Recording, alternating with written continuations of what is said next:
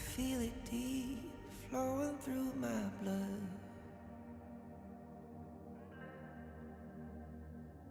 Rising up to become someone,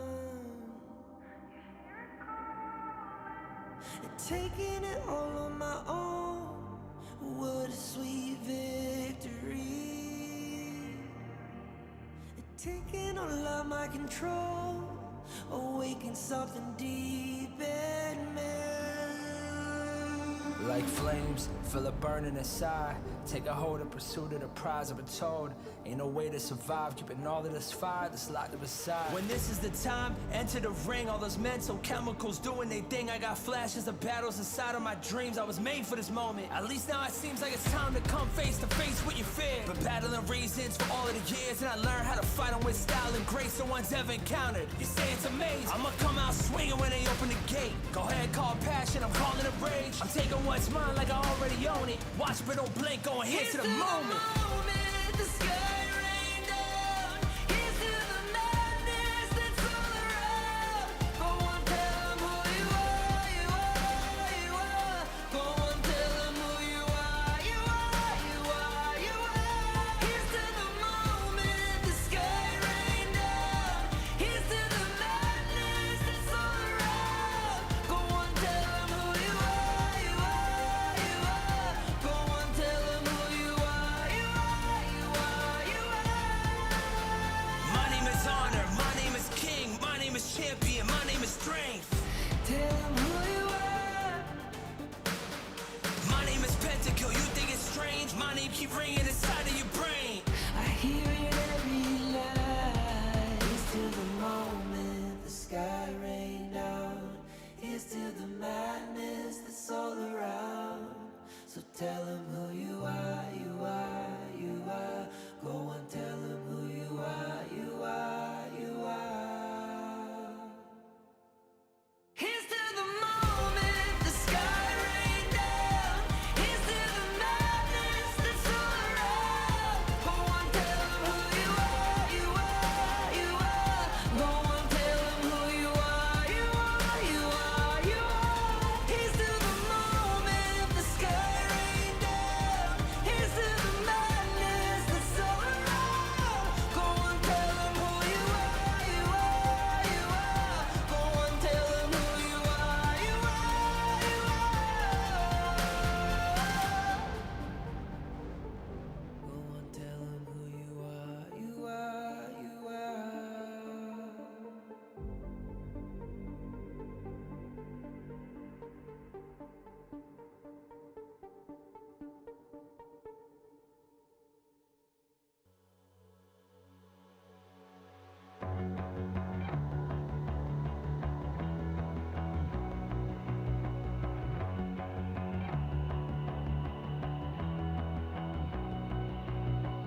You've walked through the darkest nights.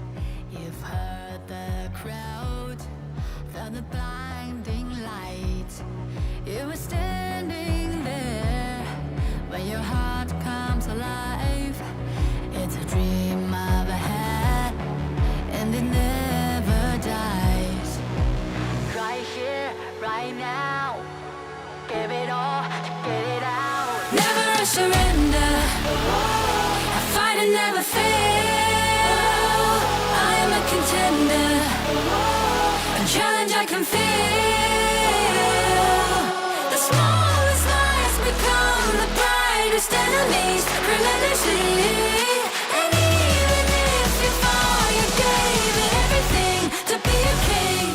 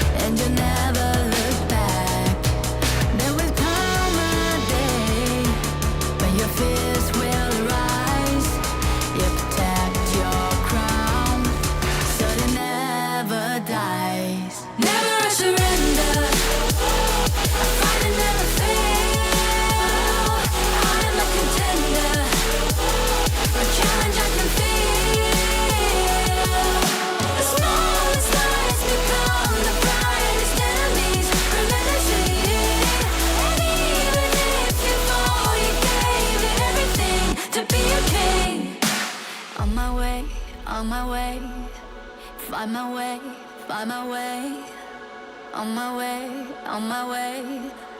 Dream my way, dream my way. Never a surrender. I find it never fail. I'm a contender, and change I can feel. The smallest lies become the brightest enemies. Relentlessly, and even if you fall, you gave it everything to be a king.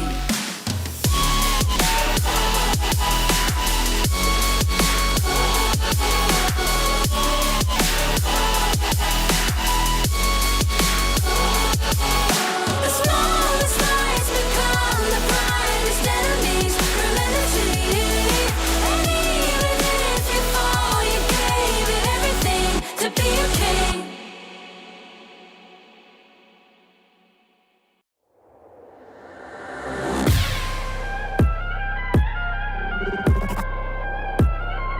Turn it back.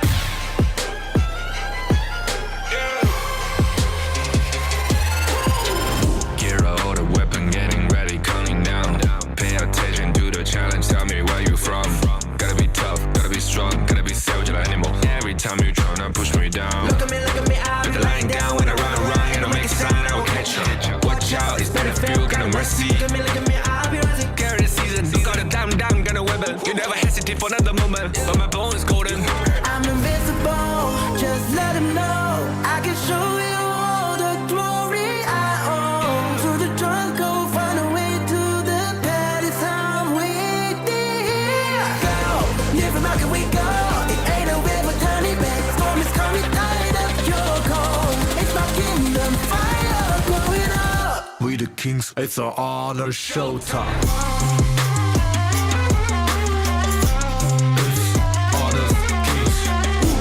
Pour some gas, we gonna burn up.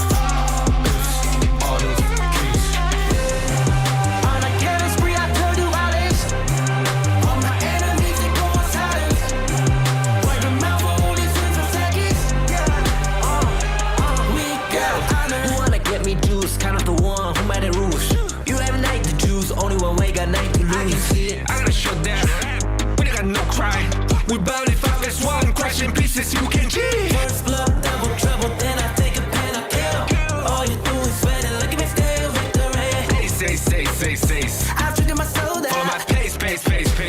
We the champions, screaming, I'm invincible. Just let them know I can show you all the glory I own. Through the jungle, find a way to the palace. I'm waiting here. Go, live from how can we go? It ain't a river, turning back. Storm is coming, tired of your cold. It's my kingdom, fire blowing up. We the kings, it's our honor showtime.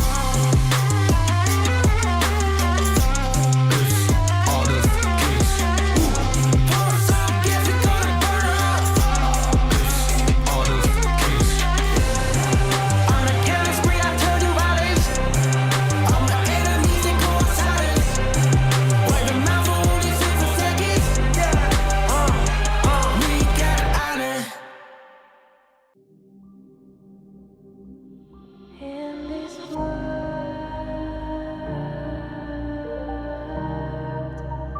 only ones in this world,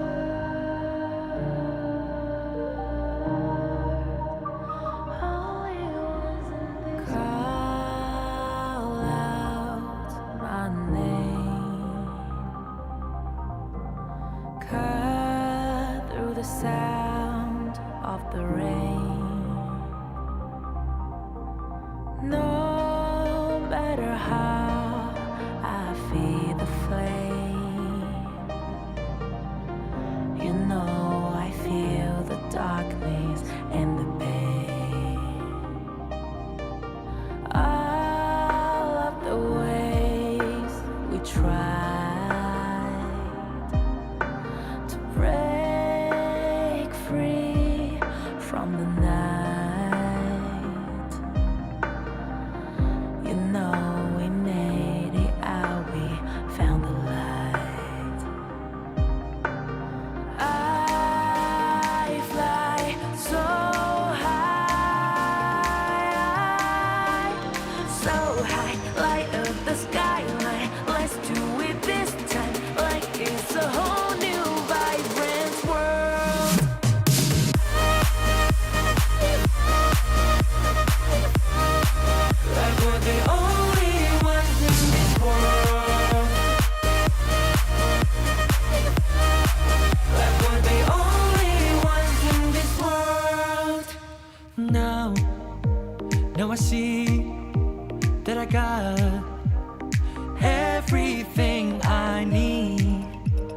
it's alright.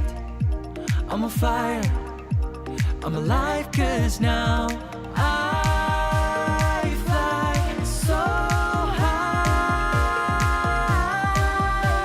so high. Light up the skyline, let's do it this time, like it's a whole new colorful world.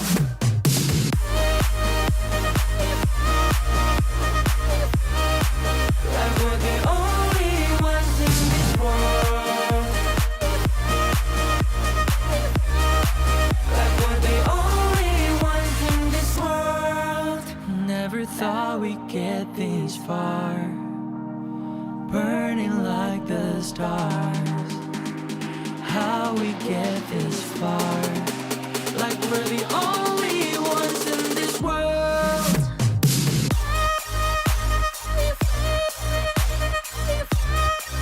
Like we're the only ones in this world. Like we're the only ones in this world.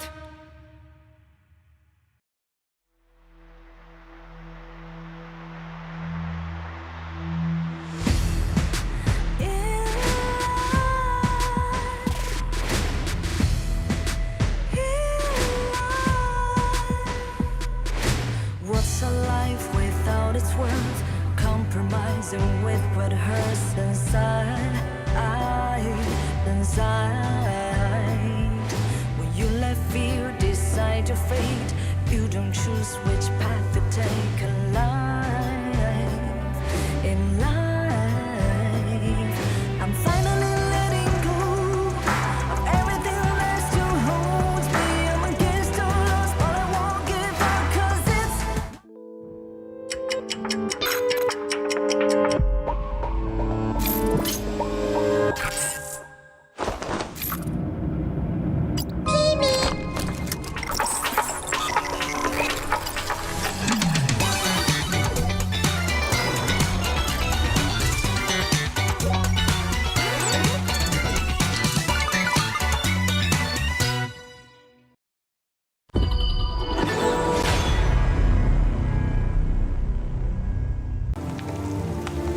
The elders say the seers have guarded the misty marshes for generations. We are the forest's future. For families to gather in joy. For dear friends to stay together. For the peace of the bird tribe and the forest. Even if my feathers burn away, I will never fear. Even if the sky falls and the earth shatters, as long as we stand together, as long as we endure, we will surely, losing everything. Just as I did. Sinking into darkness. My old self is already buried. How amusing. This eternal, blissful heaven. What a beautiful little bubble. I can't wait to pop it with my own hands.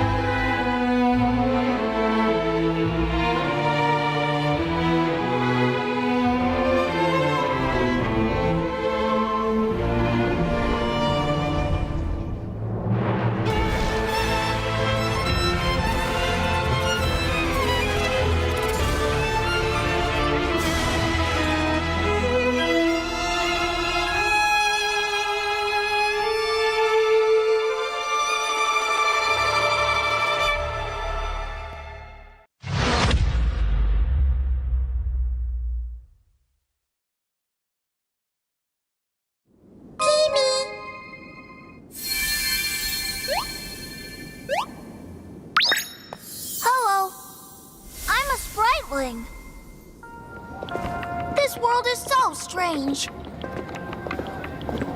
Happy people are colorful. So beautiful.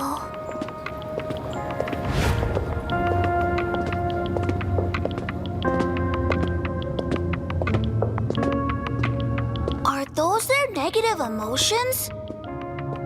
Oh, so scary! Huh? Oh, let me chase away the unhappiness! Sprite-laying strike! Ha!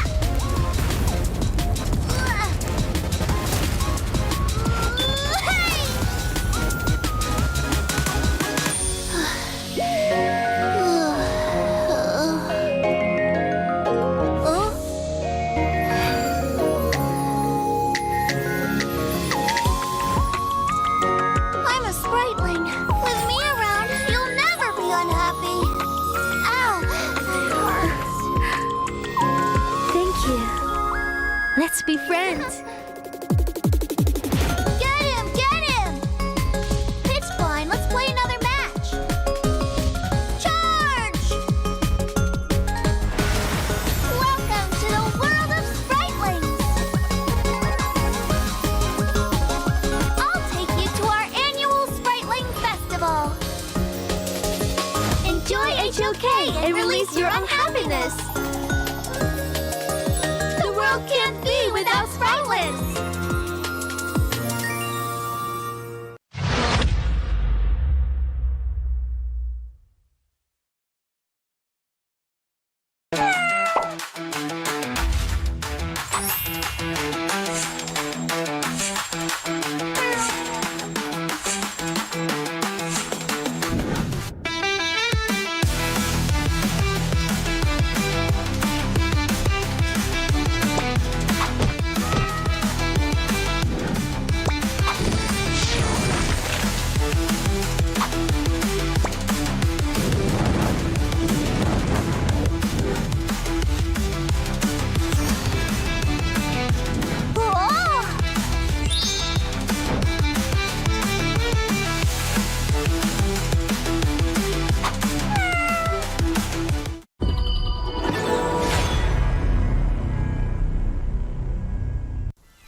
Life's growth has always been bound to conflict. How long can today's peace truly last? 1,000 years ago, from a single seed sprouted the misty marshes' first wonder. Born of wood, growing into a forest, gathering countless living beings within. Growth, cycles, fates weaving endlessly together. With the deities came the first enforcers, becoming the Misty Marsh's first protectors. They took form as the 9 seers, each with their role sheltering this hidden land. All things eventually come to an end, and a new beginning does not always follow the old path. Today's inheritors of the seer's legacy long for a different future. Their followers, too, drift further apart. The order of the seers and omniscients are like 2 branches growing in opposite directions. The Misty Marshes watches quietly as it all unfolds. For from the moment that first seed sprouted, the deities already knew the life they nurtured would one day choose its own future.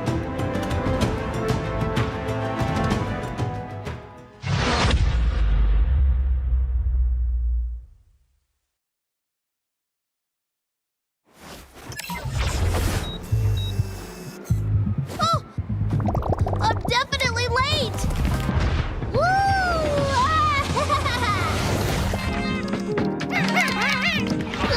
Why aren't you answering the phone?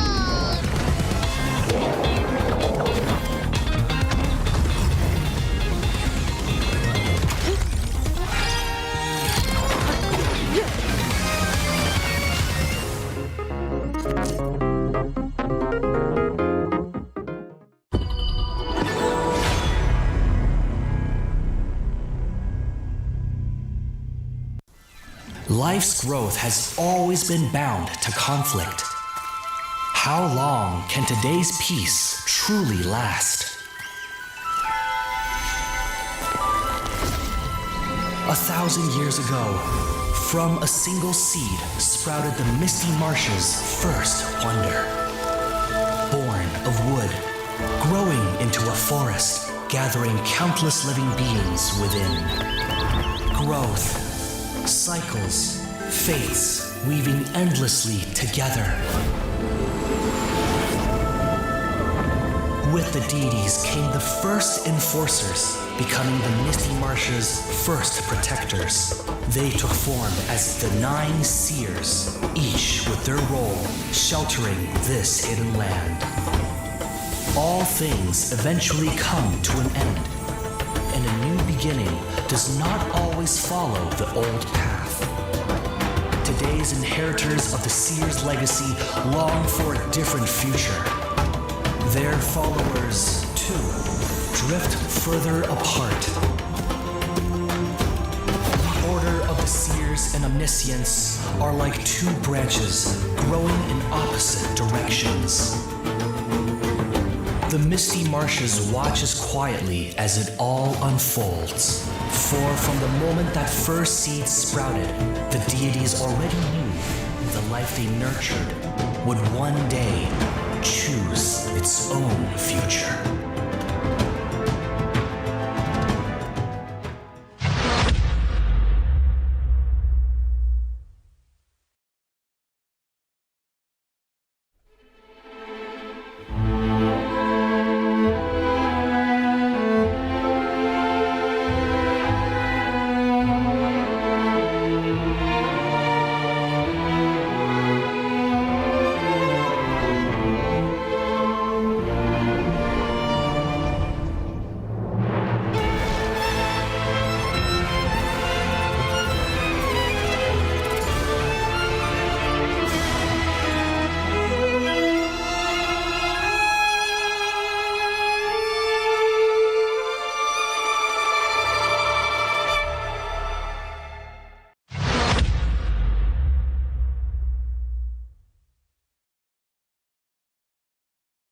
Donghuang. Recently, a mysterious stranger has been seen about the Misty Marshes. Oh, her. She's an old friend of mine. And she was once the seer, Austrin. Austrin? The seer who once led the bird tribe to repel invaders and protect the Wonder. But didn't she fall in battle back then? Yes, but it seems she's somehow returned from the dead, and she's given herself an interesting new name, Umbrosa. It's exciting, isn't it? Returning back from the dead. What will she bring to Misty Marshes? After all, her current self is completely different from before. The bird tribe girl I remember was pure and proud, forever bathed in light. But now, even from far away, I can sense the darkness and death clinging to her. Looking like this, it's no wonder no one recognizes her as the Austrin of old. Even the weapon she wields now is unlike those bird tribe past. Feather blades dyed in blood, sharp beyond measure. It's said the bird tribe are born war dancers. In battle, they move with a dancer's grace and agility. But from her, what I feel is madness? That's right. A reckless, all-consuming madness, unlike anything from her past. Since her rebirth, she seems to have awakened the power of the Undying. But who will face her in this final solitary dance? Umbrosa, are you friend or foe? We'll know soon enough. I'm sure it won't be long before we meet her. So this is where you've been hiding? My old friend.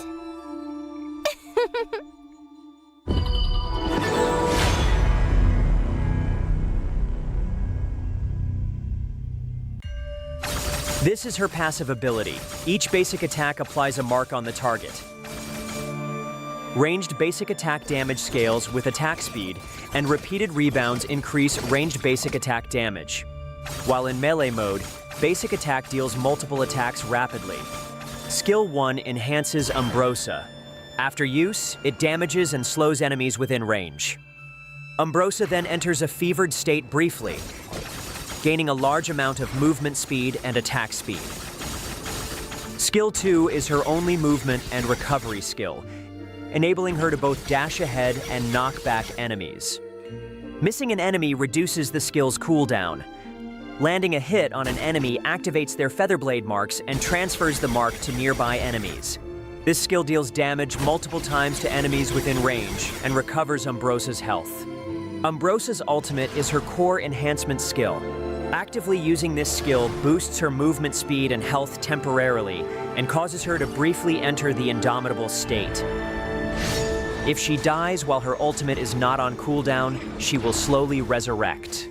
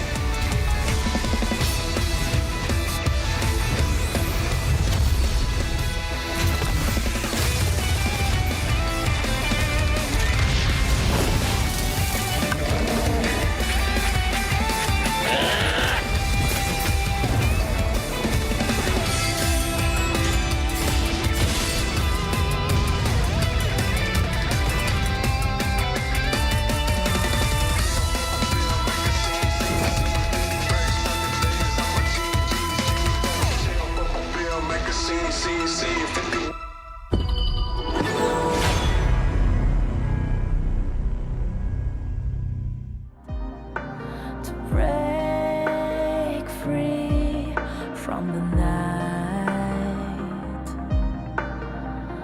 You know we made it out, we found the light.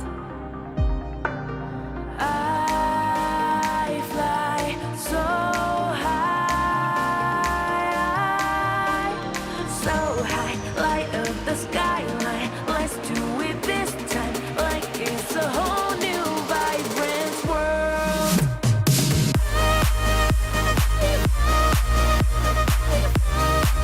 Like we're the only ones in this world. Like we're the only ones in this world. Now I see that I got everything I need. It's alright, I'm on fire, I'm alive, 'cause now I fly so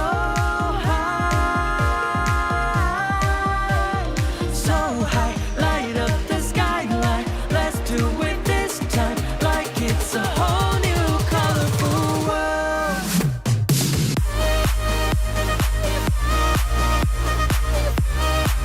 Like we're the only ones in this world.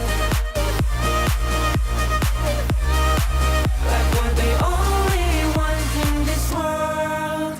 Never thought we'd get this far, burning like the stars. How we get this far, like we're the only ones in this world.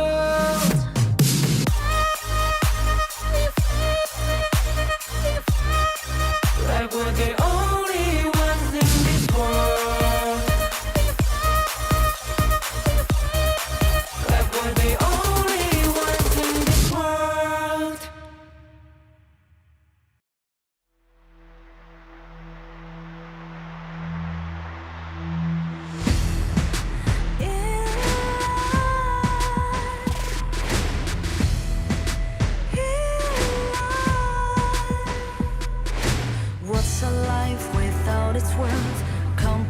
dancing with what hurts inside. When you let fear decide your fate, you don't choose which path to take in life. In life, I'm finally letting go of everything that still holds me. I'm against all odds, but I won't give up, 'cause it's my time to shine. Standing in the spotlight, can no one back me down. Destiny is calling highlight. I'm not afraid to fight for everything I love. Victory is on my side.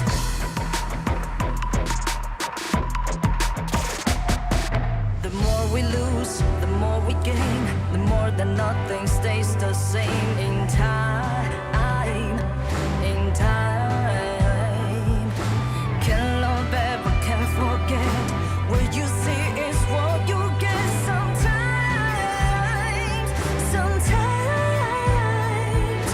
gonna show the world tonight the light that shines inside us. We're against us, but we won't give up, 'cause it's our time to shine.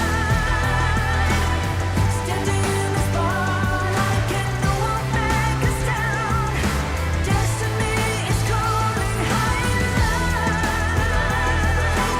We're not afraid to fight for everything we love. Victory is on our side. Takiki takiki takitao. Takiki takiki takitao. Takiki takiki takitao. Takiki takiki takitao.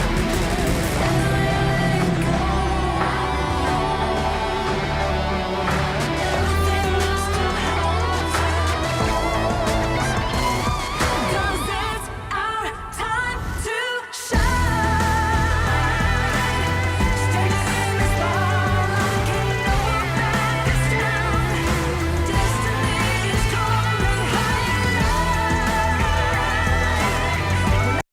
Will you live for real? Join the party.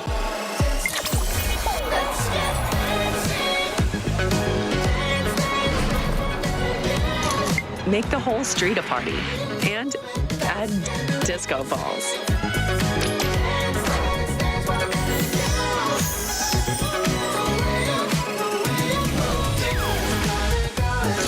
Realme 15 series. Live real in every shot.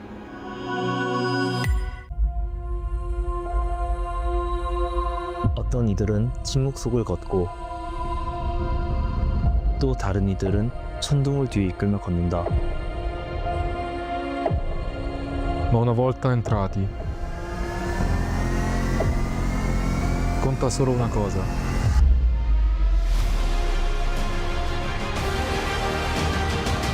Each splash writes a legend.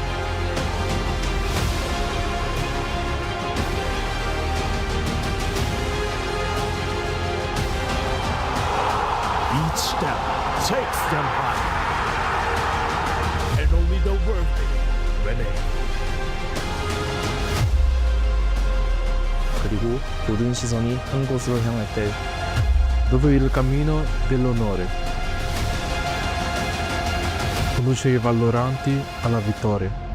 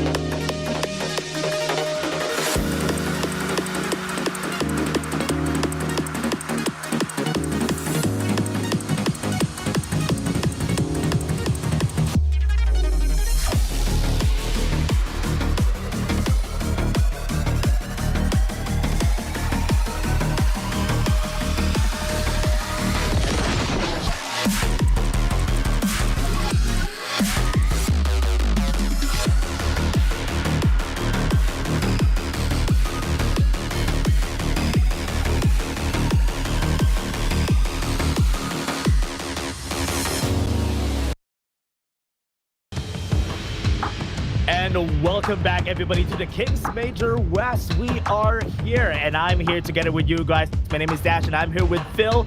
Phil, it's gonna be a very, very great morning or a great night at your place because this is the Kings Major West, and we have a lot of games in store for us. How are you feeling? I'm feeling great. We have 4 amazing best of 3s just like yesterday here. And since this is the round robin format, we're not going to be seeing any of the same games, right? All the teams are going to be playing different opponents here. Very, very exciting matches coming up that we're going to be excited for. Fan favorites yesterday, BTK is playing a lot more today, guys. Instead of playing for only 1 match, they had 2 matches there. They had 2 more rounds to go ahead and redeem themselves there and get a win on the board. Yeah, it's going to be a very fun time for everybody out there. But if you are looking for something, the Mirage City skins arrive on September 11th. Stand a chance to get a free Fang skin, everyone. I have seen the new skins and they are very neat. But again, as we were talking about the teams here, they already had their first taste from yesterday here, Phil. So yesterday was a very fun time. We've seen how the teams are playing. I'm doing a bit of predictions in my own channel, and it's really interesting because I made a lot of mistakes. What are you thinking, Phil? Yeah, absolutely. There's definitely going to be a shock because look at what these players are playing for here. A 50,000 USD prize pool here. Champion gets 10,000. Even if you come in last place, you still get 6,000 US dollars. So you're getting a lot of prizing just for playing here. But obviously, everyone wants to go for that top there and be the champion. Yep, everybody, right now we have a 50,000 US dollar total prize pool, 10,000 for the champion, 8,500 for second, 7,000 for the third place. For the fourth place, we have 6,500 US dollars, and lastly, 6,000 US dollars for the 5th to 7th place. So this is what everybody is fighting for, and that's why they're looking at it. But take a look at the participating teams here, everybody. These are all of them. You see some familiar faces, and you see some very new ones too. Absolutely. We have some returning classics like OG Esports, Twisted Minds, 9Z Globant, and AYLO Gaming, as well as some new kids on the block, Boar Gaming here, BTK, and LM. And how they go ahead and clash is what we're all here for today. Yeah, and there are a lot of fans here waiting for some of the teams here play, and I'm very excited too because right now the matches, we have 4 matches for today. We have Boar versus AYLO, we have Twisted Minds versus BTK for the second match. We have match 3 with OG versus Boars, and match number 4 with BTK versus 9ZG, which are going to be fighting for today. We have 4 days of this, 4 days of ranking week, everybody, and today is the second day. Absolutely. And here in the rankings week, no one's going home yet, right? But you still want to place well. Top 3 teams get into that Group S and gives them a lot better time of surviving the survival week, right? So placements here do matter. You don't want to drop into that Group A where you're going to be fighting for your life in survival week there. Speaking of fighting for lives here, here's a look at what the teams have been doing so far with these fights. We see OG leading the pack here as the favorites with their 2 match wins and a clean 4-0 record, as well as Twisted Minds and 9Z Globant as well. That match actually was not broadcasted, so that's an update there. 9Z Globant actually took a 2-0 versus LM yesterday, so that has LM kind of leading the rear here in a 0-2 match win right here. Yeah, new kids in the block, also BTK and LM here. At least BTK was able to take a win from AYLO from yesterday's match. So I like that they were able to do this. So I'm kind of expecting that in day 3, day number 4, they would find a way, a leeway in order for these 2 teams to actually get some punches in, get some wins in. But looking at this, the teams that played from the last season, the old people from the spring season are still doing a good job at staying at their place. Yeah, the veterans there are you know, placed 1 to 4, you know, and it makes sense, right? They've already played this before. This is not their first rodeo. They have that experience and it's shining through, but it's just we have day 2, day 3, day 4 coming up, and today we have very exciting matches here as we have, I would say, more of these middling matches here. We have, you know, first up, Boars Gaming versus AYLO Gaming. So let's go ahead and check out Boars.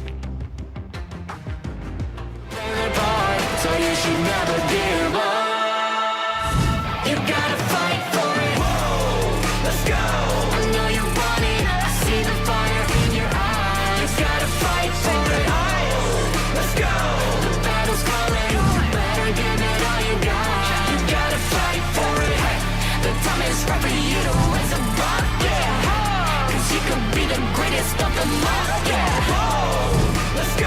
The battle's calling. You better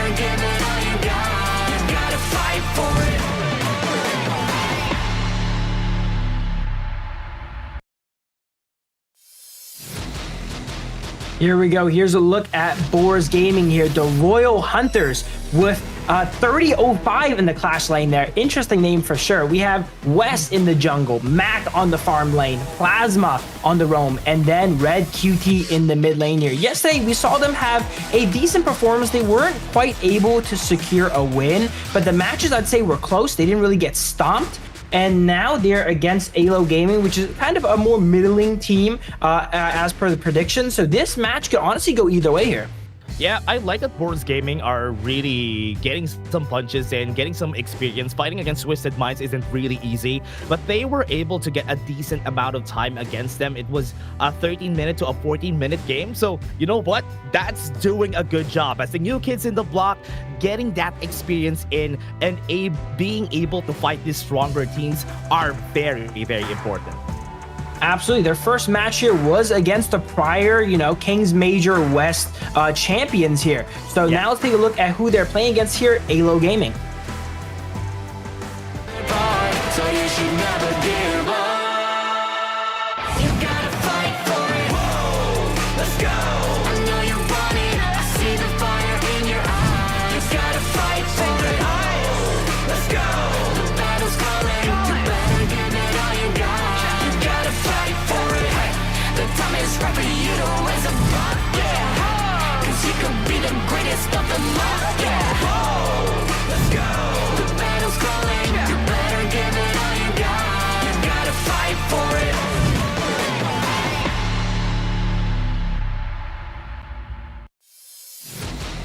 And AYLO Gaming from Argentina, this team is composed of Doxa from the Clash lane, Alonso from the jungle, Lomax from the mid lane, you right now on the farm lane, and Robo Alma on the roaming side. This is a team that has played from the last season. They are now comprised of different people, but Doxa and Robo Alma are still in their respective roles and are staying for the team. So how are they going to be adjusting from this new teammates from their side? So I hope they would be able to get the adjustments so they could fight well against this team. And we've seen them play yesterday. I think we've seen a lot of adaptation already. AYLO Game coming into this, I thought they were going to be dragging out the games, right? In the first Kings Major West, they dragged out almost every game to the Tempest Dragon. And, they were kind of known for not being able to finish out those games there. But, yesterday we saw no Tempest Dragons. They really made sure to seal the deal in games that they were ahead and closed it up and kind of shored up that weakness we saw last season. Yeah, at least they're keeping up. They're trying to change things up. They're doing a good job at doing so. And now I really feel like, especially for these players, I love that they're facing each other right here on the venue and just having like a face-off because they're seeing each other in front of each other. And you know what? It's going to be very heated up, especially when they're at that point in the game. Absolutely, and this is going to be getting them ready for that LAN competition. They're on LAN now. Not quite an audience, a live audience yet, but the winner of the Kings Major West League gets a ticket to the KWC, and there will for sure be a live audience there to watch them play. Yeah, very excited though. I love this. Now we are ready and are heading into the drafting phase here. AYLO versus Boards right now, Phil. Very excited. What are your expectations? We're going to be seeing like the same bans. We're going to see the Arlie, the Maisha Nui not getting played in these games. Absolutely. I think the bans are going to be pretty cookie cutter for now. These are going to be, I say that as Motsu gets banned here. But in these best of threes, you're going to see very high powered drafts. Interesting to note, similar to kind of how the wild animal, the Boars in their names, yesterday we saw them draft a very dive heavy composition with 4 melees, with the Mai, with the Dharma, with the Liangpo, a lot of dive. I'm interested to see if they will go ahead and bust it out again today. Maybe that's their style, but it wasn't quite successful yesterday, so maybe they'll switch it up. Only time can tell. Yep. We have seen some very interesting... Oh, Maisha Nui. I said it a while ago. Arlie, Maisha Nui not going to get played, but never mind, Phil. I'm very, very wrong because they're both are going to get played in this game. Hey, when we mentioned high-powered games, we were not kidding here, right? So this is a kind of draft strategy that teams are starting to kind of adopt here. In the second pick team, not really banning too many high-priority targets, leaving those picks up and, making the enemy choose. Sure, we'll give you first pick of what priority pick do you want, but we're going to go ahead and get 2 of them. So Borg, on their side here, now has the option to pick something like the Arlie. Dharma gets banned out, so maybe they'll pick up something like the Long. Well, they can't go Arlie and Long, but... They'll go Ogren maybe, right? Oh, but they do go long actually. Okay. Yeah, you were right, man. You were right. You called it. It's the long together with the Dolia on their side. So most likely what they're going to be needing here is to be able to pick up the Dun on that third pick so that they would have that easy combo setup and have two good ults that they will be able to reset here. But on the side of AYLO Gaming, they can go with the Arlie. They have the Arlie on the same team. That's actually going to be crazy if they're going to be able to pick that up here. Absolutely. In a best of 3, giving over Mai and Arlie is a strategy for sure, okay? We're about to see if it works out or not, but looking at the composition aside of AYLO Gaming, look at that. Arlie, Luna, Mai. This is not a composition you want to stare down. Yeah, this is the first time we haven't seen this from yesterday. AYLO Gaming wasn't able to play the Luna, but at least now they are able to. There's no more Liang in the drawing board here for Boars because they already pick up the Dolia, and that's usually the counter that everybody's looking for whenever a Luna gets picked. Absolutely. Then they pick Flowborn Tank. Now that's a pick I was mentioning yesterday. I'm surprised did not see much play. Flowborn Tank with the Chow has been a really, staple combination in what I see in competitive play in some of these other circuits here. And it looks like on day 2 of the Kings Major West League, it is coming here as well. Yeah, I like that it's coming up, and I like that they're picking this up together with the Dolia, because the usual problem whenever you're picking up the Flowborn Tank is that you go in, you're dead. But here, if you have the Dolia, you can reset your ult for the 3rd time, even if you have the convergence, so it's still good, right? But that is at least a bit of a safety for that Flowborn Tank because of that Dolia. Absolutely, and they elect to go the Lady Jen in the mid lane here. Some teams actually go something like Dolia and then take the Chow mid to really play up that synergy of Flowborn Tank. We've only really seen Flowborn Tank be largely successful with a roamer kind of like Sunbin maybe, or the Chow, something to kind of speed him up, because he's not known for having that mobility. It's kind of like a brick there is what I always call it, right? Has all those stats, you just have to be able to maneuver around it.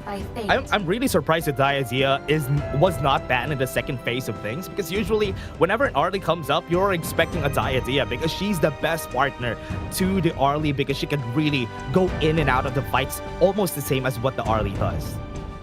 Absolutely. I'm thinking Boars Gaming here likely trying to draft some sort of a higher damage burst style Clash laner here, because they removed the Yang Po, they removed the Zhang Fei, so they don't want to deal with some heavy front line. So I had to think that's what they were going ahead and thinking there. But looking at the drafts here, as Fatih gets locked in, AYLO Gaming has 5 S-tier, top-tier picks on their side.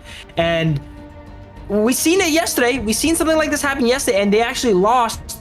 Our team that drafted all strong picks lose, but it is not going to happen very often with a competition like that. Oh yeah, and the Fatih coming out from here, I think this is one of the picks that I'm really good with, because having the Fatih with your team, even with the nerfs, is still a very good pick against the Byron, because he can really just tussle with the Byron right there in the Clash lane. Absolutely, yeah. Fatih kind of fell off a bit after he got nerfed, and the nerfs were justified because he was the strongest Clash laner in the game at the time. But it's still very playable, right? It has that side lane pressure, it has that scaling. The only kind of weakness in Fatih's power curve is maybe a little bit in that early game, but you can go ahead and elect to play a little bit safer to make up for it there, especially against a Byron. You're gonna have to play a little bit safer, but that scaling, that side laning presence is gonna be something that's very good into the late game. Yeah, I'm very excited to see what's going to happen here for both of our teams here, Phil, because we've seen AYLO, we have seen Boars. They have played from yesterday, and now they're going to be tussling against each other here on ranking week. It's important for them to win 2 games, right? Because there's a lot more points in store for them if they win it on a 2-0 rather than a 2-1. Absolutely, and as we mentioned, both these teams have kind of middling performances, right? It's now their chance to go ahead and set themselves apart, show that they are a cut above, and distinguish themselves and try to get into that Group S. Yeah, right now, AYLO versus Boars. This is the first matchup of the day, everybody. This is ranking week day number 2, and you can see the pickups here from both of our teams. So you have like a generalization on what these teams or these compositions are gonna do here, Pill? Yeah, basically AYLO Gaming went ahead and Googled Honor of Kings tier list, all right? And then they look at every role and they went into the S tier. They're like, okay, Byron, okay, pick that up. jungle. Luna, S tier, pick that up. Mai, pick that up. Arlie. They have a super individually strong team there. And their synergy is not bad as well, too. But on side Boars Gaming, while they have a little bit more of a conservative draft here, they have great synergy. They have the Dolia Long there, the Dolia Lady Jen being able to output a lot of damage there if those resets go down properly.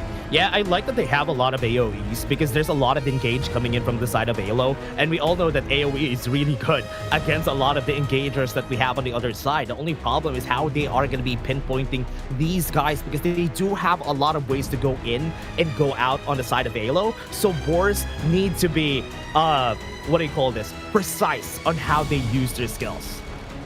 Absolutely. As we mentioned, kind of like AYLO Gaming has that brute force composition. They're picking all of these picks that we know are tried and true and are strong. So Boars, they can't really play things as traditionally there. You know, they have to play with a bit more finesse and kind of outmaneuver them there and use their synergies and their picks to their best advantage here to go ahead and kind of get the lead on them there.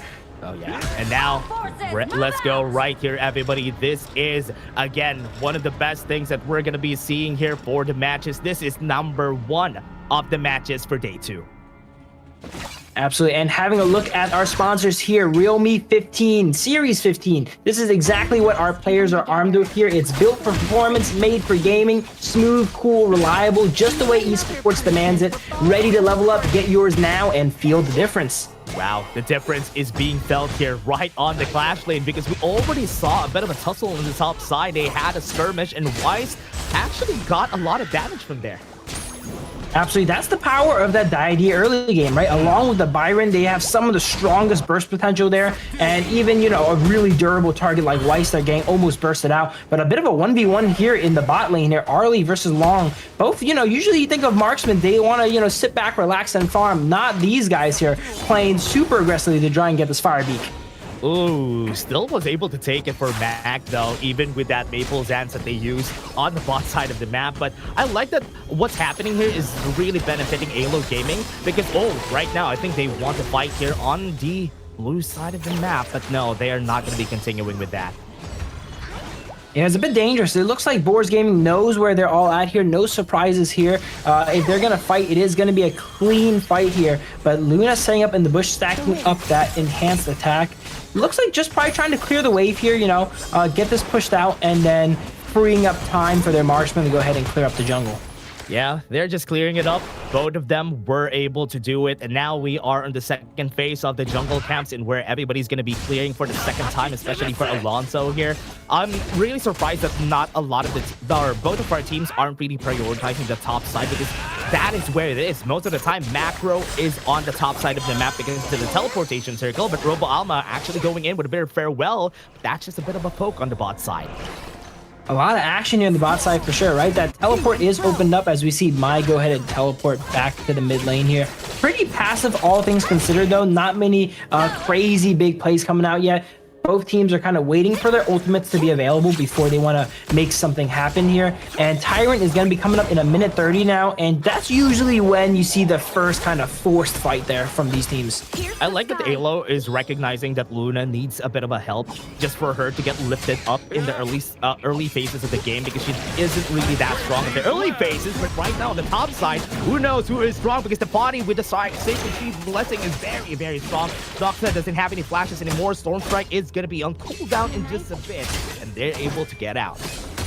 And that's just the mobility on the side of AYLO Gaming. They have a dash on Byron, they have dashes on Mai. Even if they're kind of caught a little bit out of position in the enemy jungle there, they're able to expend that flash and those skills and get away. No worse for the wear. Yeah. Right now, there's a bit of a priority here. AYLO Gaming recognizing that they need to help out Doxa. As much as you want, you need to give Byron a bit of space in the lane because you want him to be strong and be able to carry the early to mid game. Absolutely. Very, very passive game here for sure. Kind of a really contrasting to what we saw here in day one, but there we go. Not passive anymore as Arlie takes the kill onto Mac. Oh yeah, Mac wasn't able to use the infinite vastness on that fight though. He was moving forward and you and Robo Alma were like, yeah, we're gonna take you. Yeah, that's just the early game burst of the idea along with the Arlie's ultimate there. Speaking of burst, we see Lady Jen getting bursted down here, almost going down to the Mai as she goes ahead and retreats away. And now that we're getting closer to that Tyrant, we're seeing a lot more action coming out from these teams. Yeah, Tyrant is going to be up. Everybody's getting ready. Right now, Boars is already in position to be able to take it. But right now, Alonso is not here. So this is going to be a free one for the side of Boars Gaming. Wow, AYLO Gaming kind of, just gave it to them there. They're like, all right, we're not in position for it, right? We're on a bad timer here. Let's go ahead and back up. Even with that Tyrant going down, though, AYLO Gaming is up gold. Yeah, got the knock up a while ago. Lomax has been everywhere. You can see him everywhere. This is the power of the Mai Shiradui. Goes anywhere, dashes anywhere, try to engage and maybe find a kill. Oh, look at him sneaking in the bush here. Can he get something done here? No. Yeah, good knockup though. I thought that Destructive Deluge would be able to get the stun, but not enough. And we saw yesterday a lot of people trying to, set up ambushes in the bush, and then people know they're there. Everyone always knows you're there here, including that Mai there, it seems. Oh yeah. Always expect that everybody knows. Always expect that they're gonna be able to try and at least poke you out on that brush. Right now, there's 4 people in the bot side of the map though, so Wise is level 9, and they will be able to get the knock up here in the bot side. Phasma able to keep everybody topped up. Lomax spending a lot of time in that bot lane, kind of trying to force a gank to happen there. It seems like Boars is ready for their plays really safe. Even though they get comboed up by Mai, they're in a decent position there to not get taken down. We see Lomax coming back to middle here now. 1-0, but AYLO Gaming is up about 1,000 gold. Yeah. Right now, look at the fight though. What I like about the Flowborn tank is that Flowborn tank is really good against the Luna because you can really target people, but Yu is not really good at this point. Would be able to jump? No, he's not going to be able to jump, but everybody's here to help him out. Infinite Fastest has been popped already very early. Could they chase? No, they won't be able to. They don't have the firepower. Yeah, I think you overstayed a little bit there to go ahead and take down that tower. They did get the tower, but because of it, they were able to rotate and catch him out and claim a kill there. It is 1-1, but AYLO is still kind of holding that tiny bit of a lead. Man, look at the shield bashes from Wise. It's so hard to play against the Flowborn tank this early in the game because you can't even get the combo in. Never mind, Lomax had to really jump out of the way because, as you said, Phil, everybody knows if you're hiding in that brush. Yeah, hey, these pros are great with the vision game. They always know it's so hard to go ahead and sneak around them. And speaking about the Flowborn tank, we were mentioning earlier, it kind of needs that mobility, right? It has all those stats. It needs that mobility to go ahead and get around. But if you look at the composition from side of AYLO Gaming, Globant tank, they don't really need to engage, right? The Byron's jumping in, the Luna's jumping in, the Mai's jumping in. All he has to do is sit back, relax, and wait for that engage and counter-initiate on them. Destined encounter has been used. Not going to be able... Actually... not going to be able to steal that. Phasma was able to steal it from Wise. Yeah, the support here taking the Azure buff here, but hey, it was a dire situation, all right? Yeah. Every man for himself. Yeah, they had to. They just had to. Phasma had to. It's okay. It's no problem for the side of Boars Gaming. They'll be okay with it as long as the other team doesn't take it. Right now, it's still very equal here, Phil. We're not seeing any changes on the gold for both of our teams. The gold gap very minuscule, so it's still okay. Both teams kind of feel like they're walking on eggshells a bit here, right? They don't want to give up that pivotal kind of churning point here. And that's what they're both looking for here too, because once you break that game open, it's going to be really hard to recover when both teams are capable of playing this safe and disciplined. We have the 35-second mark here, Bill. We're waiting for everybody to go in. We still haven't seen Alonso try to take a fight right now, but the bot lane is very open, right? So you just knows that the bot lane is open. I will be able to take this tower, but now I think Yu is out of position because look at this. Everybody's going to be able to cut him off. This is a very big problem. If Yu dies before the Tyrant fight, the push comes in. Maple Dash, but the knockup was able to pull him back. Wise is left alone inside, and he's not going to be able to survive that. Backline is open. Doctor was able to push everybody away, but Max is in front of everybody. Is he going to survive this? No, I think not. This is not good for Max. 2 kills for 1, and that Tyrant could be free for AYLO Gaming. Absolutely super sloppy fight there. Arlie gets all the way away, but then Long just invests the infinite vastness to go aggressive there, fly right over that tower to secure the kill, but that leaves him in no man's land, so he did go down for that. Boars Gaming getting a little bit of the short end of the stick on that trade there, and then afterwards as well too, as we see Luna pull off a beautiful combo under tower to go ahead and take out Plasma. Insane combo right under the tower, was just dashing in and out, and now this Tyrant is definitely free. That's technically 3 kills for AYLO before they went to the Tyrant. That's the turning point we were talking about earlier, right? Both teams are playing so safe, but it looks like AYLO Gaming was finally able to find that opening, get a few kills, and now we're going to start to see that gold lead kind of break away here as they're up 2,000 gold. Yeah, right now, Wise needs to be very careful. This is what we were talking about a while ago, right? The problem with the Flowborn tank, whenever you pick it, once you go in, you usually are going to be committing fully, unless the Zoya will be able to reset your ult. Now, they have to think about it, because Alonso can dash in and out of the fights. Actually, everybody from AYLO can do that.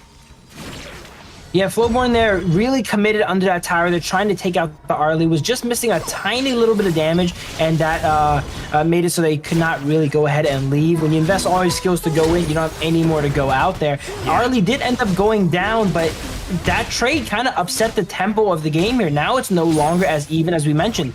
And speaking about bot lane, you're mentioning Arlie, lower with the Arlie. Look at those minions going right down into that bottom tier 2 facade Boars Gaming, and minions just take down the tower solo. Yeah, good catch there, Phil. That was a good take for the side of AYLO. Not even putting a lot of effort, just push the wave, try to make sure that they have a better wave state before they go in for this Tyrant take. That is a good investment. 2 towers down in the bot lane. It's going to be hard to take this Tyrant. Boars Gaming does have positioning on this, but they're trying to play really safe here. AYLO Gaming is around, waiting for them to go ahead and make a mistake and capitalize on it, and this might be it here. No, both sides still playing really passive, even into the 10-minute mark. Yeah, that's very smart, though. Top side is pushing, and nobody's there to defend.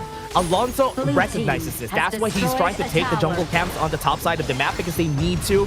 And the tower is already down. Boars Gaming missed that, and that is not good. They're losing a lot of towers in trade for the position of the Tyrant take.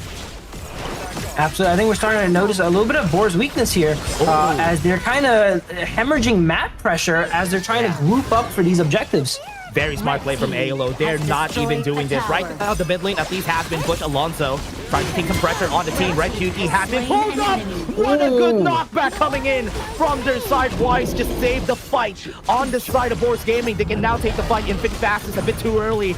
Right now, Lomax is just running away, trying to buy some time in order for them to just take this, dashing in and out of the way, and Boars Gaming trying to chase him, but was able to flash away. One more hit. He might get out. But he was able to survive, circling around from the bottom lane to the top side. Wow, absolutely getting away with murder there. Mai runs all throughout the map while everyone's chasing them here. But 3005 does take out Arlie here as a contingency prize, because cannot get the Mai, but we will take the Arlie as they're still chasing here now on the side of the Boars Gaming, all grouped up.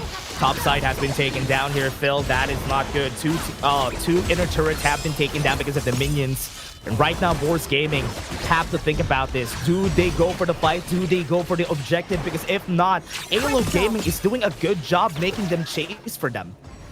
Absolutely. If I was AYLO Gaming, I would be like, hey, they're just losing the side lanes. Let's just keep them busy here, watch them. They want to group up and force these 5v5s. Don't give them that fight. If they're losing on the side lanes, don't let them have that 5v5 they want there. As we see objectives being traded here, kind of maybe in that same vein, they don't want to fight Boars. They give them the Tyrant, and they go ahead and take the Shadow Overlord.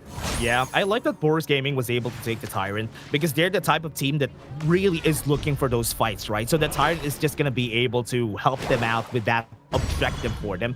But AYLO Gaming getting the Overlord, that is going to be really hard for Boars. If they drop this on the mid lane, they can maybe able to take the first tier tower.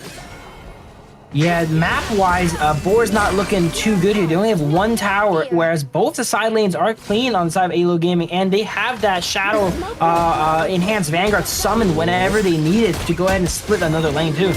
Good use in that bitter farewell, just to push back 3005. No more Sacred Tree Blessing. Mac trying to go for a flank here, but the top side though, look at this, Phil. They're already going to be able to take the top side tower. They can't defend this. This is going to be a free one coming in from AYLO Gaming. Boars Gaming, they're too focused on these team fights. They move as a unit here, as you see, as they 5v1 the Luna, but it's too little too late. They take down the Luna after they lost their high ground there.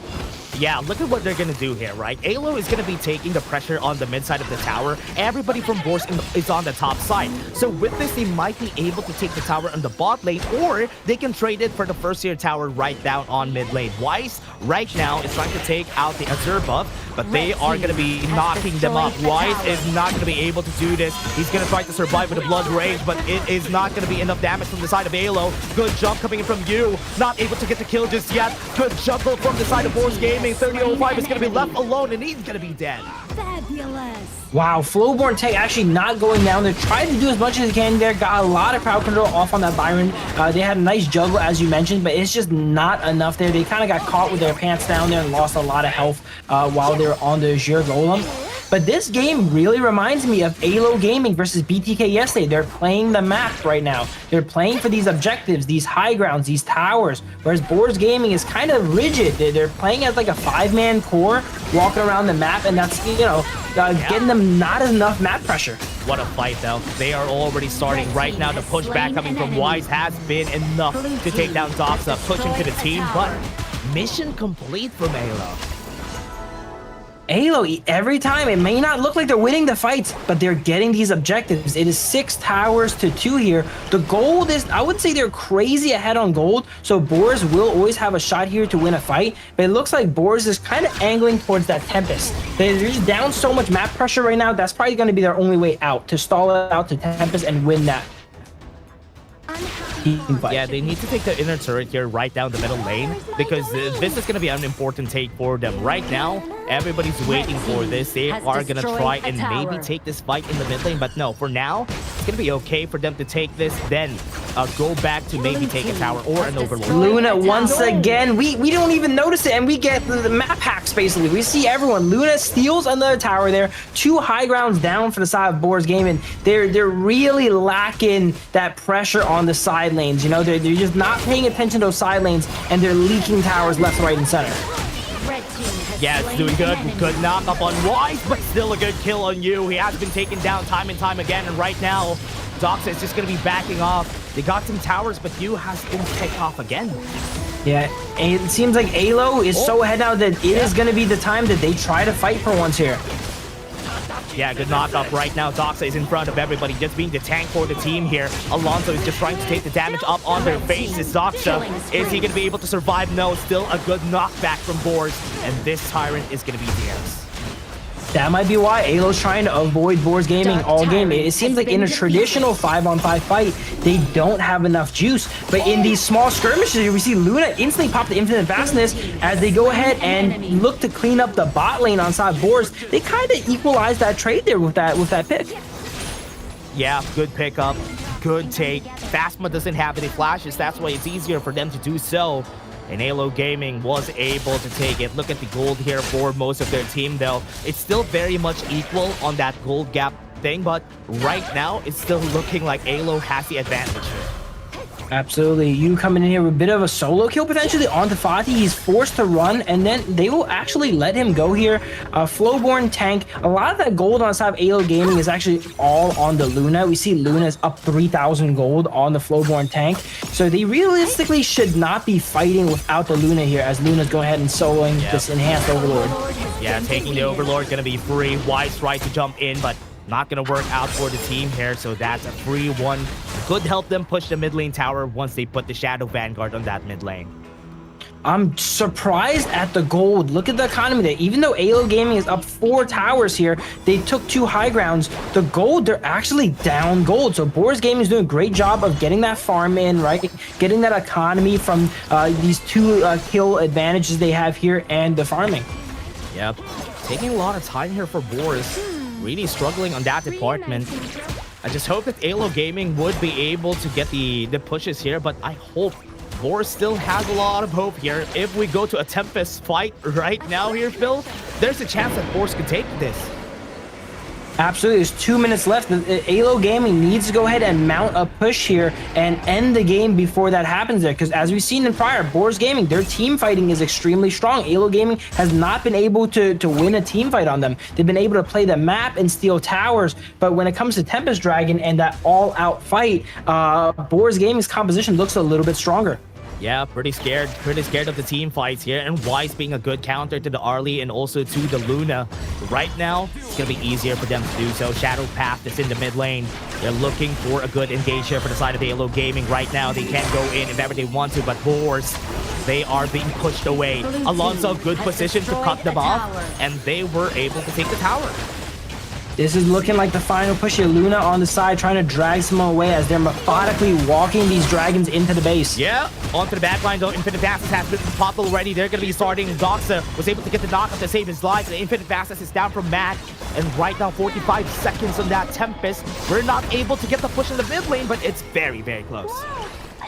Yeah, that final tower, the lone tower on side of Boars Gaming is hanging on by a thread here now as we see this might be the first Tempest of the Kings Major West League here as it's spawning in 30 seconds. Yeah, right now we're going to be starting. 25 seconds on the clock on that Tempest. Everybody's getting ready. But what's really hard about this, Phil, is that the side lanes, it's natural lane push for AYLO. Yeah, they have to be very careful here, Boars, because if they overcommit for this fight here, they could just get backdoored by someone like that Luna we've seen in the past.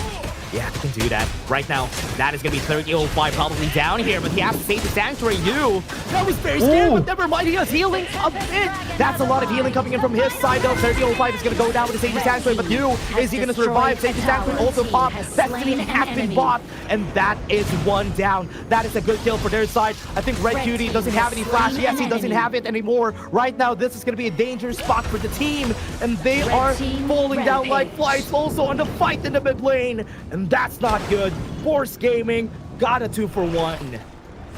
Fight's going all around the map, but surprisingly not actually where the Tempest Dragon was, right? We see 30-05 with a super clutch 1v2 survived so long there, being able to cycle up that Sage's Sanctuary into a Destiny there and almost churning it there. Lady Jen coming in for the save as well too. And it looks like Tempest Dragon is starting to be brought low here. It looks like Boars Gaming wants to go ahead and force this. Oh, look at the chase from you. That is scary, though. If he dies here, it's going to be bad. Right now, they're waiting for 10 seconds for Robo Alma to come in. Right now, the mid lane is pushing. Tempest Dragon is ticking.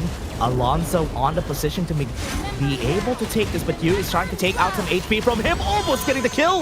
And the Sage Sanctuary, Alonso trying to cut them off, trying to be the distraction for the team. Right now, they're trying to take a bottom lane, though the tower there might be in danger. Now, 5 people are up on the side of AYLO. They can take this Tempest and maybe take this fight. AYLO knows that Fatih is forced to play housekeeping in base there. Maybe this is their chance to go ahead and force a 5v4, but it looks like they were not quite able to do that. They don't want to pull the trigger yet. They're trying to play this really slow. Yeah, right now Tempest is up. Right now Doxa is looking for a very good flank here. Was found out. Good take. They always know. Yeah, they always know, as you said. Right now, AYLO gonna take the target, and that might be it. Fastlight's gonna go down. That is big 4v5. This is good. AYLO Gaming might be able to take this fight. And right now, the bot lane is pushing. Here, Luna sets up in the bush, waiting for someone to walk in here. Fatih doing a great job of face checking that for his team here, as well as Flowborn Tank. Dolia is down. It is one of the lesser impact players on the side of Boars here as the roamer, but they are going to try and take this opportunity to try and force the Tempest Dragon, though. Yeah, so 4v5. Not going to be good for them. Bot lane, top lane closing in. This is going to be bad. They have to take the fight right now. AYLO is taking their time. They have no vision on that Tempest. Wise needs to find a way to get in, to get close, but it's not happening. The distraction was there. The Tempest has been taken, and Boars need to run away. Good flash, good knockup. Mac doesn't have the Infinite Fastest anymore, and they might be looking to end this. This might be it here. That Tempest Dragon is one of the strongest buffs in the game here as all of them go ahead and just brute force down the towers here. Minion wave in Crystal. This is going to be the final fight here. Last stand for Boars Gaming. Yeah, last fight. They're looking for it. Sage Sanctuary already up for 30-05 in Mac. And here comes the Vanguards. This is going to be scary here, Phil. Dash, why was I saying how AYLO Gaming kind of sped up their game now? And then the first game here, we got a 23-minute game. And they're playing really safe, right? Look at this. They're playing really safe, walking in the Tempest Vanguards here, all right? Oh, good flash, good denied. He was able to get the knock up, though Doxa would be able to survive for so long. The Crystal is going to be killing him. Infinite fastness in front of everybody. That's a good first kill. Alonso is also going to pull down 3 people with Tempest are down on the side of AYLO Gaming, and Boars was able to stand up to them. Wow, Boars doing a great job. That I was almost certain that they were going to go down there with the Tempest Vanguards and everything, but they actually win the fight 3-0. Not a single member of Boars went down there. I've been in this situation all too many times. It's too stressful. All the lanes, there's no more towers. You have Tempest pushing into your base. You got to really pay attention to those Tempest Dragons, because if you ever leak one of them into your Crystal, they are 1 or 2 of them are enough to solo your Crystal. At this point in time, you need to at least take like 2 good fights. If you win 2 big fights, you might be able to win the game. So Boars got 1. So maybe this next one would be the next one they need. Those are the last 2 remaining Tempest Vanguards on the map here. So they've basically outlasted the Tempest buff that AYLO has here. We have another Tempest Dragon coming up very soon, and that is going to be the other decider of the game, it seems like. Yeah, 24 minutes, Phil. You know how fast the minions are, right? It's very scary to leave them. That's why they are just really running a marathon just for them to get onto their base. Now, it's going to be scary for Boars. They have to be very careful on defending. 48 seconds. They need to clear the waves first, push them very far. But AYLO in position to be maybe able to take this. Wise is just scouting the area to maybe even able to get some vision here. AYLO just not quite able to close out the game here. 25-minute game here, a record for this league here for sure. And we're going to see another Tempest come up here. Can AYLO secure another one? If Boars Gaming secures that Tempest, I'm pretty sure they got it, because they're able to just brute force down and win the team fight. Yeah, this might be a me problem here, Phil. I got here and we have a 25-minute game. And this is crazy. I jinxed it. I was mentioning how they cleaned up the closing act. It seems like the closing act still needs a little bit of work here from AYLO Gaming. That's true. Second Tempest off the game. I've seen this a lot on the other leagues too. So right now, with the second Tempest, Wise is at least taking a good position here, trying to take it very, very early. Already in position. Right now, AYLO Gaming, Alonso is just taking some space here, right on the river. But Boars just needs to go back. Arlie's pushing that wave bottom there. They have to be very careful. They have to send the Fadi go in and answer that, because even if you get the Tempest Dragon, if Arlie's able to push a wave in your Crystal, you just lose the game for it here. Both teams are playing so cautious here. Mai getting caught, Splendor being popped, Flash being popped to go ahead and get out. Very early. Alonso already threatening a bit of the HP here of the Tempest. It's very tanky. You can see it, right? It's very tanky. It's so hard to take down. That's why you need to set it up perfectly in order for you to take this. Right now, Boars trying to take the fight here. Alonso already low HP. Just 1 hit coming in from Mac, and he's already very, very low. Boars is fighting their heart out, but those minions, look at those minions. They're just inevitable. They just constantly march into the base. Oh, Wise is going to be dead now. They can go in for the fight here for the side of AYLO Gaming. They're starting the Tempest Dragon. No way for Boars to be able to contest this. 3 people are playing guard, bodyguarding this take on the Tempest. Yu is already in position. Pharma or Phasma might be taken down, and that Tempest is going to go to the side of AYLO. AYLO gets their second Tempest here, and surely this is gonna be the nail in the coffin for the side of Boars there. I'm so surprised Dolly actually survived out there. They were so tanky. But look at these minions, how quick and strong these minions are as they go ahead and march into the Crystal. They're gonna be starting it right now on the back line, already low HP. Destiny has been popped. They have to take the tank rate too. They're gonna try to end this. Yu right now is taking a lot of damage, and they're gonna be able to take down everybody. And AYLO Gaming will take the first game. Oh man, what a first game here. 2 Tempest Dragons there. AYLO Gaming takes both of them, and they needed to use both of those for the win there, because Boars Gaming was fighting tooth and nail to go ahead and defend their base there. Super impressive gameplay from both sides here. But yeah, as we mentioned, may have jinxed it a little bit, right? AYLO Gaming off to an early lead, but they were just not able to close out the game. They took all the towers. They stole all these towers in the side lanes there, but they were not able to close it out here, even with the first Tempest Dragon. They needed the second one there to go ahead and hammer in that win. Yeah, it was very hard, right? We can see there that they were kind of struggling because they have a problem with the Flowborn tank. Flowborn tank is very hard to deal with when you're playing a Luna, when you're playing an Arlie. It was such a good pick from the side of Boars Gaming because every time that they try to dive, they try to engage, the shield bash from the Flowborn tank is so hard to deal with. Absolutely, that targeted move is able to just lock onto all these mobile characters like the Luna, right? Doesn't matter how many times you dash, I'm just gonna lock onto you and then knock you up there. And that's why Flowborn Tank was pivotal in that game. I would say the composition from Boars Gaming was amazing. It's just that they were playing on the back foot the whole game. They never once got the momentum. They were always playing catch up, and they were doing a great job of it. Masterclass in turtling, being able to defend the Tempest Dragon with 3 high grounds down. But if the whole time you're trying not to lose, you're not going to be able to win, and that's what we saw there. Yeah, and I like that AYLO Gaming is able to play like this, right? The macro coming in from this, guys, is good. They were letting Boars Gaming chase the objective. They're letting them chase the heroes. So it was hard for Boars Gaming to keep up because, as you said a while ago, their team was built to be a death ball, and they're doing that. And that is what AYLO is doing. They are just keeping them at bay. They were just going to the side lanes to be able to take the pressure out of that death ball. Absolutely, but one of the weaknesses, you know, with that death ball style composition, you're so strong in a fight, right? You're able to just send people into the blender, but you guys can only be so many places at the same time, right? If you have 5 people in the mid lane, 4 people in the Tempest here, you're gonna leak pressure in the side lanes, and that's why we saw Luna going ahead and stealing all those towers multiple times. Even minions sometimes. We see minions leak through and take down the towers. Yeah, this game is very, very close. I like that we're seeing the new kids of Boars Gaming able to play like this and able to take this game to 27 minutes, if I'm not wrong, because that was a very, very long game. Second Tempest, they really had a hard time making sure that they have their base intact and also trying to get information in that Tempest Dragon. And here you go. You can see the stats here, Phil, on what happened that game.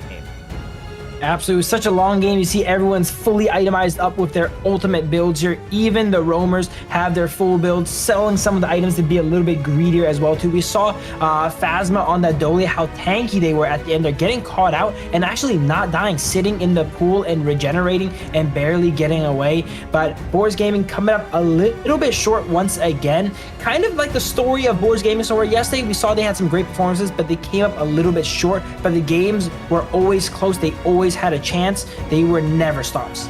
Yeah, I do think you got caught up a lot during that game. He got caught by Weiss, he got caught by Mac every time because it was not even a him problem. It was the Flowborn problem that they kept on trying to solve during this whole game. And also, just to give a highlight too, 3005 was very scary. A late game Fati is very strong, everyone. Almost as strong as a marksman, which is why it's so scary to face off against him whenever you're trying to go for a 5v5 in that later stages of the game.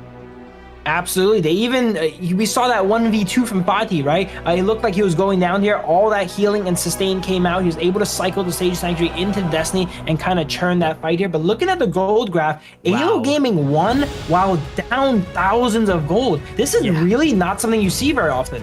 Yeah, all I can say is that because everything has been pushed on the side of Boars Gaming, it was easier for them to get gold just because of the space that they have, right? They're getting a lot of big minions. So that's why they're going to get a lot of gold in that sense. But in that end, later stages of the game, at that point, it won't really matter how strong you get because you already have full items. But Alonso getting the MVP, even if not getting a lot of kills, it was good because he was the reason why they got all the pushes on the side lanes. Absolutely, he was able to steal away a lot of those towers there, and then he always kind of went in and kind of tested his luck, it felt like, and tried to get picks. Not many of them went out favorably, but he was able to survive, right? He goes in, tries to see if he can get a pick on someone else, and it doesn't happen. He goes in and backs away and always applies that pressure on them.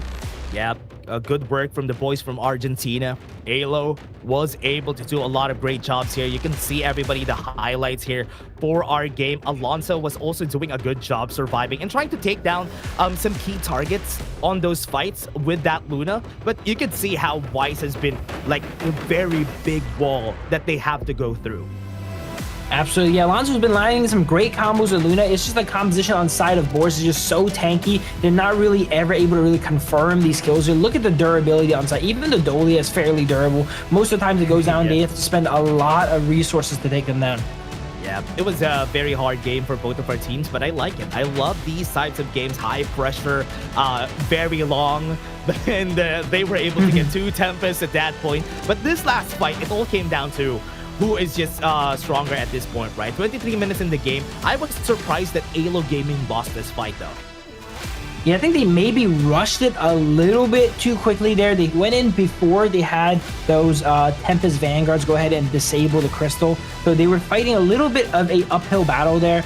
But nonetheless, they were able to just constantly apply pressure on the side of Boars Gaming, forcing them to just play in base all game. I think after the 15-minute mark, we didn't see a single member of Boars Gaming cross the midway point of the map because they were just too busy stuck cleaning out minions in their base.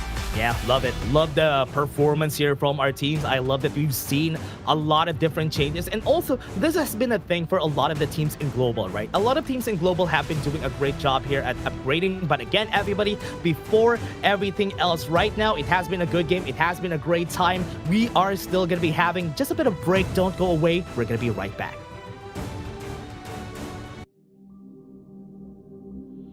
In this world,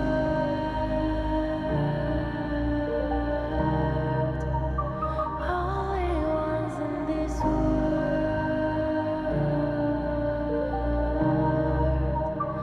only ones in this call out my name, cut through the sound of the rain.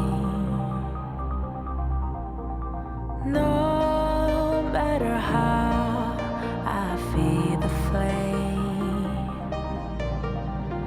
you know I feel the darkness and the pain. All of the ways we tried to break free from the night. You know we made it out, we found the light. I fly so high, light up the skyline. Let's do it this time, like it's a whole new vibrant world.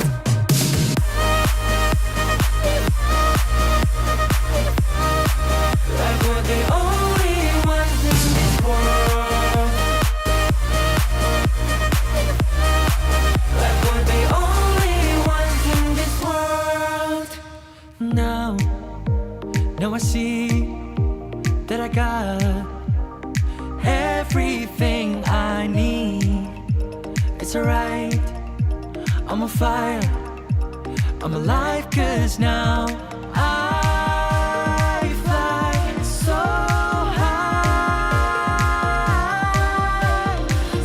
high, light up the skyline. Let's do it this time, like it's a whole new colorful world.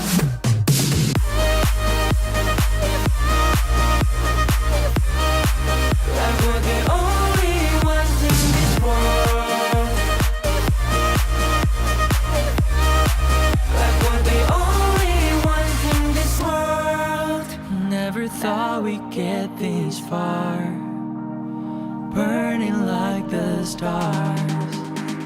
How we get this far, like we're the only ones in this world.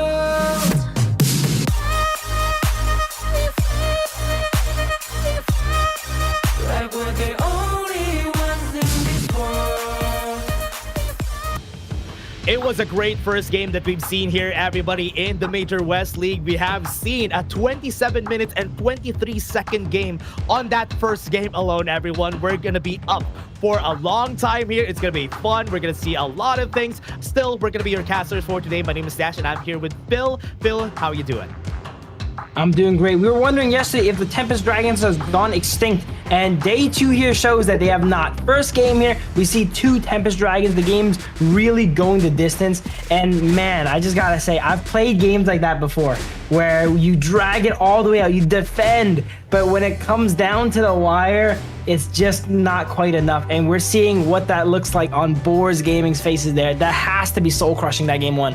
Oh yeah, they were defending for their lives. Their third-tier towers have been taking down. The high ground tower is not able to survive. Usually whenever that happens, it's so hard to come back from those moments. You need to get one big ace in order for you to win those types of games. Absolutely. If Boars Game was able to turn that one around, that would have been the most hype pop-off moment ever. You know, when those games where you're just defending the entire time and then you just see one angle and you take it there. Unfortunately, they were not able to do that, so they will be starting the series 0-1 to AYLO Gaming. And since this is a best of 3, this is match point. Yeah, match point for AYLO Gaming. We've seen the Long getting banned. Usually that's what happens, everybody. Whenever you pick something on the first game, you will ban it on game number 2 because you don't want the other team to pick it up. Yeah, we're seeing that from AYLO Gaming as well. They're likely to go ahead and ban the Mai and the Arlie. Whereas Boars, let's see how highly they value the Dolia, because they did first and second pick the Dolia Long. They might just ban out that 2-piece combo here as well. Yeah, there you go. There you go. As you were saying, the Long and the Dolia are going to be out of the picture in AYLO most likely. As you said too, it's going to be an Arlie going to get banned here just so Boars Gaming wouldn't be able to pick that up. There was some good counters that we've seen from Boars Gaming during the last game, so I hope they do prioritize a good one for the first pick here for their side. Absolutely. We have potentially a a Dharma being picked up here maybe, as well as Ogren. So there's still some powerful picks on the board here for the side of Boars Gaming, and they do have the option here. And they actually pick Yuan here, which is very interesting.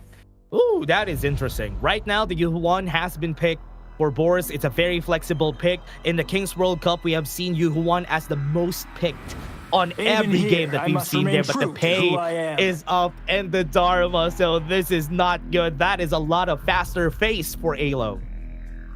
AYLO Gaming is now 7 for 7 on those S tier picks. They are keeping up the same strategy. They said it worked out last game. Pull up the tier list again. Okay, what's next? Dharma and Pei.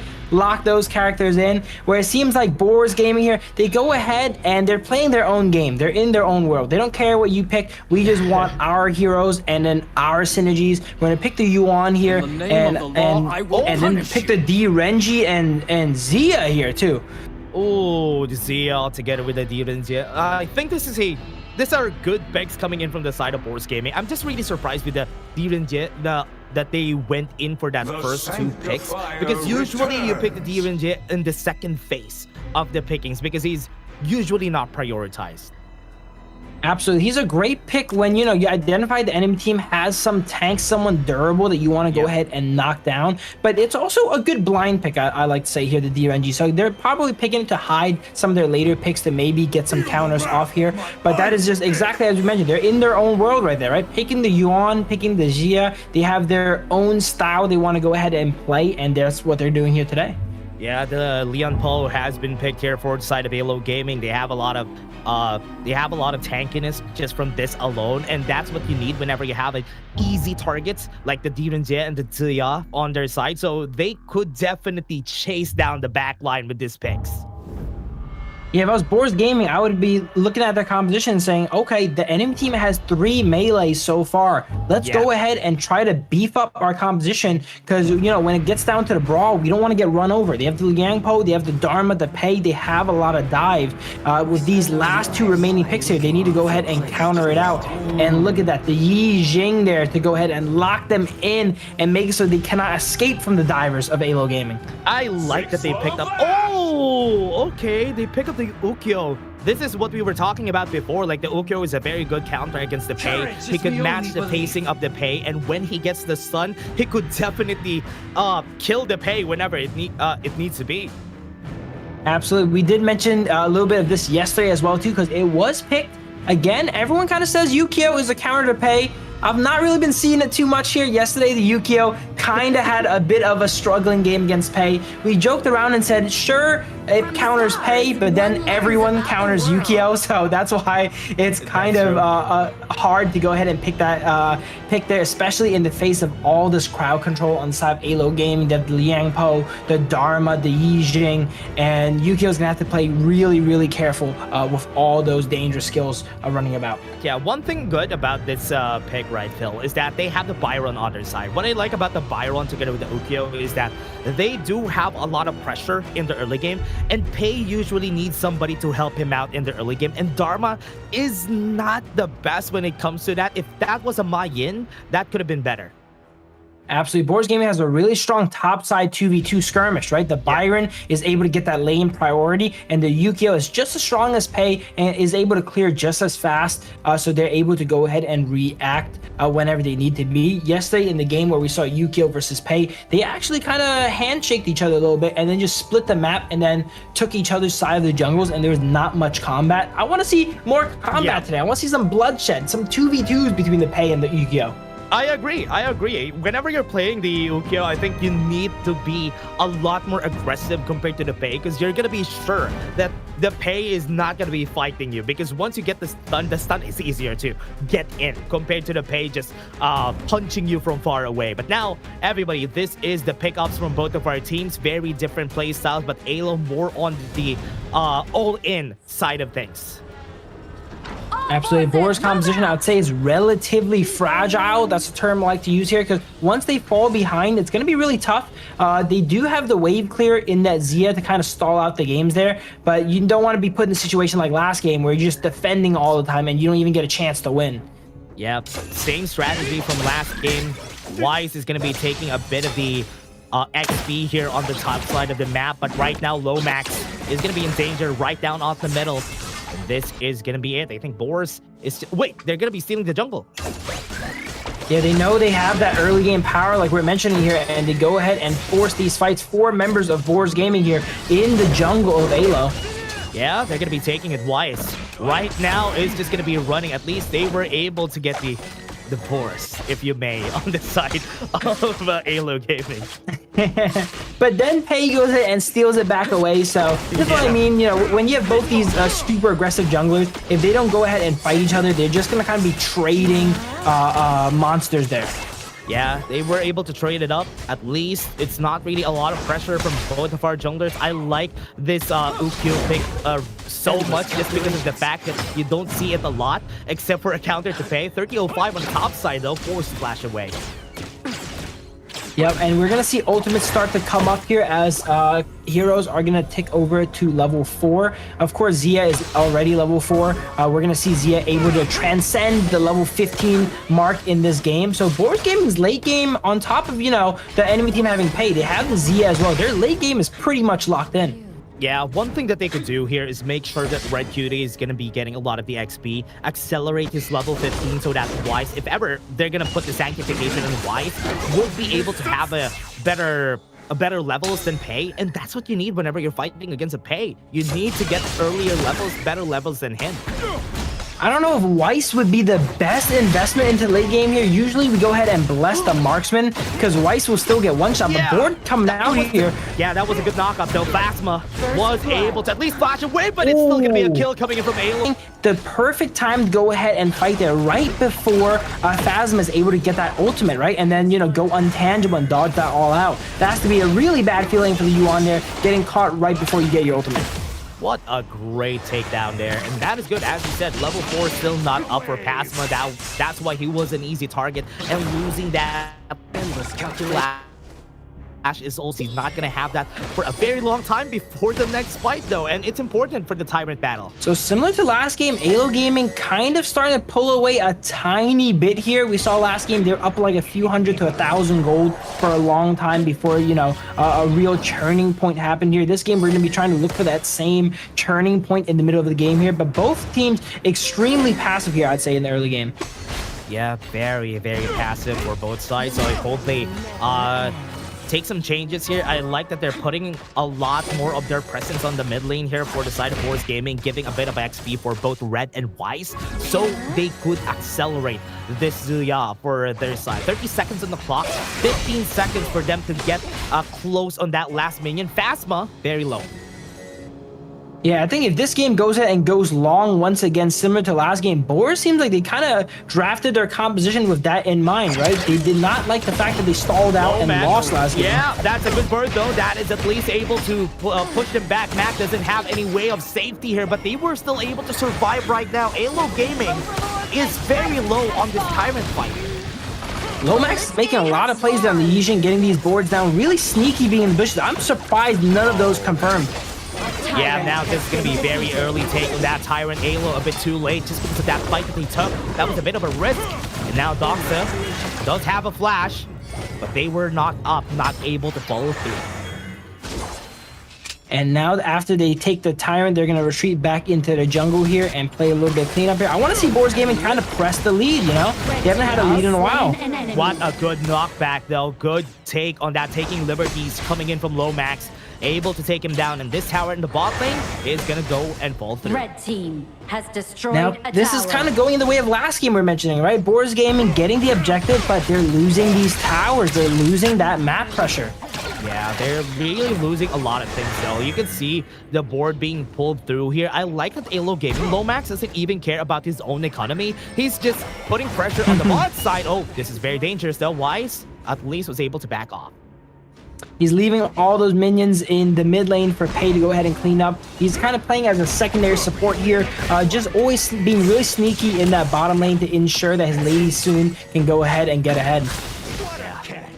This is way easier right now. Boars at least are taking their time. Even though that they were losing a bit of the fights there, Phil, they still have a very good gold. There's no gold gap that we're seeing here.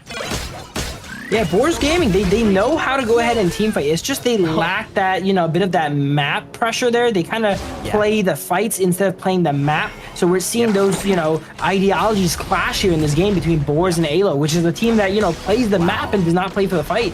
As we were talking about it, they are playing it pretty well. They're playing it pretty well. Second tier tower on the bot lane at 5 for almost 6 minutes in the game. They're able to just find these angles where they can just sneak, you know, some damage onto the towers here. Once again, look at this. They're able to potentially sneak some damage on the tower here. That is very smart, though. They used the board just to cover it up, and now Wise, trying to fight back against Alonso, didn't hit the stun. And now they are not going to be able to take down the tower in mid lane. At least the teleportation circle was helpful for them to keep the tower in the mid lane. Oh, what a good trick, Mantra! Good command! And that was a good one. Throws them to the wall, and now they're going to go in, get the stun, get the knockup, and AYLO Gaming was able to get the thing for one. Wow, just the instant follow-up from the Yang Po there. He sees that Dharma goes in, lands that beautiful Truth Mantra, immediately follows up with the Tremor Smash to take a beautiful 1 for 3 for the side of AYLO Gaming. And we're starting to see AYLO Gaming really walk away this game here, you know? They were playing really passive, but once this mid-game hits, they're known for this beautiful mid-game kind of wave management here where they're able to take down these towers and play the map here. And Boars is kind of getting caught in the same situation they were in last game. Yeah, they're even taking the jungle camps here on the side of Boars. And so hard for Boars to even take a step forward out of the map just because the towers are already down. Every part of the jungle is not even safe. Top side is where AYLO is going to go next. And now the knock comes in. Also, with pressure with the damage. Might be able to go with the Tremor Smash. No, the board was able to catch out 2. This is going to be good. At least the knockup from taking liberties was able to take them down. Red Cutie is in danger. The knockup comes up, but nothing matters because AYLO is already dominating. AYLO Gaming, now they're playing the death ball, right? All 5 members of the team moving in unison here. But while they're doing this, Boars Gaming is not able to capitalize. All the waves are still pushing onto their side there. Yeah, they almost launched the assault. Ooh, there's another one right here. Another one comes up. And that is another tower in the top side. Red team. Something tells me this game is not going to go as long as last one here. AYLO Gaming identifies that Boars Gaming, they have that Zia, they have that late game. They don't want it to go late. Tremor Smash comes in, gets the knockup. Good use in that Imperial Order. Gets Roba Alma onto lower resistances. For sure. I gotta flex a little bit of my Yukio knowledge here, as Yukio gone ahead and used the Concealed Saber Heavenly Hack onto the Lady Sun there, taking him out. Yeah, and the Concealed Saber Snowfall Slash to get the, there you go. Get the damage in. Yeah, there you go. Okay, Dash knows. Dash knows. I was quizzing Blam on this on another show, and he was not quite sure.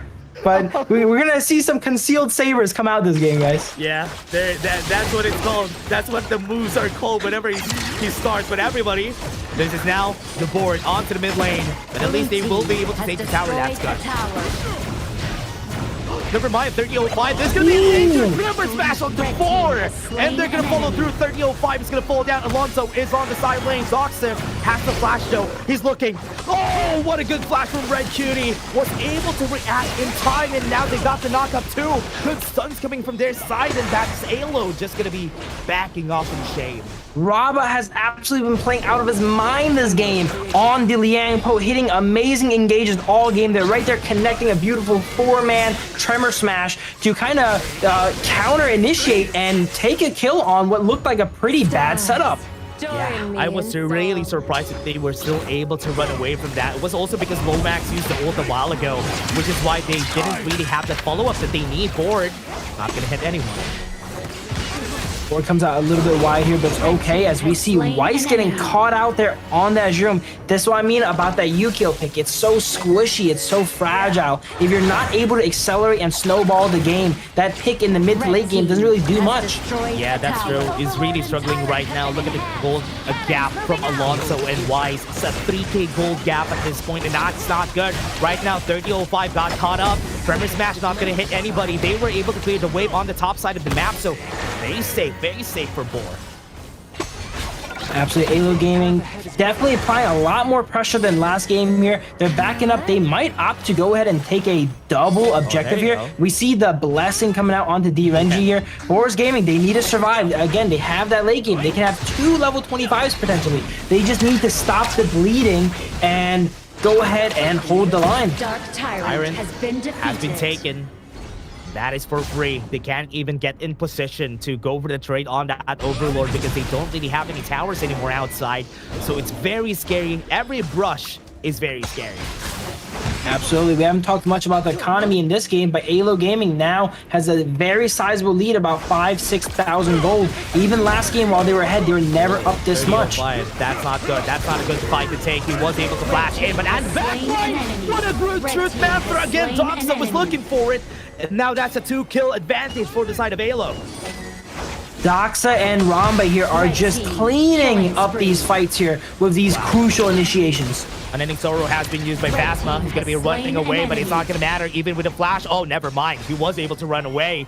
Now on the top side, they're waiting for the minions. No minions on both sides. Both of them are low HP. Through comes in and under their own base. Yu was able to take down the tower. They're tanking up a lot of the damage here. This might be the end here. Phil, this game is going to be over. Red is going to be up in 1 second. He's up, but that's a tad bit too late. That's a win for AYLO Gaming. While first game seemed really close, that game did not seem close at all. At the end, they're pushing, I think it was Yuhan out of base there with the Truth Mantra. That one was personal there. They already had the win. They knew it. But he just had to sacrifice himself for one more there, sending a message over to the side of Boars Gaming here saying, hey, that game one, you know, all right, we dragged it out a little bit longer. This game, we're ending it. Yeah, this game, at least they changed it up a bit of a faster pace compared to the Luna game that they had. And I like it. At least now on game number 2, a bit of a faster game, the bit of a change from the team, and the facing is way better than before, but Boars Gaming tried their best, and it was not enough. I'm gonna have to officially put Yukio on fraud watch, guys. I'm sorry, I love the hero, all right? But the myth has been busted. We've seen it play against Pei so many times. Yeah. Like, for someone that counters Pei, he's often down 3,000, 4,000, 5,000 gold, it seems like, in these games. That's true. That's true. Even in the Kings World Cup, we've seen a lot of Ukyo picks, and it didn't work out. Usually the Pei just outpaces him most of the time, was able to run in and out of the fights way better. And in the late game, I think even if they're both early to mid-game heroes, I think Pei does a better job than the Ukyo. Pei just has that range. He's able to push towers and play as kind of like a little bit of a secondary marksman when he's pushing those side lanes, right? Okio definitely has his advantages in certain instances, but again, it's such a fragile pick. You need to execute on it so perfectly, and it doesn't have the durability Pei has. It doesn't have the shielding, right? It's a bit more squishy, goes with more full damage build, so the execution is really difficult. You get hit by one crowd control there and you go down. We saw that in the mid game there as Yukio's trying to secure his own jungle. Liang Po flies over the wall, knocks him up, and then that's all she wrote. Yep, it was a very hard game for Boars Gaming in game number 2. It was very easy to pull off. What they wanted to do was very easy to pull off on the side of AYLO Gaming. That's why they were able to get the advantage there, the Tremor Smash. And usually Dharma really needs somebody to set up the fights for him, so he would be able to sneakily get that Root Mantra. And we've seen Doxa do it like 3 times, and it was so good. Oh, Doxa and Raba there. Game 1, you know, we mentioned there, it's really early over there where the players at. They really woke up here for this game too. Beautiful plays there. They really churned it up to 11 there, making all these crucial engages, crucial counter initiates here coming out. I'm actually not sure who the MVP is. We're going to see coming up here in a second. Honestly, it's a coin toss between the Liang Po or Dharma. They both did so well in the game. Yeah, they had a lot of really good setups here for the team, so I'm very excited to see who's going to be able to get that MVP. It was a nice game, honestly, for Boars Gaming, especially game number 1. But in this series alone, AYLO Gaming just did a better job at doing playing the game and just outpacing Boars Gaming. They caught them on the macro on game 1, and that's the same thing they did in game 2. For sure. And I would say instead of kind of avoiding those fights and shying away from those fights, this game, they drafted a composition that could really go ahead and scrap with that Liang Po, with that Dharma. So instead of like game 1, they were trying to avoid Boars Gaming all game. Once they had the advantage, they pressed at this game, and that's why they gone ahead and ended the game super quickly. Yeah, that was good. AYLO Gaming, you can see it right here. I think Lomax could also be in position to get that MVP spot because of the boards that he has been doing in the early stages of the game. So, and also the damage dealt on that Yixing is also very high in this game. Absolutely. But look at that Liang Po doing almost as much damage as a Yukio too. I might be a little bit biased here as the residential tank player, but I gotta give the MVP over there to Raba here. I'm not sure if it's the official MVP, but that is a master class on how you play engaged tanks and engaged supporters there. Yeah, it was doing a good job waiting for not even using his flash defensively. Usually he uses it for a good, very fat Tremor Smash, and he was able to get it. And now, this time you can see the gold graph, everybody. AYLO was just taking over the game the whole time, and it was not even close this time around. Yeah, they definitely just flipped the switch, you know. If the names are covered, I would not even think that was the same AYLO from game 1 there. They really woke up that game, and here as they look at the MVP, it is the Dharma here from Doxa. We were mentioning it was going to be a little bit of coin toss between the Liang Po and the Dharma. Dharma also made some insane 3-man the truth mantras there, being able to surprise the member of Boars Gaming multiple times too. Usually one good combo is enough to win a game. Doxa actually pulled it out multiple times in that one game. Yeah, this is the reason why Dharma is such a contested pick, right? It's usually a 50-50 in where you don't make a play or you make a lot of plays. And Doxa was able to get a lot of that, especially this one. This was such a good one. It was a very good truth. That was a pivotal fight there. Before then, it was, what, I think it was 0-2. The games was relatively even, but that is the momentum that AYLO Gaming needed. And off of that play, they're able to transition that into lots of towers and into more of these plays here, trapping Boars Gaming inside their base. Yeah, it was very hard. Right now, you can definitely see that Doxa was doing a good job, definitely deserving of that highlight for our game. So this is such a good showing, and look at that. Raba with a 4-man Tremor Smash in that game. That's why it was hard to pick right there, right? Liang Po also made so many clutch plays there. Here's another one here. Knocking up 2 right as the DRenji jumped in there. Is forced to burn that cleanse to just not get knocked up by the Tremor Smash. Yeah, and this was the bait that we saw from the last part, right? It was they're showing it again. Yeah, brutal there. Yeah, Doxa sending a message. Yeah, on 1 HP there, in his dying breath, is like, here, take this. Boom, shoots a Yuan into the Lady Sun for him to go ahead and take it down there. And the game was over at that point, right? It was 5 members up, I think, on the side of AYLO Gaming. Yuan, no shot. They can go ahead and hold that 1v5. So great match coming out from AYLO Gaming here, really cleaning up in game 2. Yeah, it was a good game. It was a good time that we've seen here from our players. They were really just playing their hearts out the whole time. But again, everyone, that was just our match number 1. We still have 3 matches to go after this. We have in your casters. We're going to be taking a bit of a longer break than before. My name is Dash, and I'm here with Phil. And that has been us Don't go away, we're just going to be taking a short break.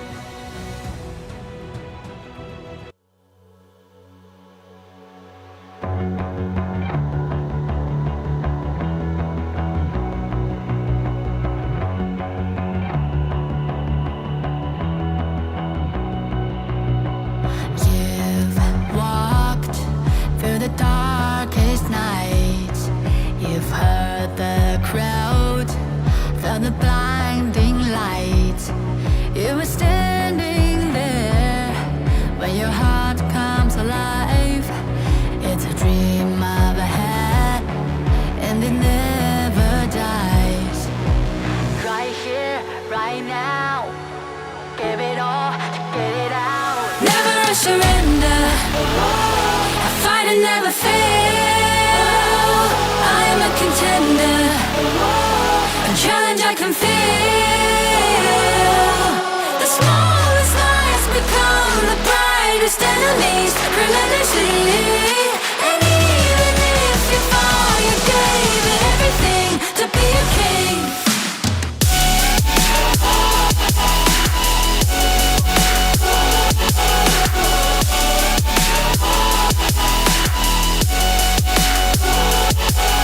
The smallest lies become the brightest enemies, relentlessly. And even if you fall, you gave it everything to be a king. You carved your way with a sharp attack. You watched it all burn, and you never looked back. There will come a day when your fears will rise. You protect your crown, so it never dies. Never surrender, I fight and never fail. I'm a contender, a challenge I can feel. The smallest lies become the brightest enemies, relentlessly. And even if you fall, you gave it everything to be a king. On my way, on my way, find my way, find my way. On my way, on my way, dream my way, dream my way. Never a surrender, I fight and never fail. I'm a contender, and challenge I can feel. The smallest lies become the brightest enemies, relentlessly. And even if you fall, you gave it everything to be a king.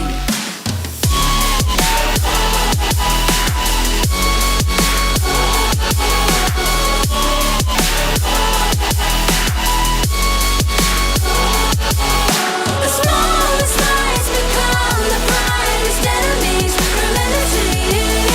And even if you fall, you gave it everything to be a king.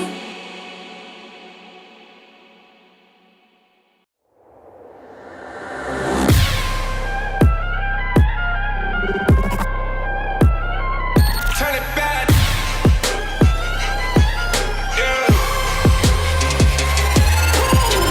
Gear out the weapon, getting ready, counting down. Pay attention to the challenge, tell me where you from. Gotta be tough, gotta be strong, gotta be savage animal. Every time you tryna push me down. Look at me, I'll Look at lying down when I run, and I make a sign, I will catch you. Watch out, it's better feel, got no mercy. Look at me, I'll be rising. Carry the season, you got a damn, gonna weapon. You never hesitate for another moment, but my bone is golden. I'm invincible, just let them know. I can show you all the glory I own. Through the jungle, find a way to the palace. I'm waiting. Go, never mind, can we go? It ain't a river, tiny bag. Storm is coming, light up your cold. It's my kingdom, fire going up. We the kings, it's our honor showtime.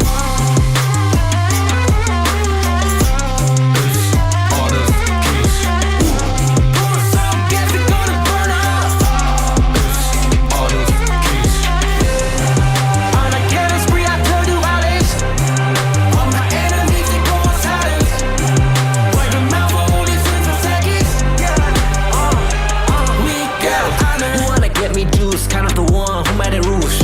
You have night to choose, only one way.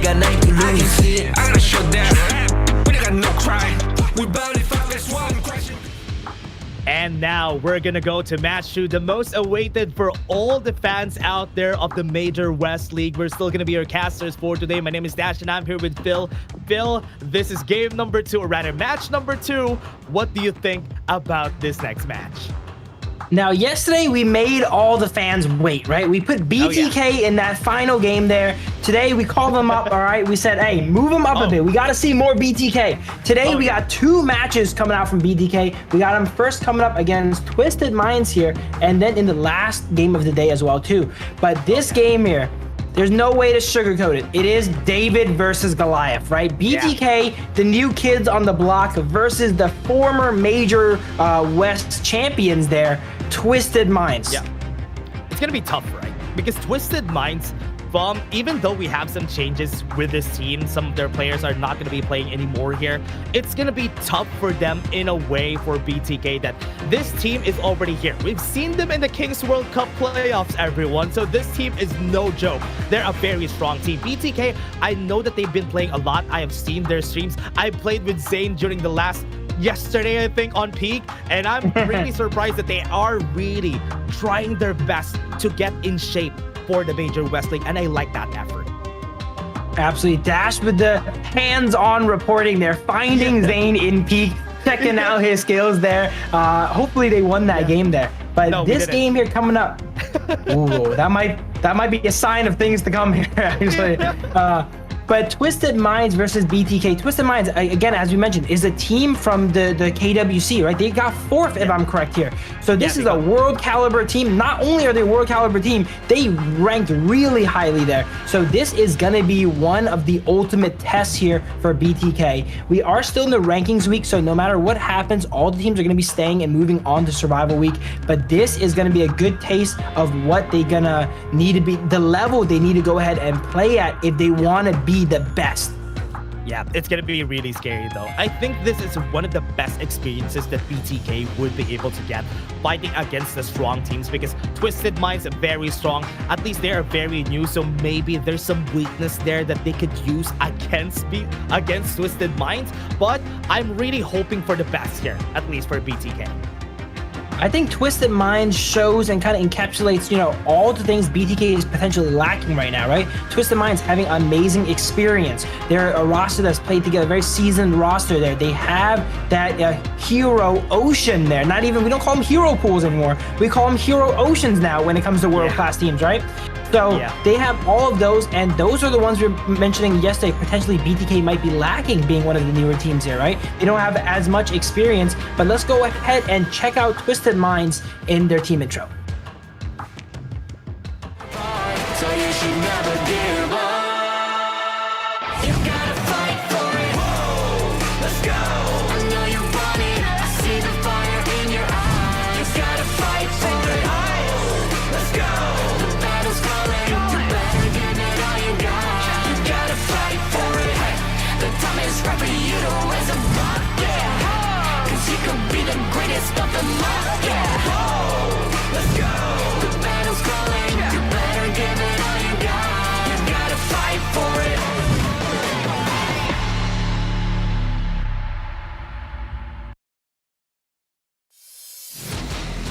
Here we go, Twisted Minds, as we mentioned prior, the former KMW champions here, with Clean now in the Clash lane. He used to be in the jungle there, and Knightley was in the Clash lane, but as we mentioned, there's a little bit of roster swaps right there. We have Zhu in the jungle, Shanks on the marksman role, ACC in the roam position here, a newer player as well too, and then once again, we have Hai Lang there in the mid lane.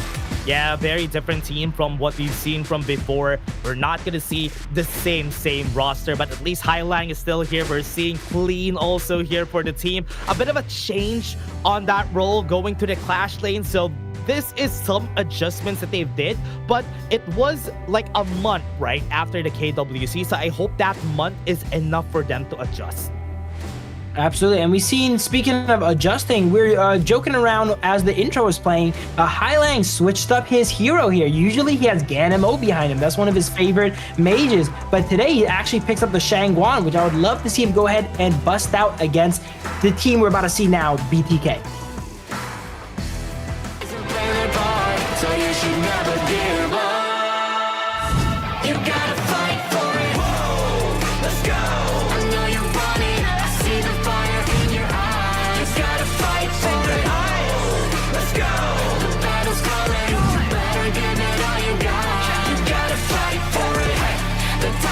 for you to raise a bar, yeah. Cause you could be the greatest of them all, yeah.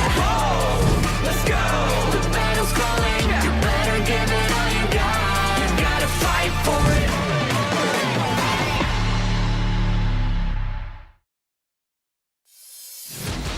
Bloodthirsty Kings. This team has a lot of fans though, has a lot of backing from them. And now, one thing that they would need here in this game is a lot of experience. And they are doing that job. They are doing a lot of effort to get into shape to get here. We have Fried Chicken right there on the Clash lane. Best player 1 onto the jungle. Moba Zane on farm lane. And Shark on the roamer. And Hoon right there on the mid lane. And this team are facing against the best of the best here in the Major West. Absolutely. BTK coming up just a little bit short yesterday, taking the only match of the day to game 3 there against AYLO Gaming, but they did end up losing that match. Here, they're coming back, and it is going to be another tough one here. They're getting the tough games out of the way early, as they're going to be against Twisted Minds. Yeah, right now, BTK are gonna get a lot of experience from Twisted Minds and how they play the macro. One thing that they would need is how to play the map more, because we've seen that from yesterday, and AYLO did a good job at showing them how it's done. Absolutely. BTK, their mechanics are solid. We've always mentioned this, right? It's just that their macro is not quite there. They're able to get outmaneuvered there. We saw AYLO Gaming when they tried to go ahead and play more team fighty versus BTK. They actually got stomped in that game, in the game 2 from BTK. But when they go ahead and hang back and play the map similar to how they played against Boars Gaming there, it seems like BTK didn't really know how to react against that.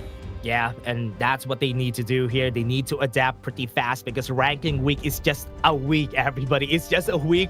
It's going to be fast. It's going to be hard to adapt that fast, because we have 4 days of ranking week today. We have day 3 and day 4 tomorrow and on Monday. So this time, Twisted Minds, they know what to do here. They banned the Liang for the first ban.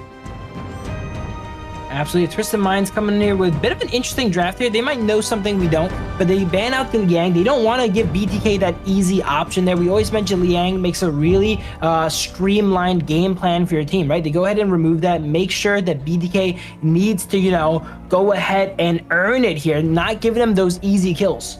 Yeah, Arlie, we were talking about this a while ago. Arlie, it's going to be important to take that out of the picture, because if it's going to be hard for BTK to play it, they need to ban it every time. Now it's going to be open. I think Hoon's Mai Shiranui, never mind. They're going to be banning the Mai Shiranui on their side, so that nobody on Twisted Minds will be able to play it. A lot of powerful picks going down here. We see Ogren and the Long still up here. Dia. These are some potential options for the side of Twisted here in their first pick. Yeah, right now, it's going to be a lot of potential first picks here for their side. The Dharma is also open. The Pei is also open, and that's why Pei is going to be the first pick here for Twisted Minds. Probably a Byron on that second will be good. For sure, Twisted Minds going like, okay, we're going to try and end this game early. Twisted Minds not necessarily known for their early game pressure, kind of like how OG is, but they can definitely still play all these heroes. That's what we were mentioning about that hero Oceaneer. Twisted Minds has so many strategies and compositions kind of available to them that they can bust out in the perfect situation. Yeah, Long and Yuhuan for BTK, very good first picks. We've seen this a lot just because of the flexibility of this too. And they can even slot in Adolia on that third pick, so that Hoon will be able to play that Yuhuan in the mid lane. Absolutely here. We do see him play Yuan a good amount, you know, when I tune into streams in the mid lane. So that's why that Yuan pick is so valuable. It's just so flexible.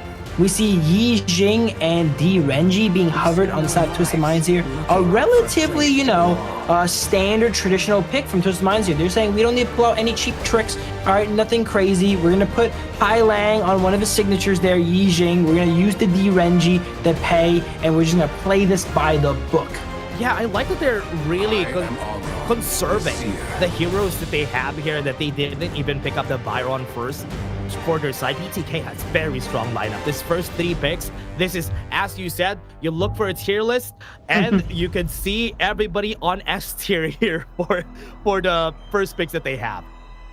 And I like the way BTK is drafting. They cannot afford to pull any punches. Number one, this is a best of 3, 2 matches, and that's it, right? But on top of that, you're versing Twisted Minds here. This is a team that is the former winners there. You cannot afford to hold back against them even for just one match. Yeah, nice ban on that though. Yeah, we were saying it a while ago. That could have been a good third pick there just because they could utilize the Celestial Melody to reset the Infinite Vastness or even the Unending Sorrow. And on the side of BTK, they're being very, very aware, being wary of what ACC could pull with that 1 year. Absolutely, yeah. The Guan Yu gave BTK a lot of trouble yesterday when they played against AYLO Gaming. We saw that Fried Chicken there was actually stuck in lane where Guan Yu was roaming all throughout the map there. So BTK doing a really smart decision, removing these clash laners that are able to kind of play the map more, because that's their weakness, right? They want to force these one-on-ones, these team fights. They don't want to play against these rotation-heavy heroes such as the Mai, the Guan Yu. Yeah, right now BTK have a choice here on what they're going to be picking on their side. I do believe that they could pick up a really good roamer here on their side. I think Diadea is still open, so they can pick that up. So they have a very safe one on their side, or they can even just put the Yuhuan on the roamer. Yeah, they're still very flexible here coming into the final pick. They can either flex the Yuan if they need, or actually just go ahead and play a traditional mid laner. I really like how they save that final pick here to kind of adapt their composition. Yeah, I like that they pick up the Mai Yin once they saw the Fatih, because we all know that Mai Yin is not going to die against the Fatih. She's just going to run away. And on the side of this, they even have the mods for the bot lane, because they want to play the range in order for them to set up a good board on Shu. And also, it's going to be hard for Ogren and Fatih to go in whenever there's the presence of the Motsu. Absolutely. So BTK right now is thinking, do they need a bit more firepower? If they do, they're probably going to put the Yuan into the roam position and pick up a traditional mid laner, like we see here with the Nua here, Hoon picking up the Nua. So they are electing to get that firepower there. If they decided we probably have enough, then they can go ahead and take Yuan as a more supportive mid laner and pick up another roamer there. But they are coming in here with the Nua. Annihilations will be coming out. We did see BTK play this yesterday. It was not quite able to take down the W though. Hoon actually got his win on Xiao Xiao of all characters, which was very interesting.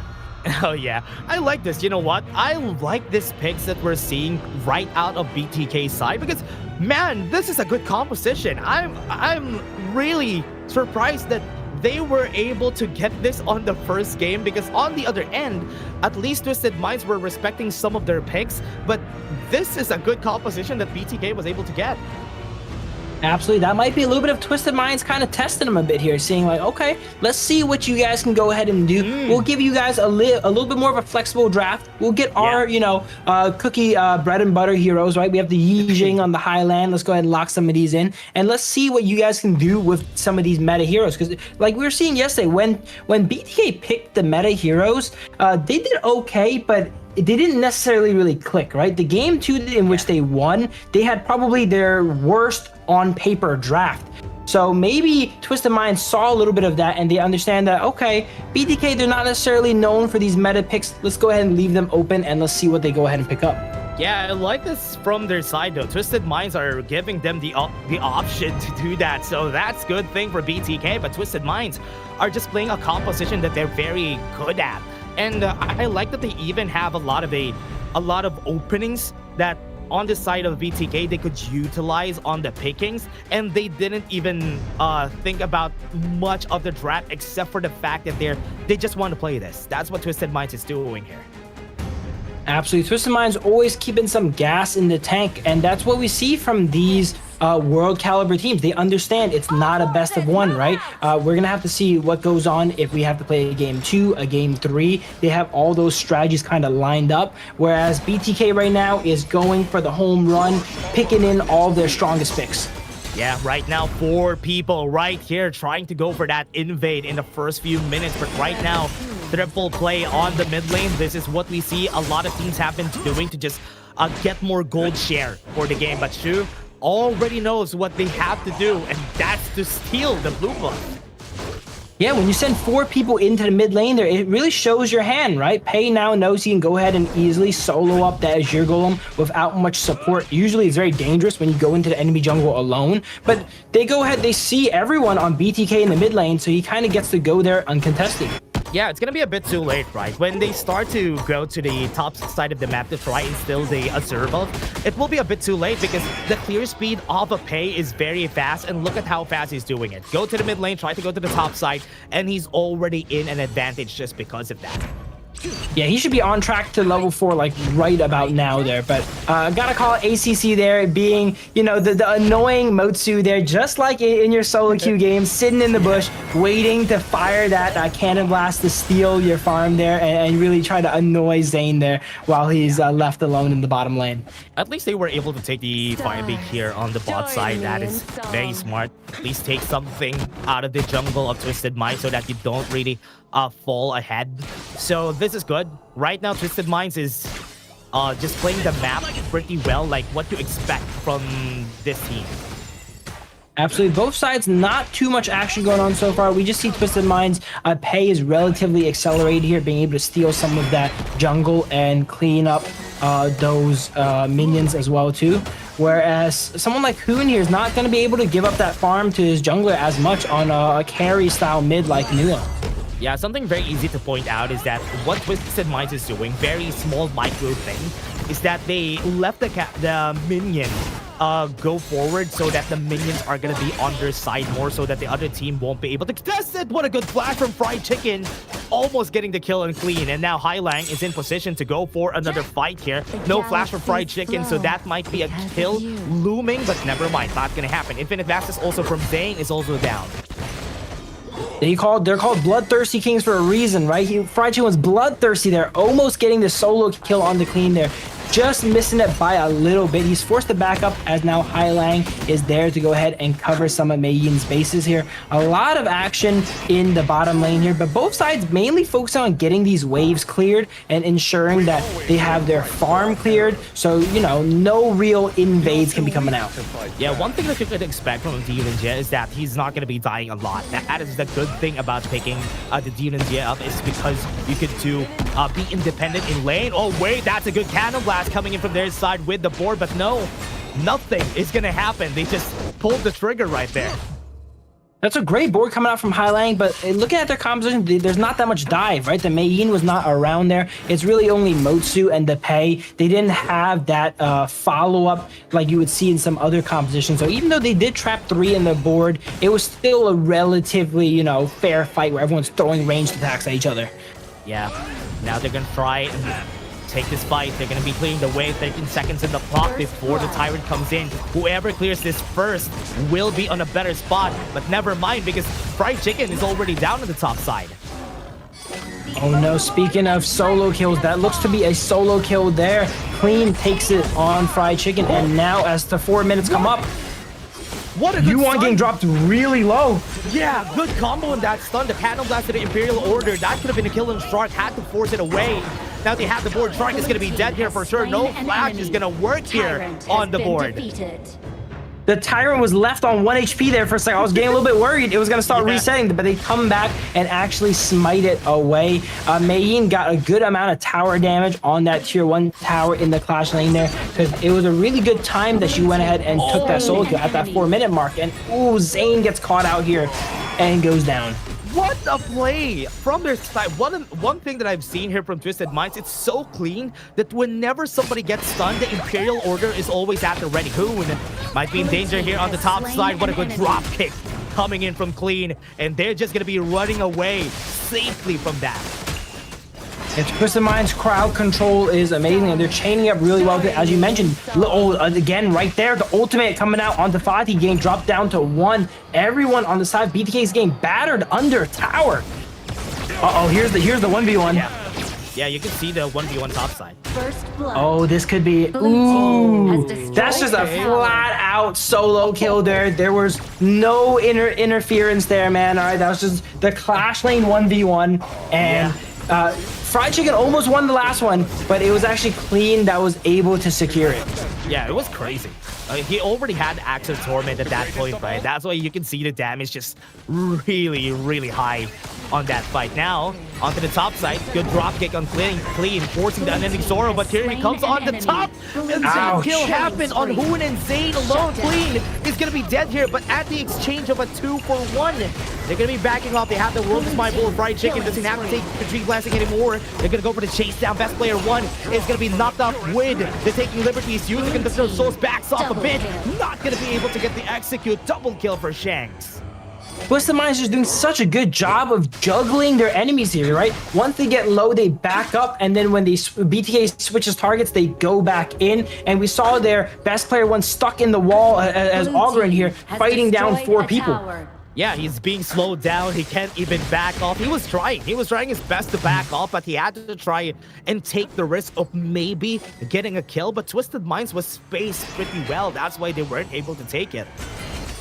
Absolutely. We're seeing Twisted Minds kind of start to walk away with the game here now. They're up 4,000 gold, and they're showing that, you know, we could win fights too. We're not all just about playing the map, right? We see Mei go ahead and try something on the Ogren here. Does not quite happen. He does secure it away.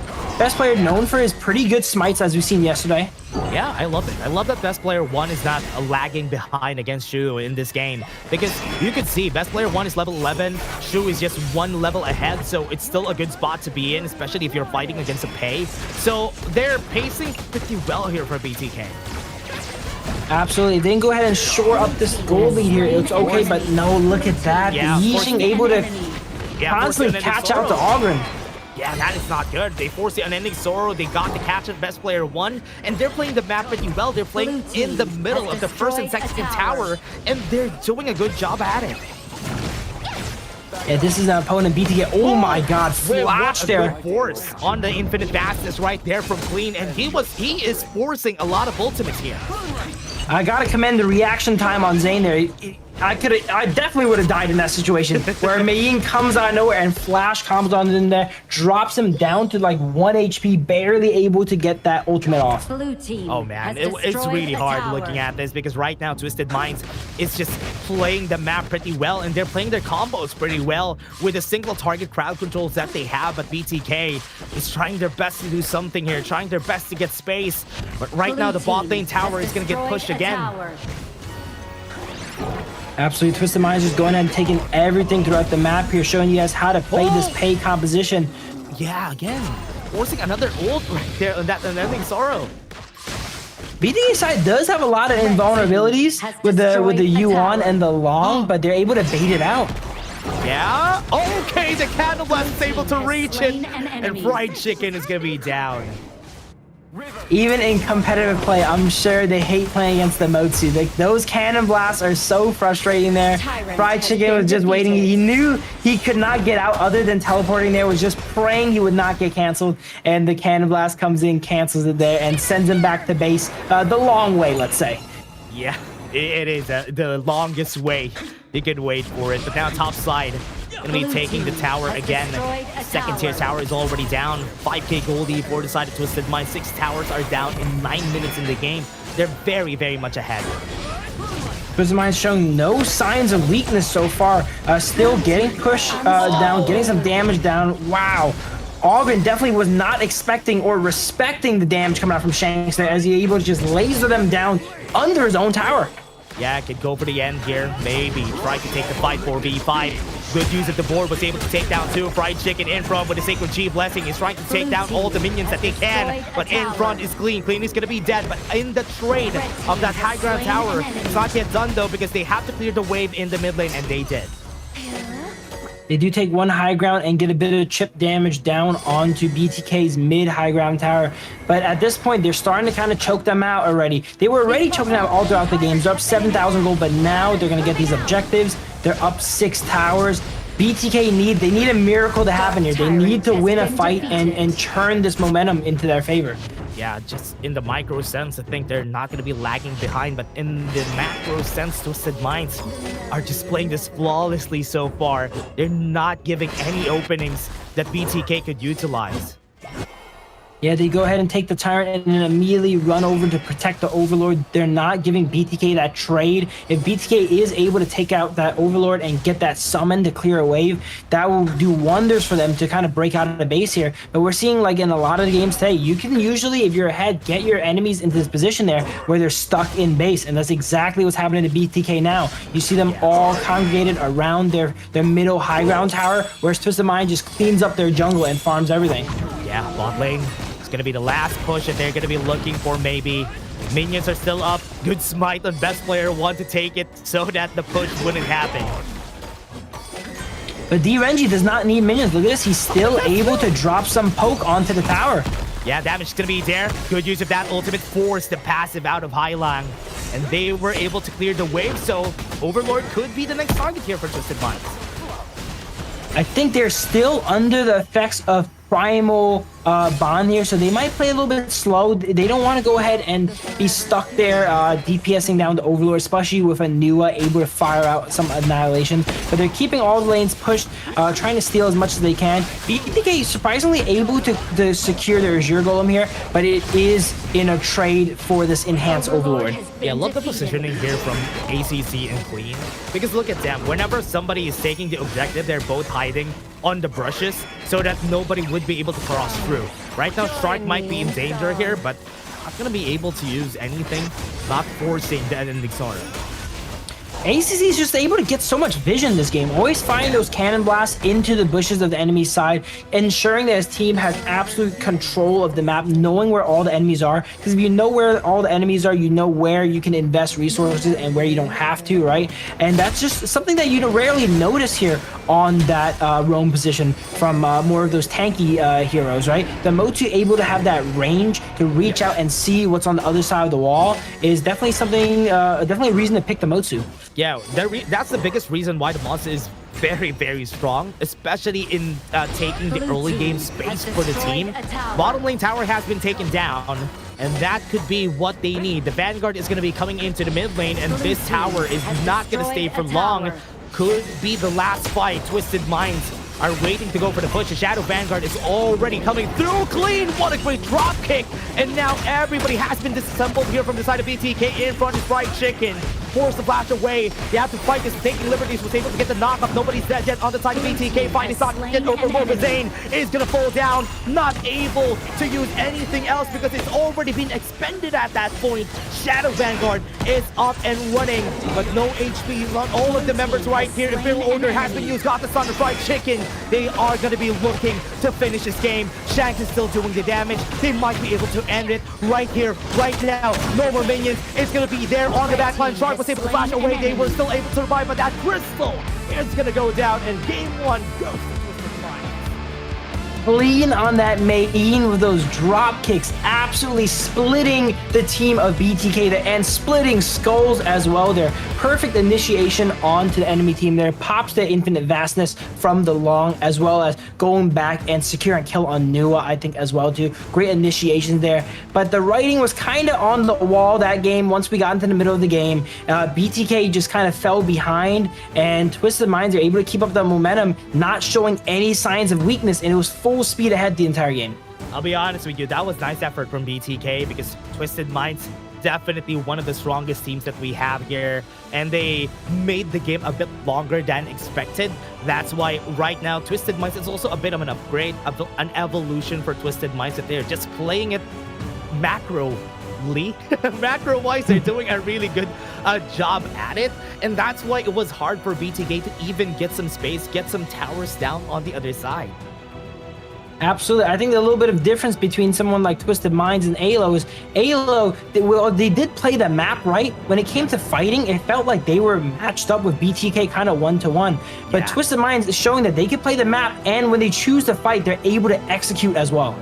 Yeah, you can also see in this game the bloodthirst that Clean had the whole game. He was crazy the whole game. He was going to the backline, drop kicks one person, force the infinite vastness, force the unending sorrow, so that they could make sure that in the next fight, they could go for that kill. Absolutely. And prior to the game, we mentioned this was a David versus Goliath matchup. And now I think BTK and all the viewers starting to see Goliath is pretty powerful here. Going into game two, some things that are to know is that Twisted Minds, they still didn't expend a lot of these powerful picks. So draft-wise, they might still be compositionally a little bit ahead. I'm not quite sure what BTK needs to go ahead and switch up, but we noticed yesterday when they swapped off the meta picks and kind of jumped on those comfort picks that they're a little bit more used to, they had a bit of success. Maybe that is the adaptation they need going into game two.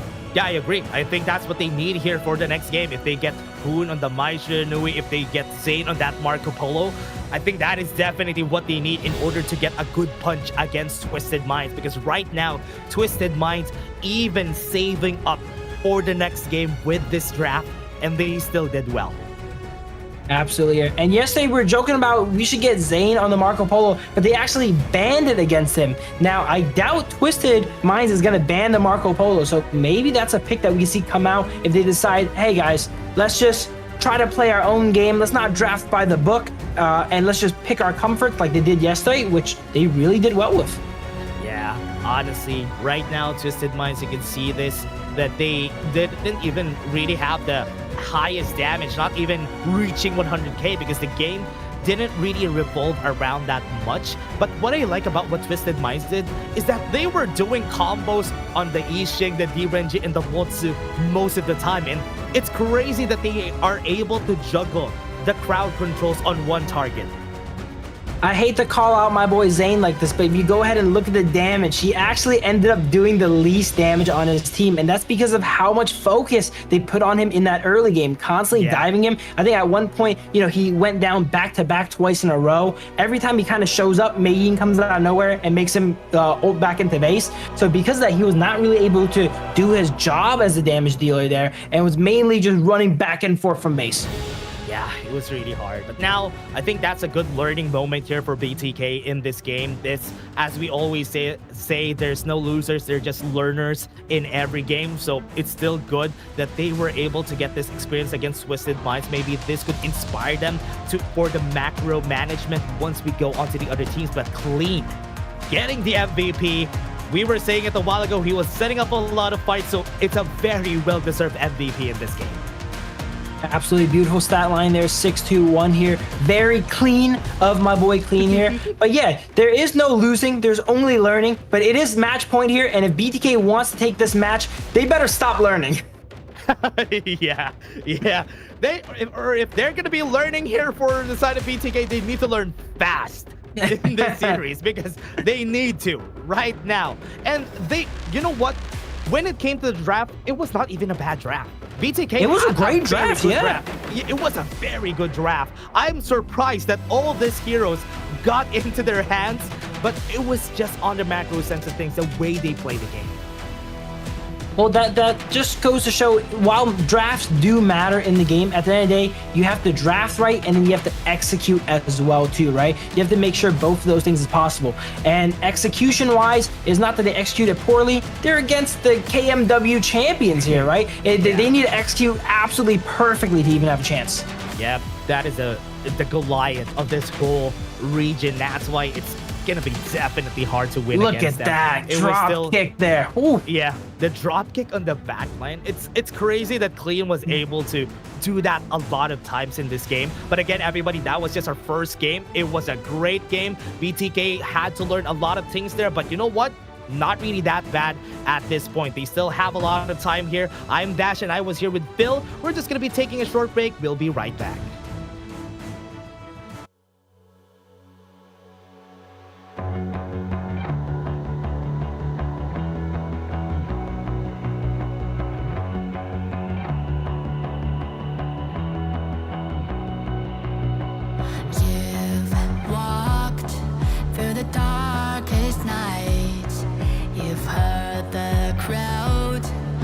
The blinding light, you were standing there when your heart comes alive. It's a dream of a hat, and it never dies. Right here, right now, give it all, get it out. Never a surrender, a fight and never fail. A challenge I can feel. The smallest lies become the brightest enemies relentlessly. And even if you fall, you gave it everything to be a king.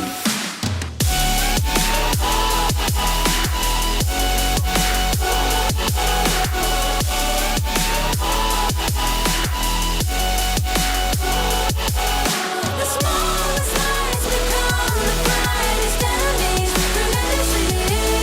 And even if you fall, you gave it everything to be a king. You carved your way with a sharp attack.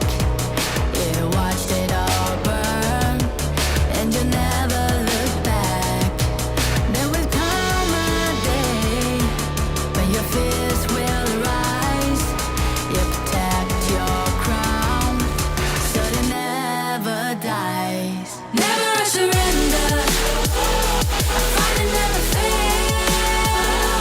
I am a contender. A challenge I can feel. The smallest lies become the brightest enemies relentlessly. And even if you fall, you gave it everything to be a king. On my way, on my way, away. Find my way, find my way. On my way, on my way. Dream my way, dream my way. Never a surrender. I fight and never fail. I'm a contender. And challenge I can feel. The smallest lies become the brightest enemies relentlessly. And even if you fall, you gave it everything to be a king.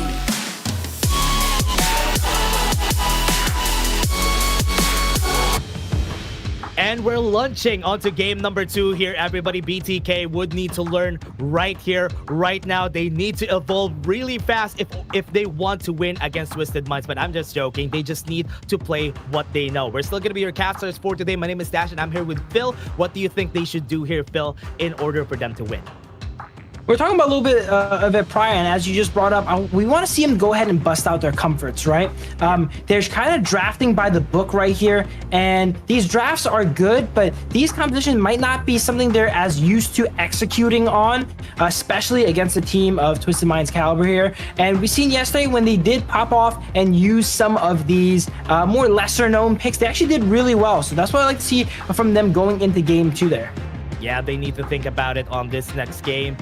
They had a really great draft from game number 1. I'll be honest with you, it was a very nice draft for BTK, but it was still not enough. For everybody watching, Mirage City skins arrive on September 11. Stand a chance to get a free Fang skin. You can see it here right down the bottom. You can see the trailers also. These skins are insanely good, everyone, so do check it out. Dude, the Shangguan skin is awesome, but I'm a terrible Shangguan player, but it makes me want to give it a shot, you know? Because it looks so nice. Yeah, a lot of my friends right here in HOK picked up the Shangguan skin, not even because they play the Shangguan, it's because it is a good skin, everyone. And maybe we see, we're hinting at the Highland Shangguan. He did pick that as his hero behind him. I don't know if it's going to come out yet. It's not a pick you really think about Highland, you know, when it comes to it, but it might be something new that he could bust out. Oh yeah, that's true. Right now, they're not going to be, they are going to be changing sides. BTK is now going to be on the blue side, Twisted Minds on the red. I do believe that BTK wanted to go to the blue side so that they could make sure that they could pick what they want, especially that Mai Shiranui for Hoon. I think there's a good shot if they get Team 1 here that Twisted Mind maybe lets them have the Mai there. I don't know yet though. We know Hoon is very strong on that Mai, but if you only have one kind of strong hero in your pool in a competitive place like the Kings Major West here, they're just gonna ban it out every game. That's true. But one thing, they didn't ban the Marco Polo last game, so maybe, just maybe, they will be able to pull it out for BTK this game.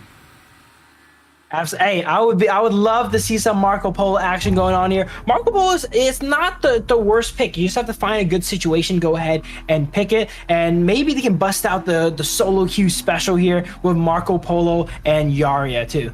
Oh yeah, maybe Shark would also be allowed to play that, but you could definitely see Pei not being allowed to get picked here. The Dharma, very safe ban here for the side of BTK. They could definitely ban the Arlie again so that Twisted Minds won't be able to take it for the second pick.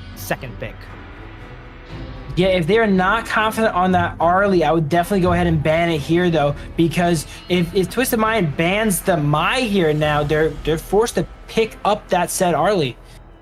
Oh yeah, right now we can see it. Luna getting banned for their Come on, side. don't ban Mai. I want to see the Mai come out. Yeah, I hope so.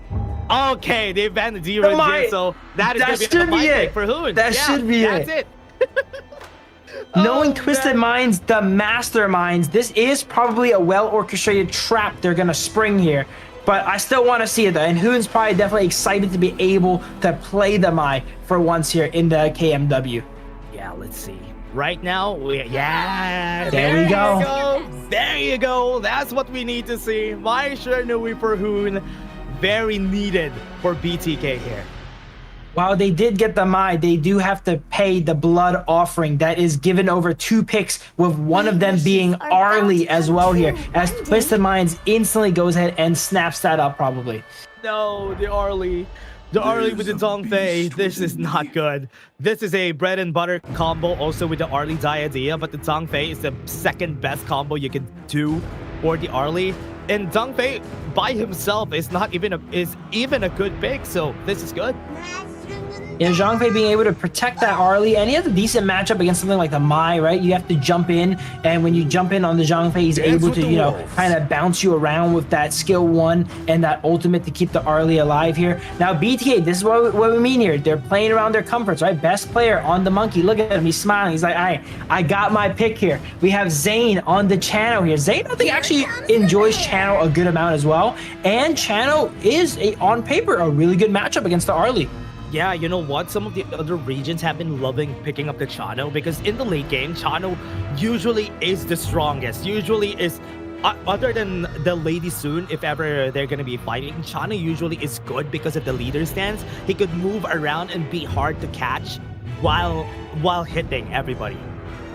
Absolutely, and in this matchup in particular, Channel able to, land those skills onto the Arlie, and Arlie, while it's able to shut down those projectiles, those dogs or the wolves, I'm sorry, that Channel summons are not projectiles, right? Those are not going to be able to get shut down. Yeah, and that's a good thing about the Chano, and also the early game of the Chano is also pretty good against most matchups.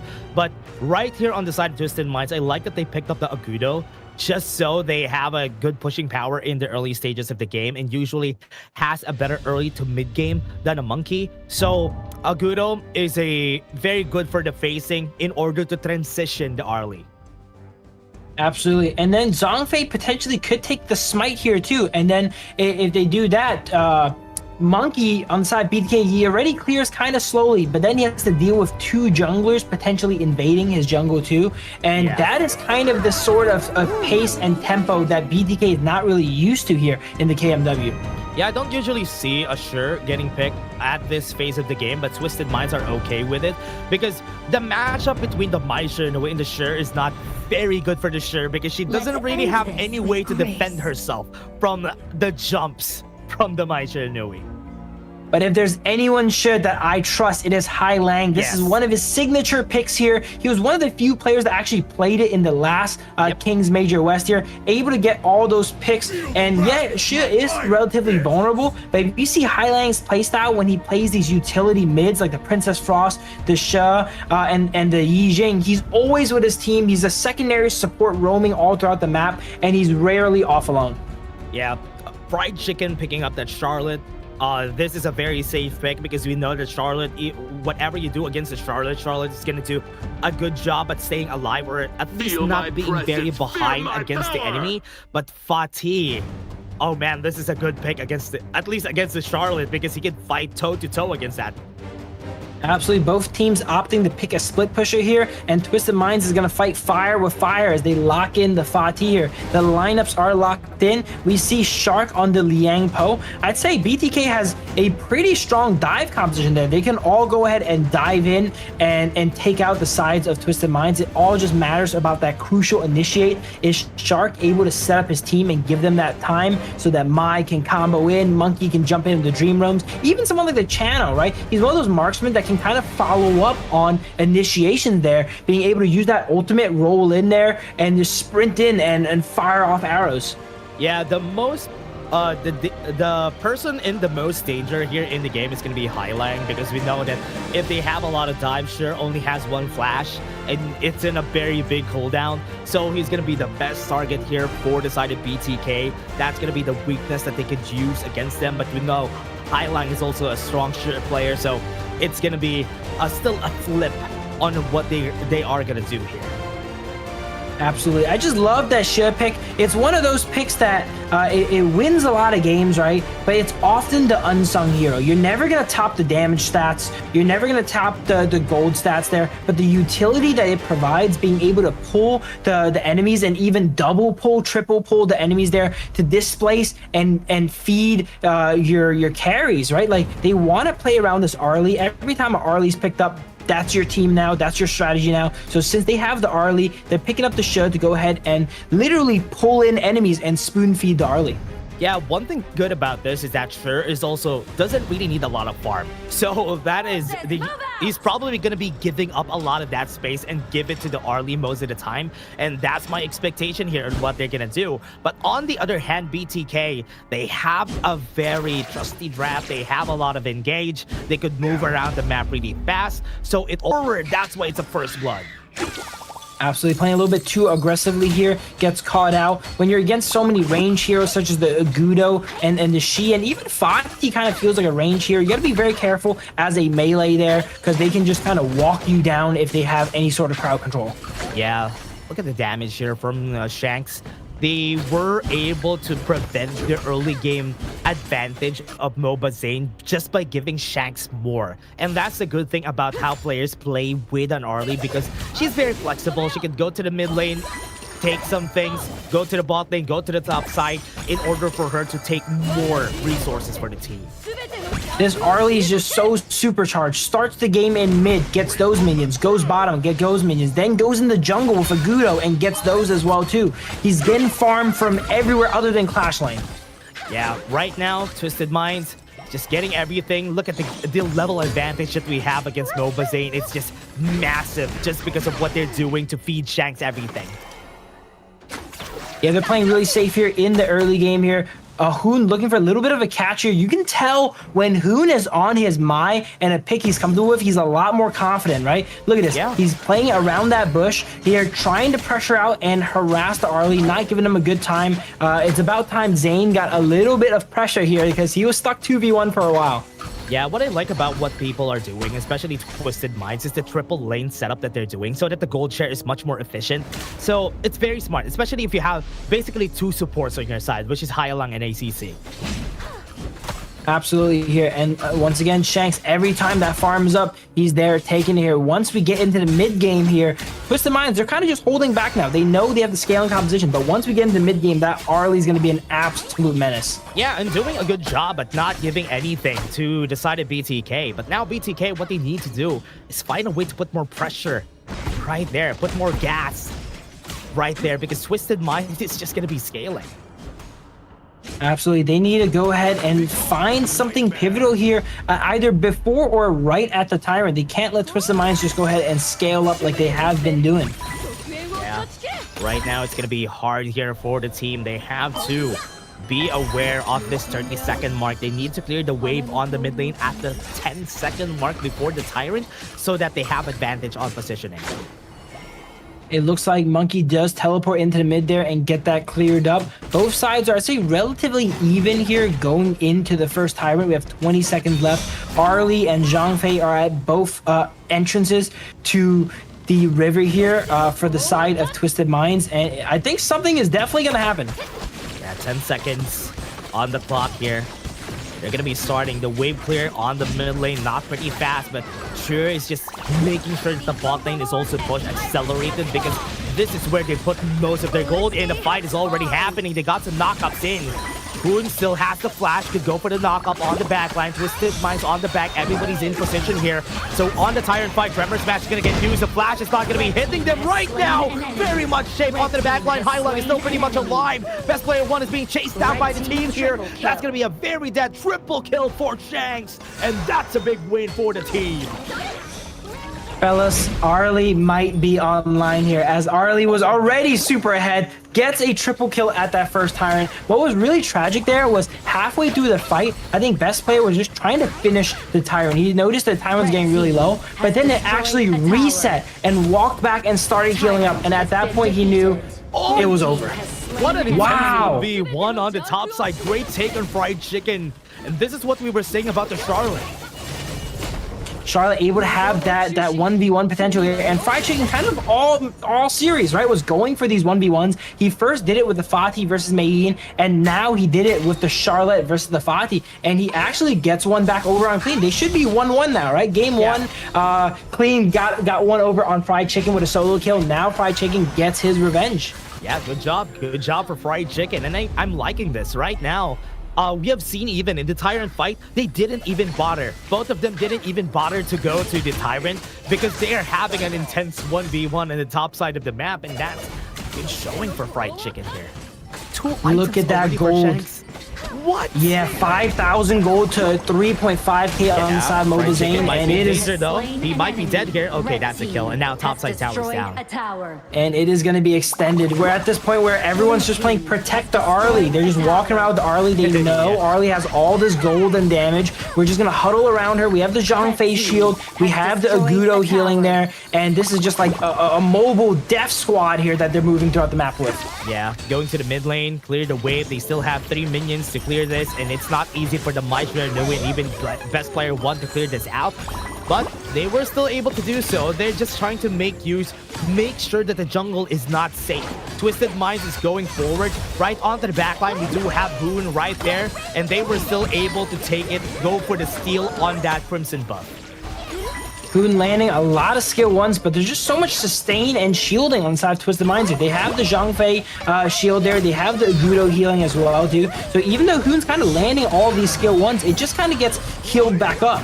Yeah, right now, good pull with the Silky Imprint. Strike is going to be dead. Go for the chase down. Shanks is super low. They're moving forward to the backline. Mobazane is going to pull down. That is some good pulls on their side. No, best player 1 has been pulled back to the team. And the triple kill comes to Shu. And this now, they're going to go for the chase down. At least push back Hoon. And that is a tower down in the mid lane.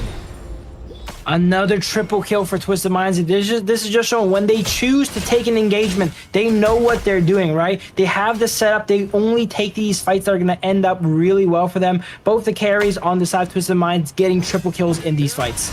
Yeah, man, it's really hard to see because right now, with a 4k gold lead, some towers are down, but it's still just 1 on the side of Twisted Minds. The pull is already there again, and BTK having a hard time finding this great engages for their team fights. I gotta call out this Hai Lang build. First item Succubus on the show. That has to be a nightmare for Mai. You were mentioning that Mai in the 1v1 is super scary. Now, not only is Hai Lang positioning perfectly, look at that. The Succubus first item, he has no worries about getting solo killed by the Mai anytime soon. Bro, it doesn't need the damage. You can see here that Shanks is the one dealing the damage anyway, so might as well be the utility man. Bot lane, though, we have seen Fried Chicken take down the second tier tower, doing God's work for the team here because he's pushing. He's trying to take some attention out of the other lanes. Yes, he might die here in the top side, but no, never mind. Nobody's going for him. He's making the Great Escape, kind of similar to the Mai we saw earlier, right? They're trying to cut him off. Uh-oh. No. The Great Escape might be cut a little bit short here. Yeah. And there's that Shia there. It doesn't matter what he builds. You don't need to build damage on Shia. No matter what build you have, that pull is always going to be there. That utility is always going to be there. Yeah, knock up. Gorge mobilization has been used. Throws Furball in front. Not going to be staying there for so long. But this time, Twisted Minds is just taking everything on the hands of BTK. Hey,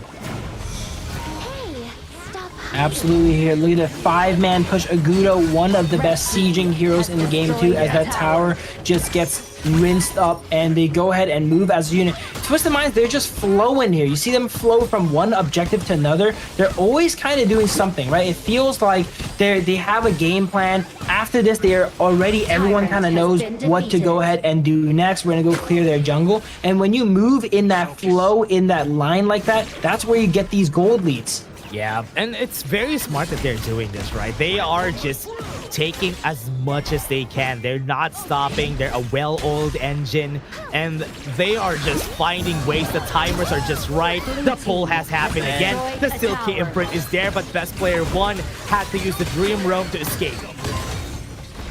Zhangfei here jumping into the high ground here, getting himself in a little bit of trouble, but we see ACC really...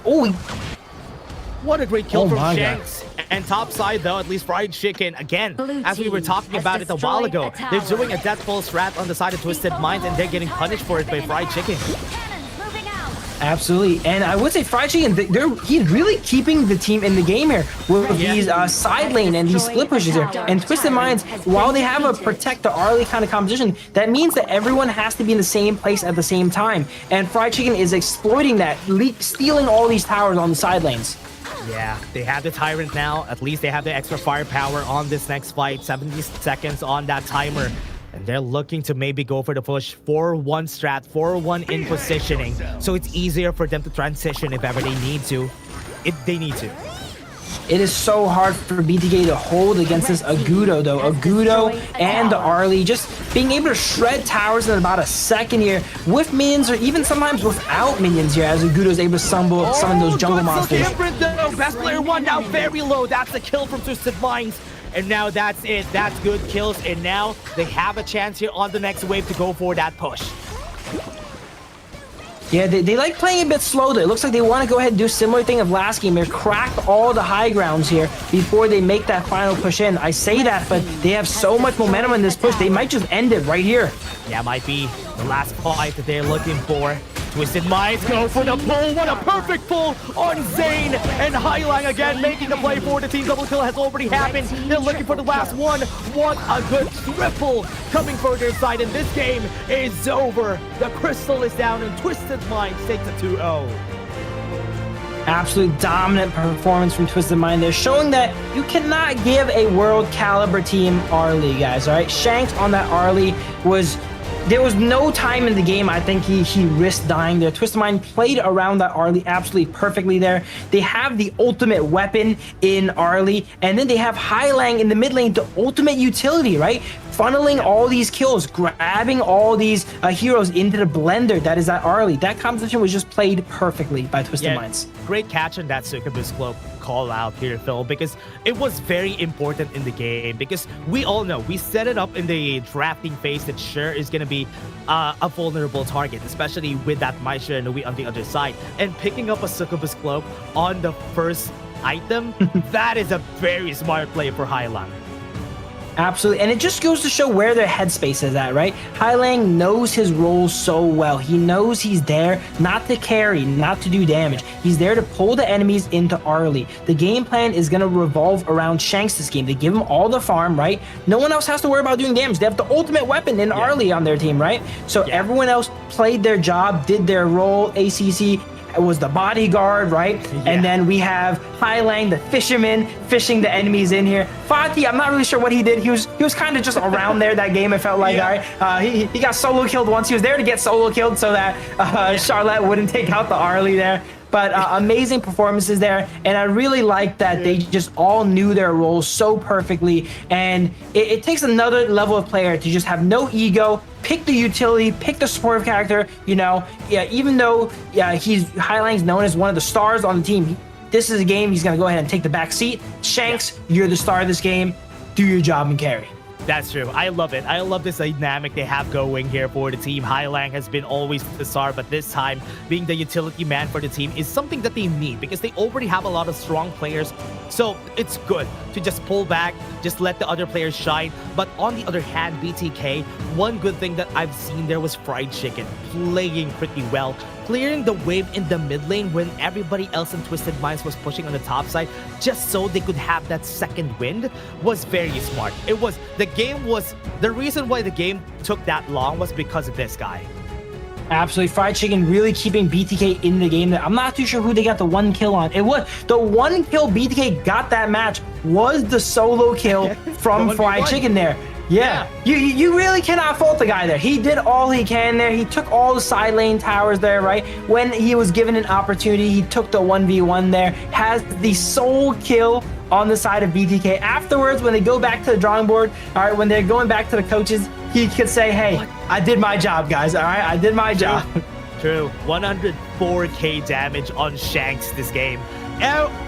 Almost all of the damage that we had this game was all because of him. And as you said, he's the ultimate weapon, and he was this whole game. Absolutely. And Hylang there on the Shig, while he was giving away all his resources, we saw throughout the game there that he was matching Hoon there in resources, if not a little bit ahead the whole time. Even at the end of the game here, he has 6.6k gold and Hoon has 6.2k. And that was just all from assists and supporting, because every piece of farm he had, he'd gone ahead and gave it to a teammate.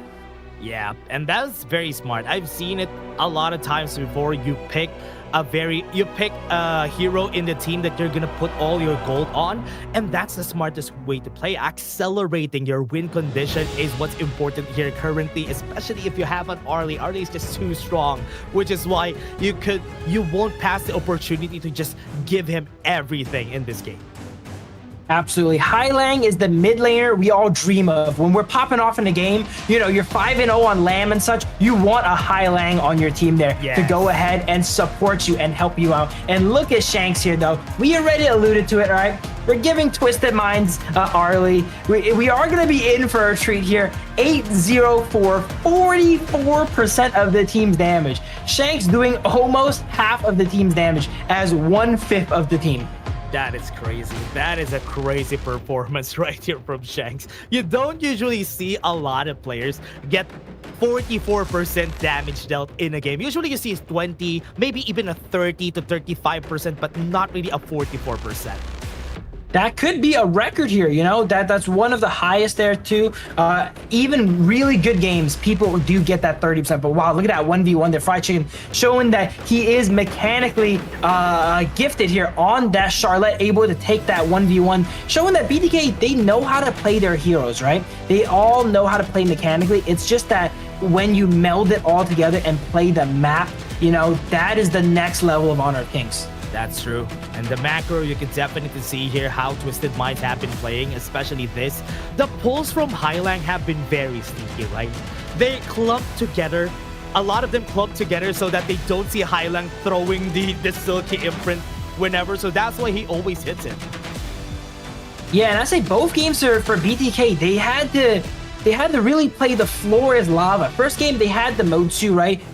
Fishing for cannon blast all throughout the game. And if he hits them, it usually converts to a kill, right? A lot of times. And this game, with the show here, being able to, you know, land that and pull people there.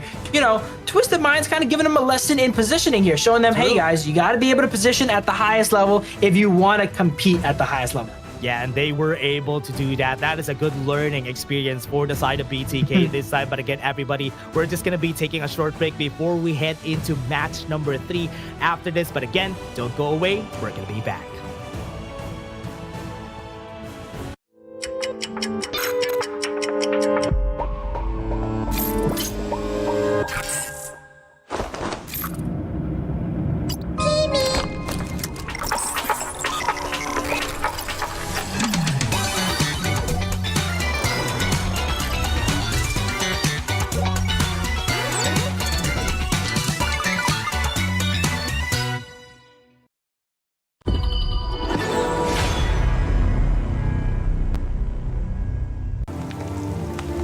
The elders say the seers have guarded the misty marshes for generations.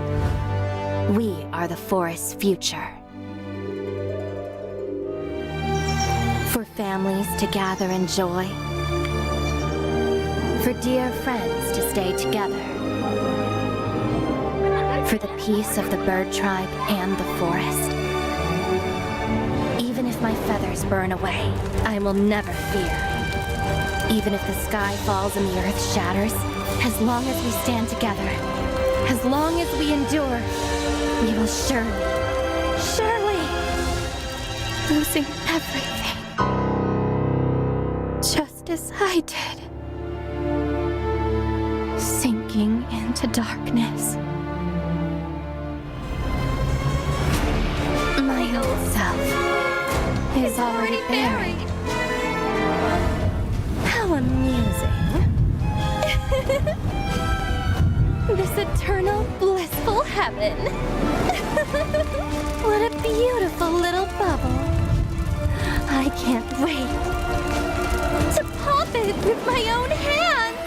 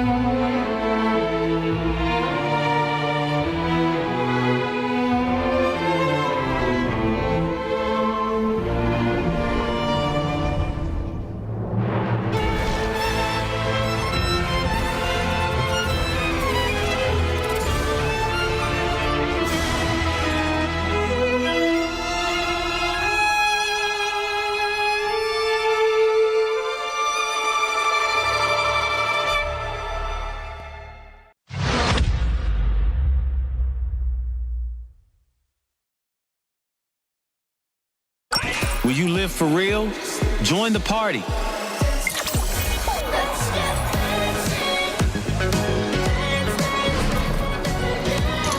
Make the whole street a party and add disco balls.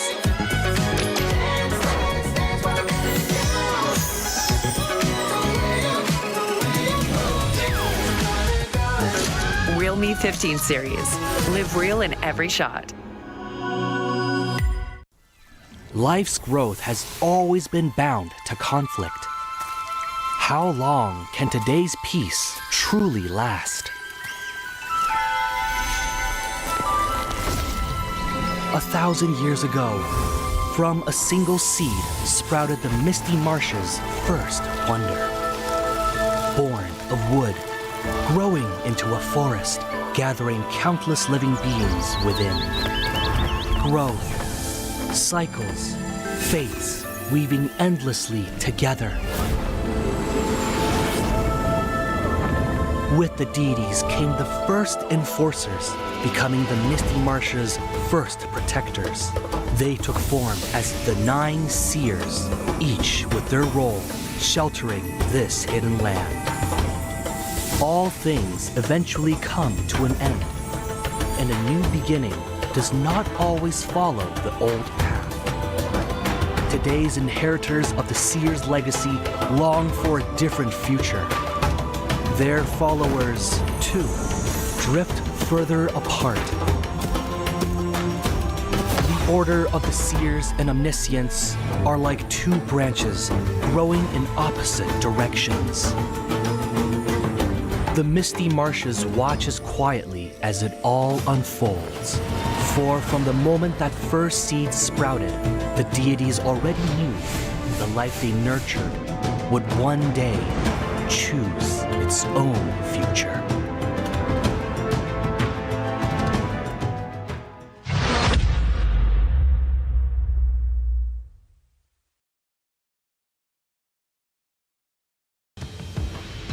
Welcome back, everyone, to the Kings Major West League. We are back here to match number 3. We have shown you 2 games already, or 2 matches already. We're still going to be your shoutcasters for today. My name is Dash, and I'm here with Phil to be with me and to watch OG again in this day.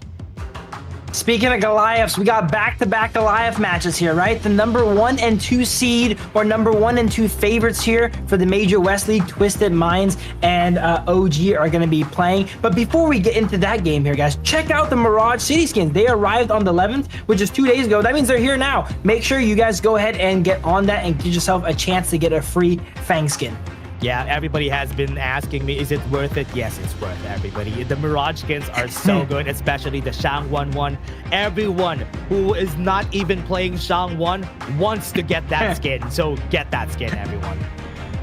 Absolutely. I need him to make some skins on my heroes, guys. I recently got the Honor Pass skin on the Miyu. I'm happy about it. But look at Shang-Wan. It has all these crazy effects and then like a little digital cat and all that. Can we give Miyu a nice flashy skin, please? Or maybe Zhang Yu here, guys. While I'm on the broadcast, I gotta just give them a shout out real quick. Shout outs to everyone out there. That is also one of my wishes. I want to get like a good, other than the Motsu skin that we have, I usually use the Gold Scorpio one and the Diadea skins. I need more. Please give me more for Diadea.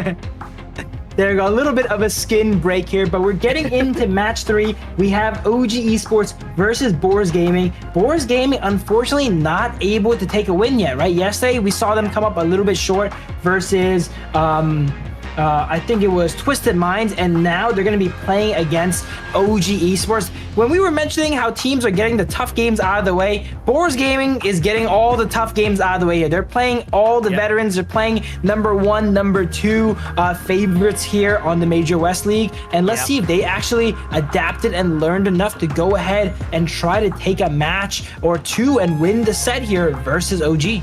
Yeah, one thing that's hard about this too is that they fought against AYLO a while ago and they lost 2-0. It was also one of the longest games that we had so far. But again, everybody, let's take a look at the teams that are fighting. Let's go with OG first.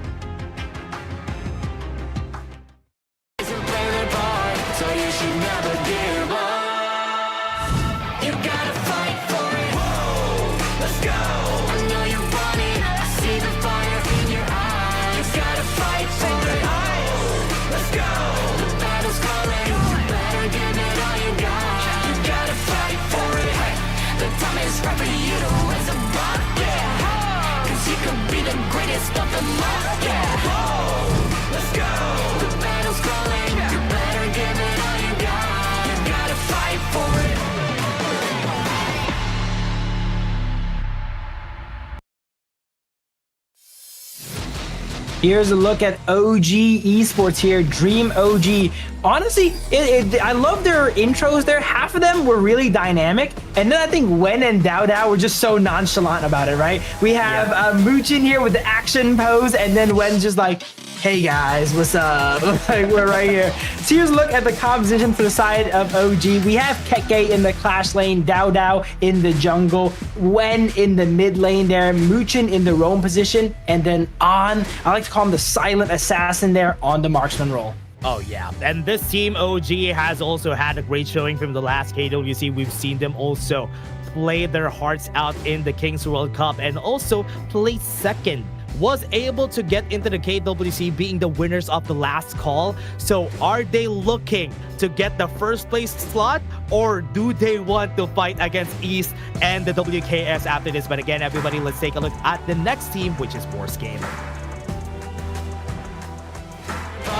So you should never give up. You gotta fight for it. Whoa, let's go. I know you want it. I see the fire in your eyes. You gotta fight for it. Let's go. The battle's calling. You better give it all you got. You gotta fight for it. The time is right for you to raise a bar. Yeah. Cause you could be the greatest of them all. Yeah. Let's go. The battle's calling. You better give it all you got. You gotta fight for it.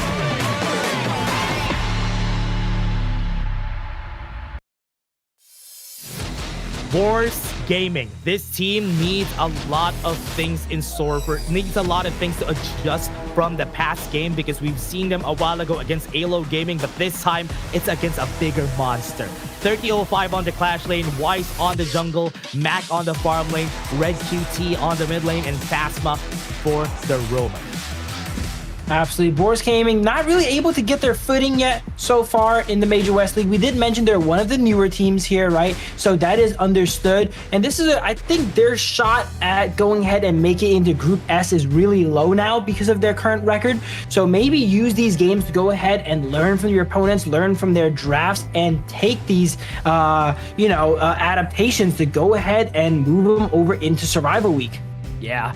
Right now, Boars Gaming, as you said a while ago, they're fighting all the strong teams. It's not the easiest way to get in there for the Group S, but right now, they need to do a lot of things, a lot of adjustments in order for them to at least get a good placement once they go to Group A.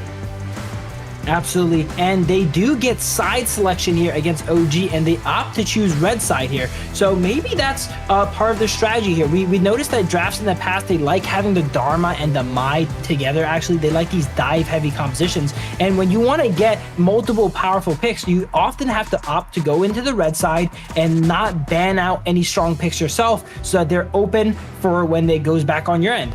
Yeah, you usually sacrifice at least one of the stronger picks whenever you go to the red side. Sacrifice one of the stronger picks, then pick that other two that is going to be open, or pick the two that is going to be a composition that you're going to be circling around to. Absolutely. In day one, we saw a lot of focus being put on the Liang, and we're not seeing as much here today as we seen it. I think it got banned once or twice potentially, but it never ended up getting picked. But OG is one of those teams that kind of pioneered the Liang pick. They brought it out in last KMW. Teams didn't really know about it, and ever since they started playing it, teams have been picking it up slowly, and I'm pretty sure they're gonna bust it out here today unless Boar has something to say about that with their bans. Yeah, they could have the Liang Princess Frost combo here if ever. Somebody on the side of Boar. Okay, good ban. They heard me. They heard me there. Calling it out, and here it is. At least now OG has an early pick. That's why they banned the Chano. So it might be hard for them to counter it. Wow, that draft is masterful there. Look how happy Muchin is here once he got the great news. Oh, you banned my Liang? Okay, An gets to go ahead and use Arlie here.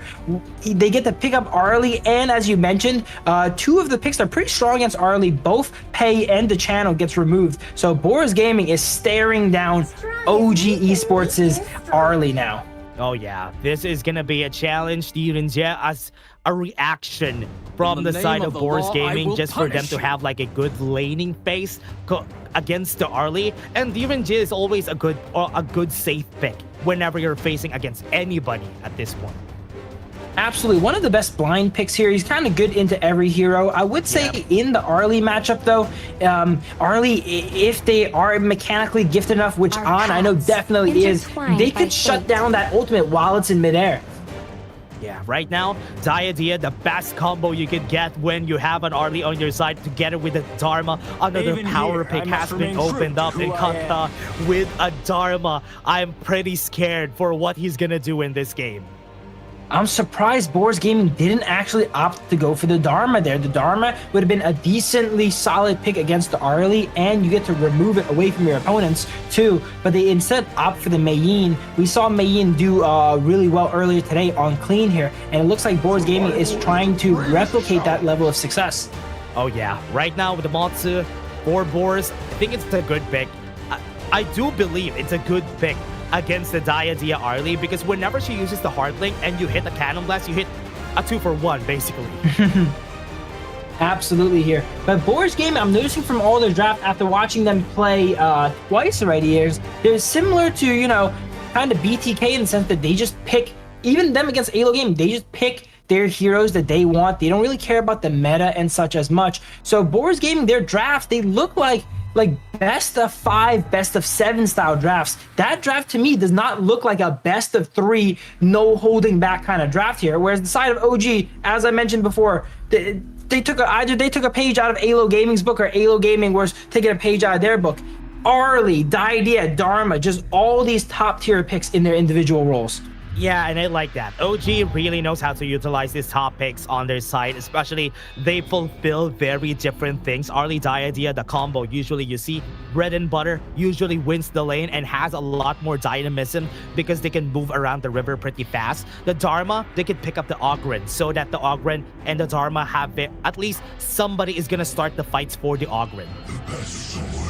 Absolutely. Gan and Mo gets locked in here. Gan and Mo Motsu, that's actually a really great combo. Yeah. That Cannon Blast setting up the Gan and Mo here. And Arlie, while it is relatively mobile, all you need is to land one good Cannon Blast, one good set of blades here, and that Arlie will go down. As we see Wen kind of feeling himself here, hovering the Kong Ming here, recently did get buffed. It is likely to be a Kong Ming mid as Agudo is being hovered as well. This is one of my favorite picks as well too, the Kong Ming mid. Oh man, I love watching this. Yeah, especially against the Mai Shiranui, right? People have been picking that up. The Kongming against the Mai Shiranui because you know you could wave clear, outface the Mai just because you have stronger wave clear. And also, against the Ganonmo, this is also good because both of them have very decent wave clear, so they're gonna get to roaming pretty fast. But you know why the one reason Kongming mid is so strong? And that's because they recently just brought back the JJK Gojo collab, which I missed out on for such a long time. Let's see if Wen goes ahead and breaks it out for this game here. But that's why I've been playing it recently, and I'm very excited to go ahead and see Wen pick it up. I truly believe Kongming mid is, in competitive at least, probably more viable than in the jungle. Yeah, this anime crossover skins have been very beautiful, and I've been loving it. Even the manga crossover skins that we have from the past month, it has been really great. And I'm seeing a lot of players using them, and especially this one for their team. We have seen the picks for both of our teams, OG versus Boars. It's another David versus Goliath matchup. Absolutely. Here, let's go ahead and see how they navigate this. Boars Gaming, they were just never really able to get a grip on any of these games and get a foothold. I would say just try to switch things up, right? Like what they've been doing kind of has not been working. Maybe switch things up, be a little bit more unpredictable, and that could kind of catch a very experienced team like OG off guard. Because if you play them very traditionally, that's kind of their wheelhouse, right? They have all this experience. They know how to play traditionally. But if you can surprise them, do some a little bit more cheesy stuff, that could be their answer to OG. Yeah, if you're like Genji on the other side, on the east side, they're very experimental with their draft, and that is one of the things that some of the teams here, the new teams, could do to win against them. But everybody, this is game number 1 of match number 3 for today. OG versus Boars. This is gonna be a good match, a learning experience for Boars, or maybe they could find a win here. Absolutely. And then the official gaming phone for Kings Major West is going to be the Realme 15 Pro here. Built for performance, made for gaming, smooth, cool, and reliable. Just the way esports demands it. Ready to level up. Get yours now and feel the difference. Yeah, Realme, very good. The players also are using that phone, our official phone, right here in the tournament. And that's why I'm saying no, because I saw Dao steal the Crimson buff. Oh man, I didn't even get to see. I was busy talking about the best gaming phones on the market. And speaking of you know, sponsors and pop-ups here, check that out, guys. CD Key for you guys here to claim at home and get yourself some Dragon Crystals. Yeah, again, everybody, CD Key, you can see it right there in the lower left. Go to community, you can see CD Key, then lock that in order for you to get the rewards here.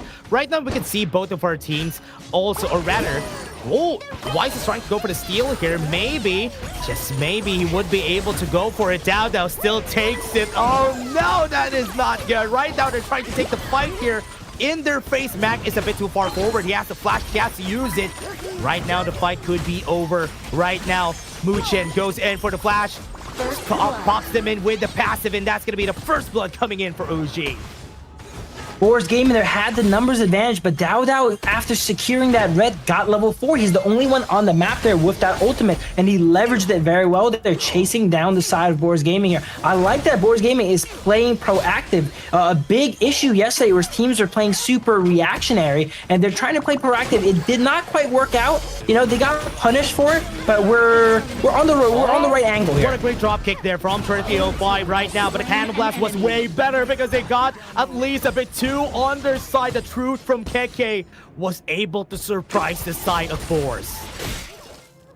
So OG doing a great job of kind of shoring up their weaknesses and showing up exactly where they need to be. Boars Gaming trying to, you know, force aggression and kind of take OG by surprise. But when they have such good vision control, they kind of know where the fights are going to end up going here, and they're sending people to the right places. We see Wen here with the Kong Ming just farming up right now.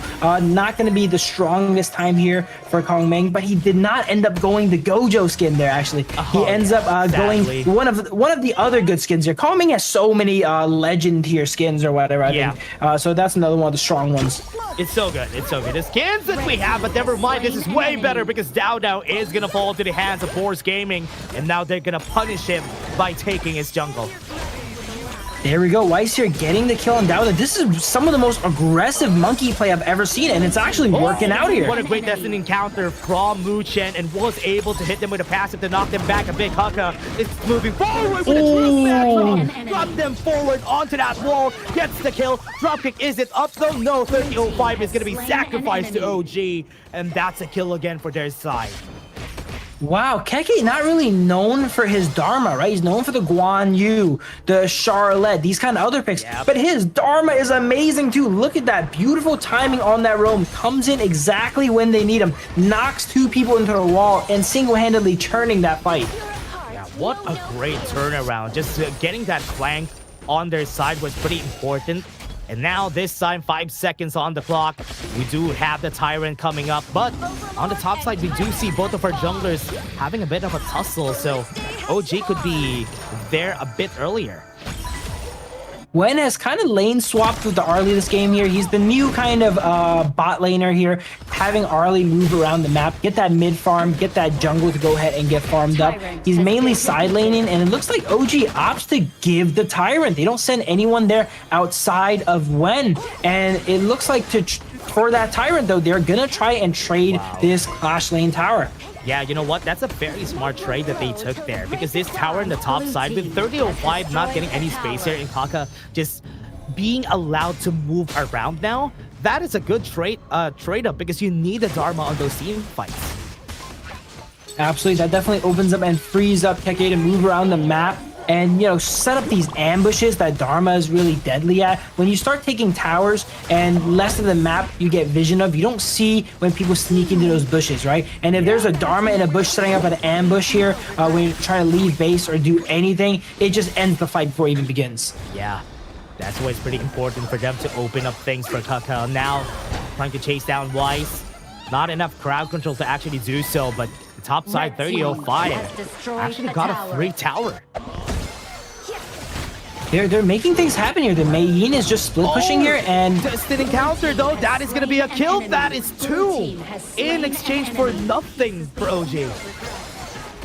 OG is starting to walk away with the game here. They're up 6 kills and 3,000 gold. Here's another tower for them here. That Agudo is just amazing at pushing down towers. We've seen it earlier today. Agudo, Arlie. Teams like picking them together to go ahead and have the late game power of the Arlie as well as the pushing and sieging potential of that Agudo. 30-05 was in danger. Dao Dao was tanking up a lot of the damage there. What a good punish from the side of Boars. On going a little bit over aggressive there, overconfident there, and Mac catches him with that ultimate under a tower, and his fate was sealed there. Yeah, that was a good ultimate. That's a good Imperial Order, and even if the Cannon Blast hits there, that could have been the death sentence that they needed. And he took like 2 tower shots in the face. I think we're starting to see Boars Gaming's kind of win condition here. If they're able to land that chain CC with that Cannon Blast, with that D-Renji ultimate here, and set up for maybe a Dream Roam on top of that as well too, with Ganemo dropping some damage, they are able to dispatch almost any hero before they can even move. Yeah, so aggressive Dream Roaming. Gonna be hitting 2 people. Teleportation circle, they're already here. Tower in the mid lane is already sacrificed. It's dead. And now Boars is just gonna back off. OG is playing so well throughout the map there. This is one of those things we mentioned about OG. They're able to do so many things at once, right? You see them pushing bot lane, pushing top here, stealing your jungle. There's too many things to react to at the same time. And unless you're ready for that high pressure, high tempo situation, a lot of teams are not ready to plug all those holes in the sinking ship that is their team. This is what we were saying about the Cannon Blast and the Heart Link. Once you attach to somebody and you get hit by the Cannon Blast, that's a 2-for-1. And now, Kake's in a good position. Go, the Truth Magi is going to be hitting 2 people. And again, setting it up for the team. Keke is just able to find all these amazing Truth Mantras. I don't think he's hit a Truth Mantra on one person in this game. And what I mean by that is they have all been at least doubles. Oh man, multi-man Truth Mantras every time for this guy. Now that is a high ground tower in the bot lane taken down. Mid lane is going to be next. Yeah, they're just moving systematically through the map here. They have that rhythm we were talking about earlier, right? They take out the bot high ground and move directly into mid. They kind of have the waves synced up on time here as well, too. It looks like if they're just kind of moving with the waves, but trust me, managing all this and making sure everything lines up is an absolute art. It's so hard. It's so hard for Boars to even fight this out because we've seen them struggle against AYLO when it comes to the macro. What more for OG? OG is just way cleaner than how AYLO has been doing it. They're not giving any openings. The side lanes are always cleared. It always is pushing to the side of Boars Gaming. And versus a team like AYLO, Boars was able to force those team fights, you know, and kind of hold on. But against OG, they're definitely not weak in the team fights either. Yeah, and they're not even taking the fights. They don't even want to take it unless there's something like an objective in that lane. If there's no objective in that lane, they're not going to risk taking that fight. These aren't even fights. They're just assassinations. Keke comes out of nowhere and just insta-kills 2 people. There's no recourse there. He just kind of just goes and then gets what he needs and gets on out of there. Definitely. Now, OG on the top side. They're trying to push them back with a Destiny encounter. They're using everything, even the Radiance to pull them back. Flashing forward with the pink inside the box is not good. Right now, super low HP onto Dow. Using the Gorge Mobilization to be able to get back a bit. That's a good pushback. Pumping the brakes on their side. 30-05. Wow. Flashing the wrong entrance though. And he had to back off. Right now, KK is in front, taking a lot of the damage. They already got the kill. And this might be it. Double kill onto their side. And that top side is not going to stay for long. Absolutely. An is just playing so well here on that Arlie. Always just testing his limits here, going in and out of these fights. And that looks like it could be it here. It could be it. 30-05. Last man standing. Trying to defend for his life. But no, the Crystal is not going to survive an An. And this is it. That is 1-0. Giving it to OG. Everyone going ahead and chasing down 30-05. They're on just like, guys, I'm gonna get us out of this game here. Let me go ahead and take the Crystal. They did, I think, end up at the very end there, get that kill on 30-05 there. A little bit of KDA padding on the side of OG there, but really quick game. Yeah, strong performance from OG. We have seen them before, and the macro is just so clean for this team. They're not even taking the fights that they know they don't need. And usually, as you said, it's just assassinations altogether for them. Absolutely. If I could describe OG's gameplay in one word, it would be tempo. They really know how to dictate the pace of the game, and they're always like, not only are they always one step ahead, they're one step ahead doing like 3 different things on your side of the map. It's so hard to keep up with how you can go ahead and manage this wave here, make sure your buff does not get stolen there, and that art they have where they can flow together and push all these waves and come together and fight for these objectives is so hard to deal with. Not many teams know how to deal with that. Yeah, and you can see it. You can see that Boars Gaming was struggling when it came to the macro. They were trying to defend here and there, but OG was always on top of things most of the time. And that is the best thing that you could learn from teams like this, from OG Twisted Minds, how they play the macro. It's a very big learning experience for the new kids in the block. Absolutely. I love the aggression from Boars Gaming in the early game there. They knew they were up against a fierce opponent, but they did not let that waver them and scare them. They still played aggressive, and they actually caught Dow there in the early game. So that kind of paid off a bit. Definitely not. OG was not ready for that level of aggression from Boars there, but they are versus the kings of aggression themselves, OG Esports. So they were not able to keep up there in game 1. Yeah, and remember, for just history for everybody, during the last season for Spring, OG was the strongest in the group stages. In the ranking week, they didn't have any big losses on their side, and they were at the top. But in the end, it was just Twisted Minds on the playoffs that actually defeated them.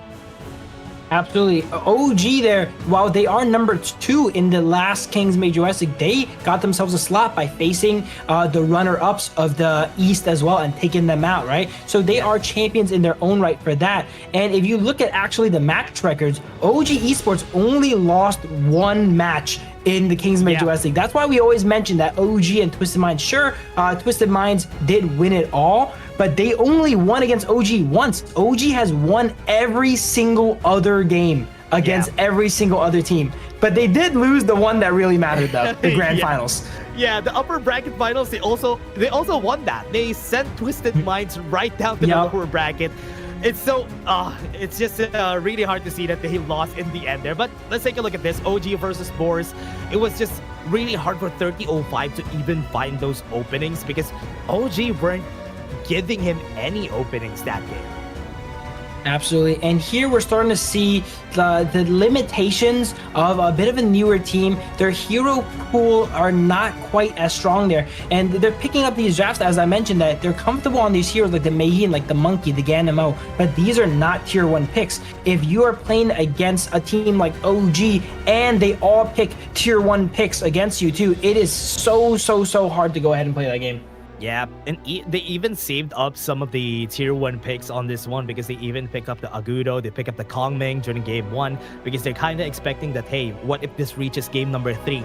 And that's the champion mindset that we have here for OG and even Twisted Minds during our past match.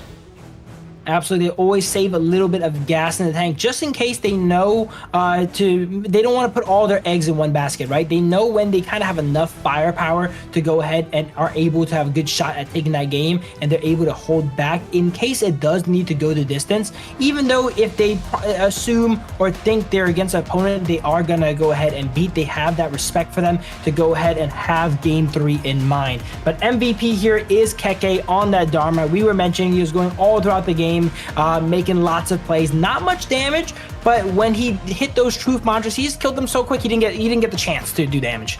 Yeah, 404, and this guy was able to get a lot of big truth mantras in the game, and it's crazy that he was able to pull off like 3 of them in this whole game. And right now it's going to be a bit of a challenge for Boars Gaming. You know what? It's also challenging that they played 2 matches already. So right now, they might be a bit tired compared to how they were during their first game.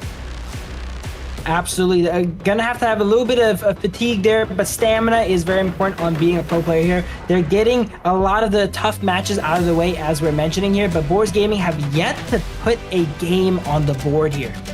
Yeah, they need to find one at least on the next matches, and we talked about how they're fighting against stronger teams, so at least they're putting it away first so that the next game they would have a better chance. So good learning experience, then use it against the other teams after this.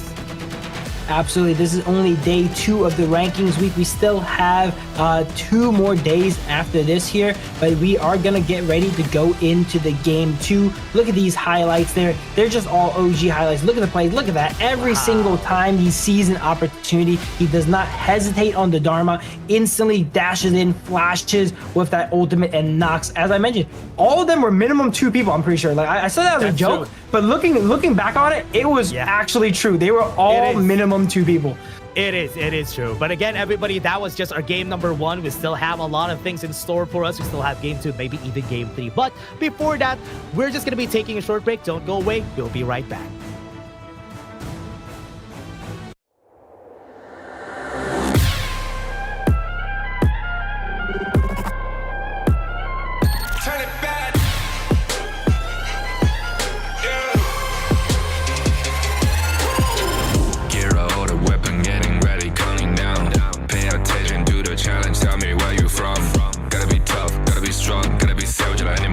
Time you tryna push me down. Look at me, I'll be lying down. When I run around, it'll make a sign, I will catch you. Watch out, it's better feel, kind of mercy. Look at me, I'll be rising. Carry the season, you got a damn, gonna wibble. You never hesitate for another moment, but my bone is golden.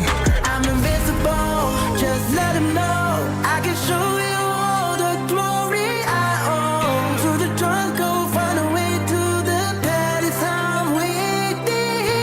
Go, live and rock and we go. Coming, light up your call. It's my kingdom, fire, going We the kings, it's our honor showtime.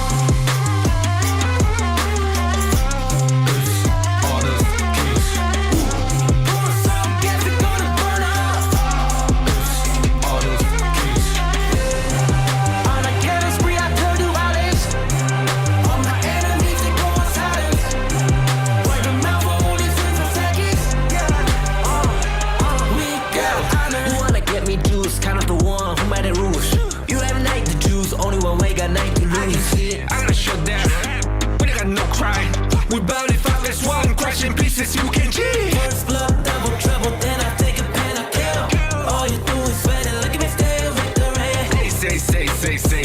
I've triggered my soul Follow my down. pace. We the champions screaming, I'm invincible. Just let them know I can show you all the glory I own. So the jungle, find a way to the pad, it's how we did. Go, live from how can we go? It ain't a river, tiny bit. Storm is coming, tired of your cold. It's my kingdom, fire, grow it up. We the kings, it's our honor showtime.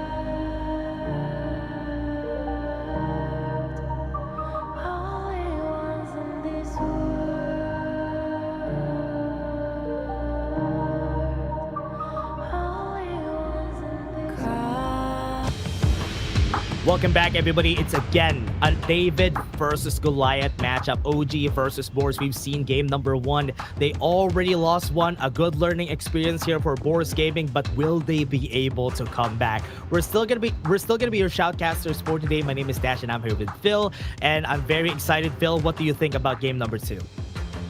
Well, there's definitely been a lot of learning here coming out today, right? A lot of lessons being doled out here.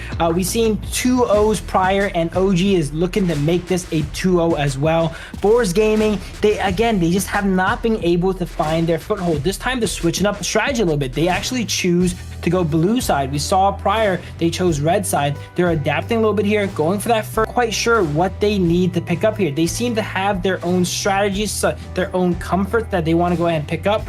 But I'd recommend, like, you still got to play the meta heroes at the end of the day.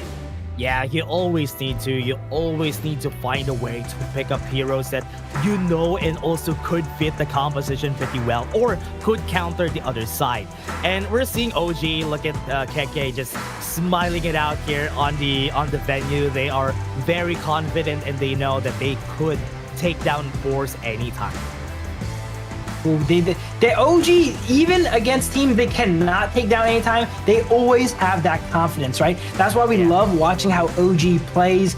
They always play super aggressively. If they're winning, they want you to know it. They're in your base. They're making these dives happen. They're making these plays happen here. The players and coaches are coordinating here, trying to think of a game plan here, as you see on the Boars Gaming side, to defeat OG here as draft goes ahead and starts up.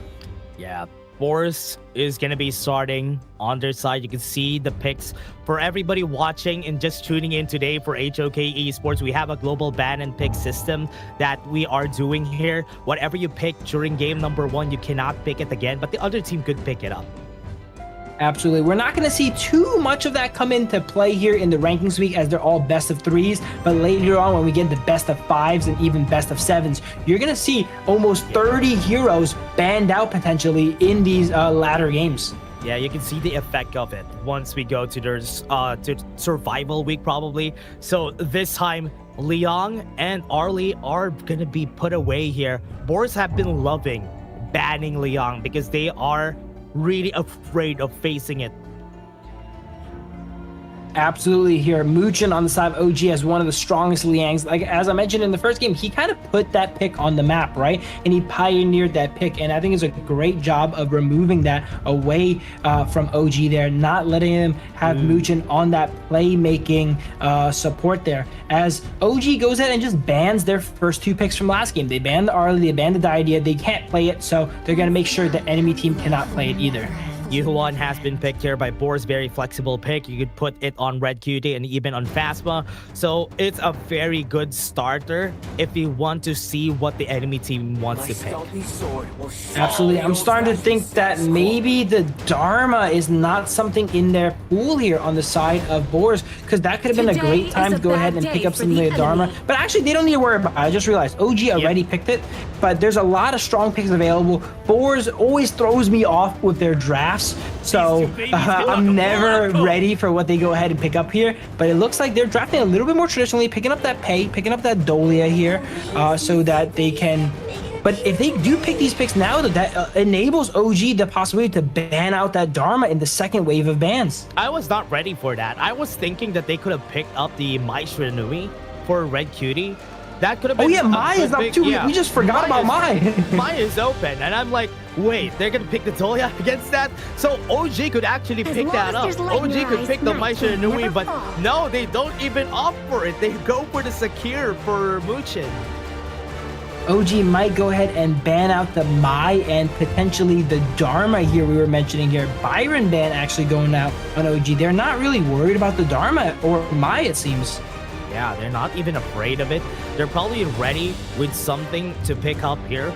I do think there's a possibility that they could just pick up the KK's favorite, Mulan. Pick up the Mulan, just show them how it's done, and they're going to be done with it. You know what's a pick on KK I really missed? His Guan Yu. He was one of the few players that played Guan Yu in the last Major West season, where not many teams kind of played it. And we see Guan Yu got that little bit of a mini rework where the horse can eat the bush now, right? I would love to see Keke go ahead and bust that out. Yeah, and a lot of the other regions have been picking Boars that up. does not want to see it though. Oh yeah, that's true. Guan Yu is now out of the picture, so we're not going to be seeing that this time. And OG do have one more thing. They do have the Mayin, but the Xiao Xiao has been picked by OG. We saw the Xiao Xiao getting picked up yesterday by Hoon from BTK, and it won. So far, Xiao Xiao is 100% win rate, if I'm correct here. And OG looking to keep up that statistic. Yeah, one thing good about the Xiao Xiao, if it's against a Luna, against a Pei, the Meteor Storm is just really good against that. Because she could just pop it, pop the ult, then wait for anybody to get close. And that's a big, big circle that you have to be aware of. And any heroes that love itemizing into something like that Splendor is going to be great against the Pei, right? The Pei in the late game is going to want to try to go for these quick burst combo and assassinations on you. Once we get later into the game and Xiao Xiao is able to itemize into something like that Splendor, they're able to turn on that ultimate Splendor, and then Pei is just going to get melted by that meteor shower. Yeah.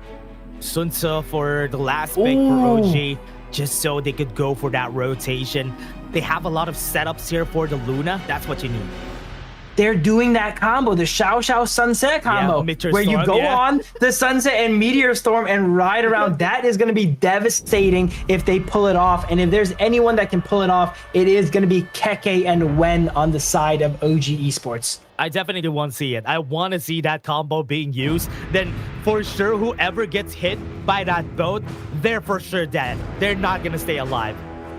I love playing that combo there in ranked. If you guys ever play Sunset or Xiao Xiao, grab a friend, load up that combo. It's just so fun. Anytime you land that boat, you never have to worry about firepower because Xiao Xiao is able to melt everyone. You can actually kind of go tank Sunset if you want, right? Because Xiao Xiao just has infinite damage on her Meteor Storm basically, and you can use Sunset just to move around the map. So there's a little bit of a combo for you guys to try at home here. OG, I noticed in all their draft after watching them for so long, they love these two hero synergies, right? They love the Princess Frost Liang. Right now, they're testing out a new one here, right? New season, new combos here with the Sunset and the Xiao Xiao. Yeah, I love that they're doing this for OG, that they have the two-person synergy, which also has like a half synergy to the other picks that they have. Like the Luna needs somebody to set up the fights for her, and having that crowd control and good wave clear from Wen and Keke, this would really help them do what they need to. And you can also potentially have Muchin get on the boat, charge up that skill 1, and hit one of the craziest drive-bys there if they land that skill 1 and boat on someone with insane burst damage. Yeah, it's very scary here. Right now, one thing that they could have done in the early game was invade the Luna, because Luna doesn't activate until level 4. If you invaded the Luna, that could have been a good starter here for Boars Gaming. Absolutely, and Luna's one of those junglers that has a very telegraphed clear. Oh, we see a skill 1 flash. The flaming bomb first blood comes in for OG. What a good starter for Muchen.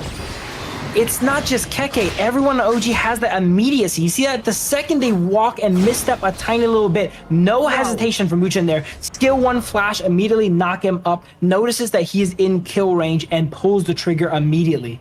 That was pretty scary. Even Mac had to flash away, but it was not enough because An also went in with a flash, riding the wind, flaming bomb. You're dead. You're not gonna stay alive from that. Hey, we were talking about those anime crossover skins there. Oh, let's actually go over this first. Like, Keke had that new skin there, you know, the anime crossover sunset. That is a good skin. You know what? When Sun Tzu uses the ultimate with that skin, it looks very massive. He's like a mecha. He's like a mecha dragon or something. I don't know what it is, but it looks sick. Honey Sweet Breeze with the knock up. KK needs to flash away to safety. He got away with that. And Wen also has the anime skin, so this is not only synergizing their heroes, they're also synergizing their skins as well too. Double anime crossover combo for side of OG. Yeah, that's true. Double anime crossover from both of them. Guys, if you do have it, try and take those skins. Those are very, very good skins, very well made. And even the skins that we were talking about a while ago, the Mirage skins, you can also go for that. Absolutely. We see OG once again kind of stepping away already, you know. There's not really a team that can really go toe-to-toe with OG in the early game. They always just find a way to just pull ahead. Even if it's only 1 kill, they're ahead about 1,000 gold here at the 3-minute mark. Yeah, not going to be hitting that with the mulberry power. Muchen is looking for another engage here. Once they get the flash, that is where they're going to start. Right now onto the mid lane. That's a kill for OG. There it is. That's the boat we're mentioning here. Bati comes in too little too late here as Red QT gets taken down. I'm not sure if he was able to use his ultimate there or he just got chain CC'd and killed so quickly that he was not able to. Because that Sunset is able to knock you up. The Xiao Xiao is able to knock you up with the skill 2. And then the skill 1 comes out from Sunset. And they have actually a crazy amount of juggling and chain CC on side OG. Yeah, Wen also knows. And even the top side, 3005, even pops the flash, pops the Sacred Tree Blessing. Not surviving Dao Dao. And man, OG looked dominant last game, but they somehow look even more dominant this game here. Last game, Boars was able to go and push into their jungle, but on the bottom lane, what a good setup there. Right on Mac, not even able to react with a flash.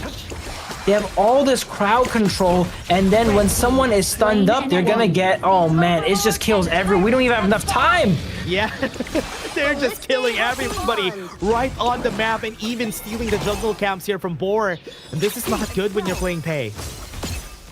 This is not good. I didn't even notice Boar's side had Pei there. They're able to dominate the early game so hard, even against the likes of Pei here. We were mentioning earlier, maybe go ahead and invade that Luna, right? Luna has a very telegraphed clear. She needs to start that Azure Golem there, but Boar was just not really able to take it to OG, whereas game 1, they had that aggression. They were not afraid. This game, it looks like they're playing a little bit more afraid.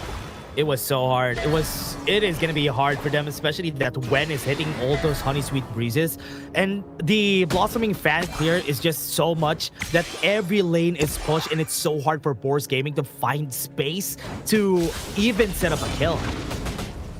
Absolutely. It's called the Honey Sweet Breeze, but it is very bitter every single time it lands onto the side of Boars Gaming here.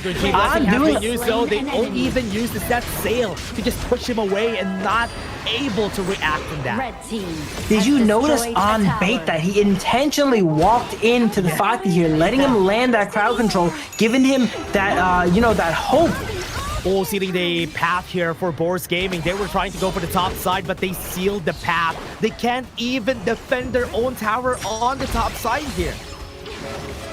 This is looking real rough. 5 minutes in, 5,000 gold ahead. This is the OG that we know and love here. 1,000 gold a minute. Set sail here. Good knock-up right there onto the back line. Good. Flash forward here from 30.05 to get the kill. And here comes the set sail. Comes in from nowhere. Got the U-turn and was able to get the hit onto the back line. Red QT doesn't have any ultimates, but it is still going to be a tower mid lane. They thought Keke was going home there with that set sail on 1 HP. He busted a left, came right back in, and takes out Pay. They're not letting them take out Wen for free. Crazy use of that set sail. And now with that, OG has been able to take down a lot of towers just from that opening that they got there. No towers on the side of Boars. 6k gold lead. Mu Chen just getting information here so that nobody from Boars would be able to react on this take, this jungle invade that they're doing. OG up 6,000 gold here now. As we were mentioning, 1 gold a minute. They're trying to build that 1,000 gold a minute. Actually, they're trying to build that gold lead. One thing about OG though that we like to mention is they play really confident, right? And that means sometimes they can maybe give windows for their opponents to capitalize. If Boar can go ahead and capitalize on some of these kind of overextensions, a little bit of these limit test kind of plays here, maybe they can go ahead and get back into the game. Yeah, they have to be scared here. Boars drops the Radiance, got some slow on the members here, got the knock up on Phasma, but not gonna be continuing on that battle. So far, they're just trying to use the Mournful Tempo as a space taker, and a fight could happen anytime here on the mid lane. They're just moving around the map, waiting for the enemy team to rotate, right, and follow them up, and then that's when they want to catch them with that set sail during that rotation there. Waiting for timing. Goes in with a Yumu with a knock-up on the Honey Sweet Breeze, almost taking the kill there. The wave is still very much open. The Meteor Storm has been keeping everybody back away, and they can't even pump the brakes here on the side of OG because this is open. We should take it. 7-minute high ground here, definitely really early. I'm surprised we don't see Keke and Wen actually combo their ultimates too often there. They opt to actually prefer to split them up. Maybe they don't want to put too many of their eggs in the same basket. With the knock-up right there, Honey Sweet Breeze to even follow through. And KK got them as a surprise and on. From the backlines he goes, and Mac falls through. That's just another beautiful example of no hesitation there. Keke playing Sunset like it's a Dharma. The second the enemy missteps, instant flash skill 1 onto 3, sets up that knockup for his team here, and this looks to be it. Might be it. Last push that they're going to be doing. Honey Sweet Breeze got the hit again. Unstoppable comes in. Force the infinite fastest, but they want to end this. The cannon minion is alive, and that's OG with a 2-0. Man, those plays from Keke all match here. No hesitation at all. The second, the frame, the pixel, the enemy team missteps, he is there with that skill 1 flash. And I thought he was just kind of standing there aura farming, to be honest, you know? Well, Keke does that sometimes. He just stands behind the tower, you know, chilling out, waiting for the enemy, seeing what they do here. And then they had another thing coming. They were trying to engage on him. You don't engage on Keke. Keke engages on you. Sets up a beautiful 3-man knockup for his team there, and they were able to follow up immediately and close out that game. Well, he kind of aura farmed though on that last fight. He still did aura farm, absolutely. Yeah. Absolutely, yeah. Yeah, he was aura farming and he was waiting. Whenever he gets an opportunity to go in, it's always there. What I like about these teams that are very strong is how they chain the skills together. After the wave render, there's the Honey Sweet Breeze, no movement. And that's a very dead person, not even able to react with a flash. Absolutely. And we were joking about, like there's no losing, there's only learning here, right? But these are some of the best games to learn. If you get punished the millisecond, the frame that you misstep, you're going to be able to build that margin of error and slowly close it until you don't have it anymore. Going forward, Boars game is going to be, okay, against Sunset, if you even think about walking in that range, in that certain situation, we're going to get engaged on here. So that's something that they can definitely learn in the future there. And that's just going to come with experience, right? Knowing what the kill distances are, the kill ranges are, the engage distance of all the heroes here in Honor of Kings. Yeah, it's always important to be learning all of these things for the players though. So I am kind of hoping that they will be able to do so this time around for Boars Gaming. As we said, it's always a learning experience for these players that they're fighting against the strongest teams, and they did already. They fought against 2 of the strongest teams that we have here in the Major West League. So now it's time for them to unleash their wrath on the other teams. Absolutely. They took 6 back-to-back lessons, okay, let's call them, all right? So now when they get a chance to play against some of the new kids on the block, they are going to go in there armed, like I said, with that knowledge, right? With those lessons under their belt. Yeah, they're a little bit more pristine as we go and move forward. But taking a look at this, everybody, OG versus Boars, you could definitely see that OG had all of the advantage in this game. There's only 1 kill that we've seen from Boars. What I'm surprised about is Wen actually did not have that many resources there. He gave a lot of those resources over to the other carriers of the team here. Only 4,900 gold on the side of Wen there, and he opted for a utility style build. Anti-heal first item on the Xiao Xiao, understanding that his team has enough damage in the Luna, the Long, and the Sunset. He doesn't really need to be there for the damage, just gonna provide that utility there. Yeah, and even with the utility items that you said, Venomous Staff as the first item, he still had the highest damage in this game. Even if that damage to gold ratio is very impressive. That's over a 10x damage to gold ratio. He had among the least resources and was able to output a lot there. So that has to be noted here on Wen. Yeah, that was definitely a potential MVP for Wen in this game. Or KK could also take it again for OG. When you have Keke on your team, it's really hard to get the MVP on him there, especially if your playstyle is like when playing for the team there, being a team player and funneling the farm to your carries of your team. But I think he does have a good shot there, right? As we mentioned, that gold to damage ratio, especially in, the ranked matches when you're getting the letter grades and stuff, they really do look at that, how much you die, how much damage you're able to put out with your gold. And that is the statistic. If you want to get more of those SSSs, that's a statistic that is very important for the mid lane. But there we go. Yep. There you go. He does have Keke on his team, right? All the stuff we just mentioned don't really matter. It goes out the window. All right. So if you guys are in a solo queue match with Keke, doesn't really matter what you do. He's likely to still get the MVP. But if you are not, you could use some of my tips there to go ahead and get yourself a little bit more letter grades and those SSSs. Bro, this guy is the 1v1 master, and we've seen him win almost all of that. And that's why this guy is very scary, especially on all the global leagues that we have here. So right now, this guy for the team OG, KK is still the star of the team currently. Absolutely. But OG, they just have so many stars on that roster. They're all star players as well. And another thing I want to mention, in the rankings week, we've seen quite the hero pool come out from Keke. He's playing a lot of different heroes, and he's demonstrating that, he's not stuck to those 1 or 2 heroes. He's able to bust out the Sunset and play in a carry role and carry even on that pick that kind of, fell off a little bit in the meta. Yeah, I think one of the good things about the Sun Tzu is that he's really, really good at just setting up fights for the team rather than just carrying. And being able to do these kinds of movements from KK. Look at this. Oh, look at this. Forming, then go in. Man, that was such a sick play there from KK. Legit just standing there menacingly as the enemies approach. And it just shows you, do not approach KK. Yeah, you shouldn't. He is asking that question every time. Oh, you're approaching me, as he says every time. Yeah. We gotta wait for a time where Keke busts out the Lubu, and then there's the lore adds up. Do not approach Keke. Do not approach Lubu on the bridge there. But that is gonna be match 3 here. We have one more match coming up. Do not tune away here, guys. It is gonna be BTK versus 9Z Globant coming up right after this.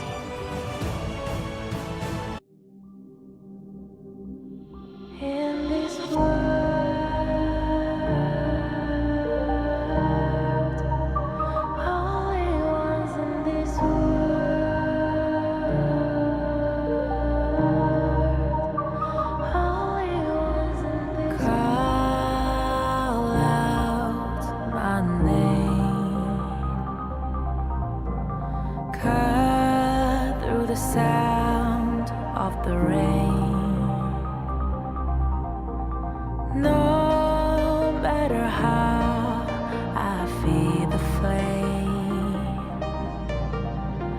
you know I feel the darkness and the pain. All of the ways we tried to break free from the night, you know we made it out, we found the light. I fly so high, light up the skyline. Let's do it this time, like it's a whole new vibrant world.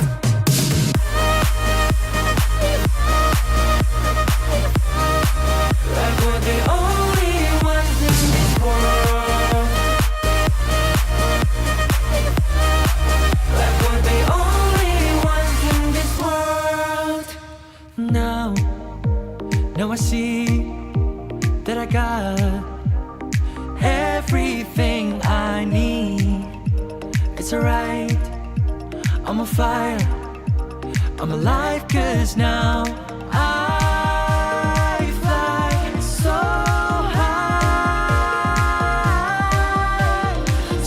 high, light up the skyline. Let's do it this time, like it's a whole new colorful world.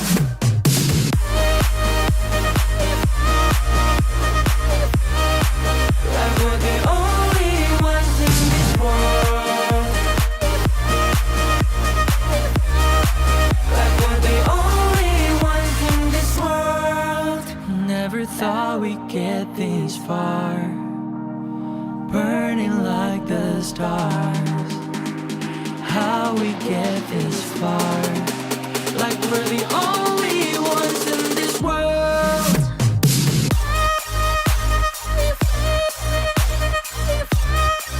Like we're the only ones in this world. Like we're the only ones in this world.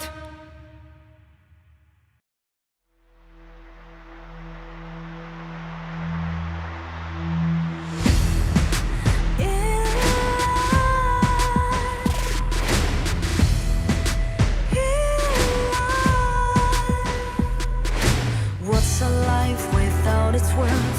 Compromising with what hurts inside.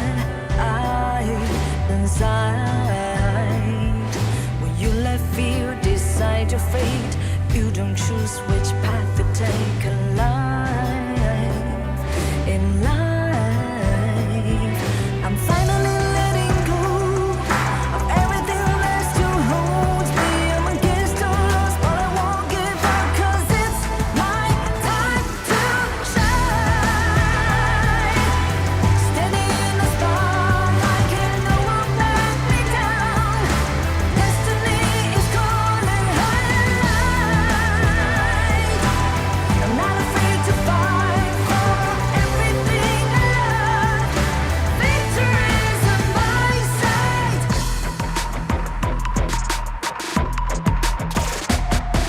The more we lose, the more we gain. The more that nothing stays the same in time. Can't love ever, can't forget. What you see is what you get sometimes.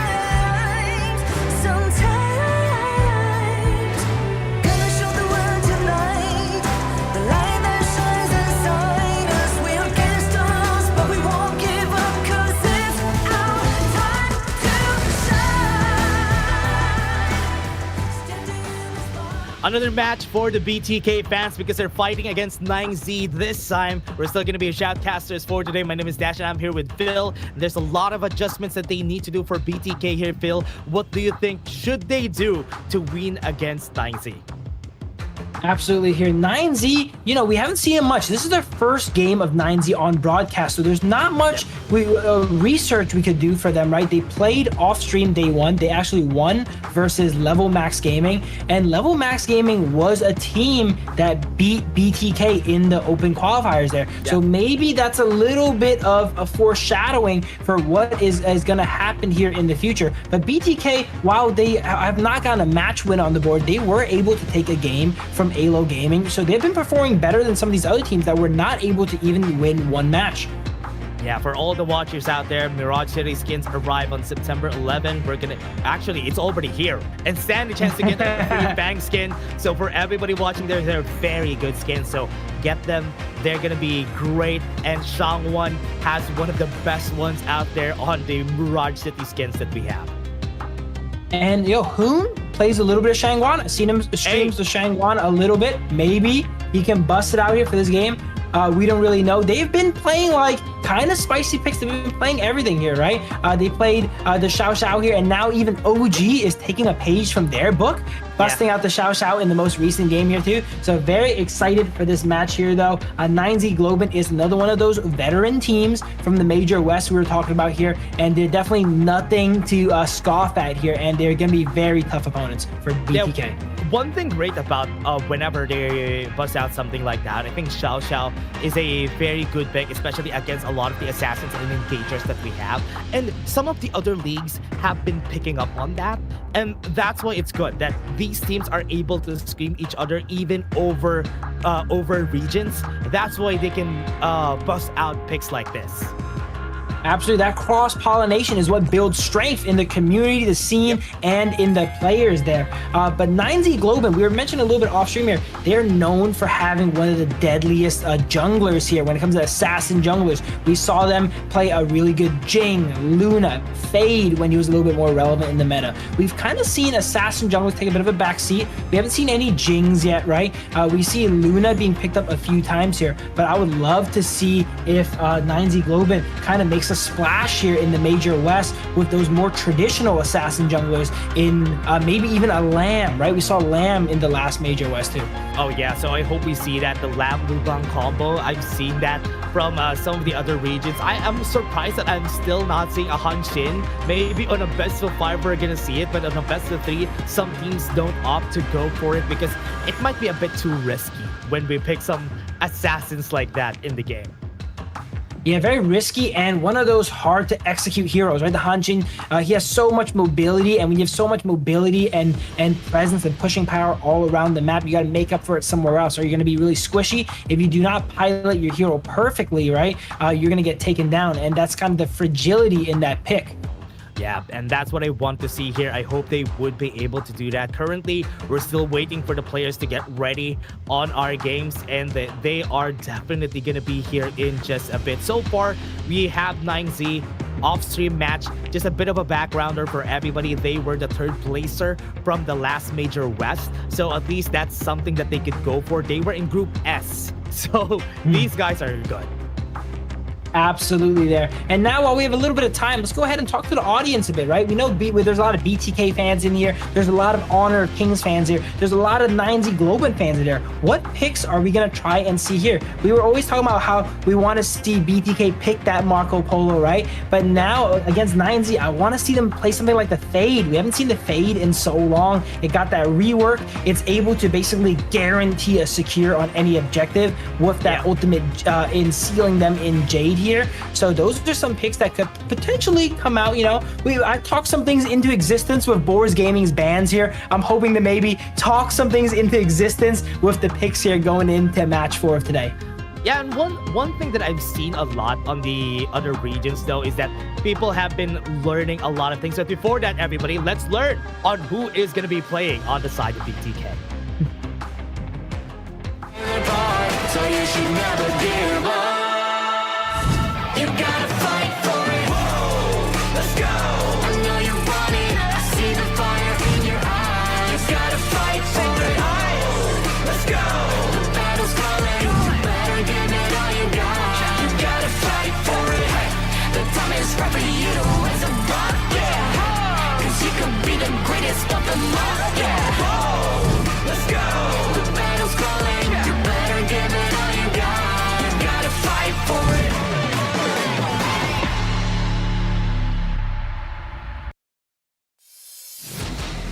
Here's a look at BTK's roster here. I think we've said here in day one here, they're able to take a game off AYLO Gaming. BTK has surprised a lot of people here. They have Fried Chicken in the Clash lane, best player on the jungle, Moba Zane on the marksman role, Shark on roam, and Hoon there rounding out their composition. Can they pull out some more surprises here versus a team that is projected to be the favorites here?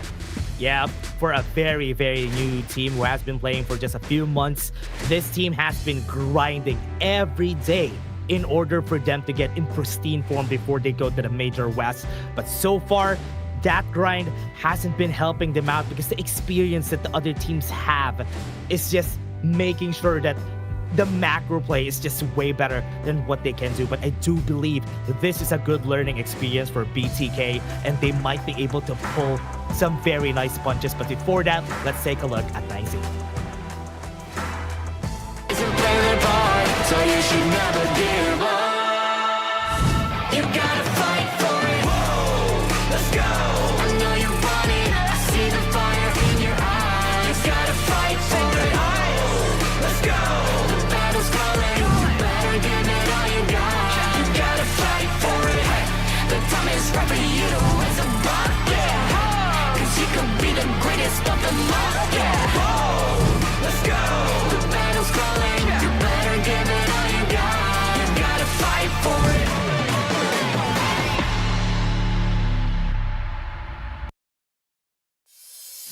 9Z Globant from Argentina, La Violeta. With this roster that they have, we have Win RJ on the Clash lane, Sick on the jungle, Lefty on the farm lane, Moon on the mid lane, and Kapusiba on that row. What a great roster here for 9Z Global. We have not seen them yet. That's the first time I think we saw their team intro, because this is the first match they played on stream here. Yesterday, they did play off stream against Level Max Club there and take that 2-0. So they're looking to pile another win under their belt. Yeah, and I know that BTK has been trying their best to win against Level Max Club. I had some inside information that we had. They know how to fight against Level Max Club now. So maybe against 9Z Gaming, that one against them, it's not a surefire thing that they could win against BTK. Absolutely. Well, yeah, right now they need the secret sauce to beat 9Z first, right? Yeah. I think they're not going to... Oh, they're actually playing Level Max Club tomorrow, final match. That is going to be a very interesting revenge grudge match here happening tomorrow. As you see, 9Z opt to choose red side. So we're starting to see a lot of teams, when they get the choice, they going ahead and picking red side there to take 2 of those priority picks away instead of 1. Yeah, right now we can see the teams getting ready for the drafting here for both sides. And it's still pretty early for everyone out here because right now, 9Z, BTK already fought a while ago. So this could be a very taxing one, a very taxing game for them because they already had their first game. Absolutely. Here, BTK is in, again, kind of a rough spot when they're game 1, right? We mentioned that they don't really prefer to play that early. So if they're team 1, it doesn't feel good to ban the early either. So maybe that's why a lot of these teams are going ahead trying to exploit that hero pool weakness on the side of BTK by choosing second pick, making it so that either, you know, we're not going to ban early, you guys got to pick it, or we're going to go ahead and take it. And then if you guys take it, you're not that comfortable on it too. So that's the other dimension onto draft here, is not only knowing what heroes are good in the meta, but knowing what heroes your opponents are comfortable on. Yeah, right now Luna is also getting banned. They respect it. You've said it a while ago, Phil, that Sick is a very good assassin jungler, so the respect that they have for this guy is just massive. So I hope we see some lamb action, or maybe even some Jing action coming from Sick. Yeah, Sick, one of the strongest Jing players here. And look at that. As I've mentioned, they're giving over the early. Will they take it? And BTK takes the bait here. Okay. They actually do. They pick up the early here for Moba Zhang, so I hope they will be able to pilot this pretty well. But 9Z has a lot of openings. Maestro Nui, Diadia, the best thing to pair with the early has been also taken by 9Z. I think I would have liked the Mai pickup a little bit more, you know, because Zane is pretty comfortable on something like the Channel, right? And Channel has a great matchup against Arlie. And then that way they can go ahead and get Hoon on one of his favorite picks here with that Mai. But they kind of did it in a little bit of reverse here. They picked the Arlie, which is not as proven on their team currently. But here's a look at their second set of drafts here. They do pick up the Zhongfei, the next best thing, as you mentioned earlier, along with the Agudo. Yeah, Agudo, they have a lot of pushing power here. Like what happened from match number 3 or match number 2 in where they give everything to the Arlie. That could also be done here by having the Agudo, by having the Zhongfei for their team. Now, here's the thing that we were seeing that composition played perfectly by Twisted Minds. Is BTK, one of these newer teams, a little bit less experienced, able to pull off a kind of not so traditional strategy, right? These guys are ladder players. They play peak, they play ranked, where that strategy does not come out too often. Are they able to switch up and adapt and pull out that funnel kind of strategy and get Mobazane super ahead on this Arlie? I like that in the Major Wets, whenever they see an Arlie, they don't really, especially in the first phase of the picks, they pick the D-Rinje, not really the Chano, in where we have a bit more of an advantage, because D-Rinje is just such a good safe pick, as we have established from the past few matches, and it has been doing really good on those matches. Absolutely. I think the DRNG pick here is great into something like the Zhongfei, right? We see they already established the Mai middle here, and Mai is not necessarily known for outputting that much damage.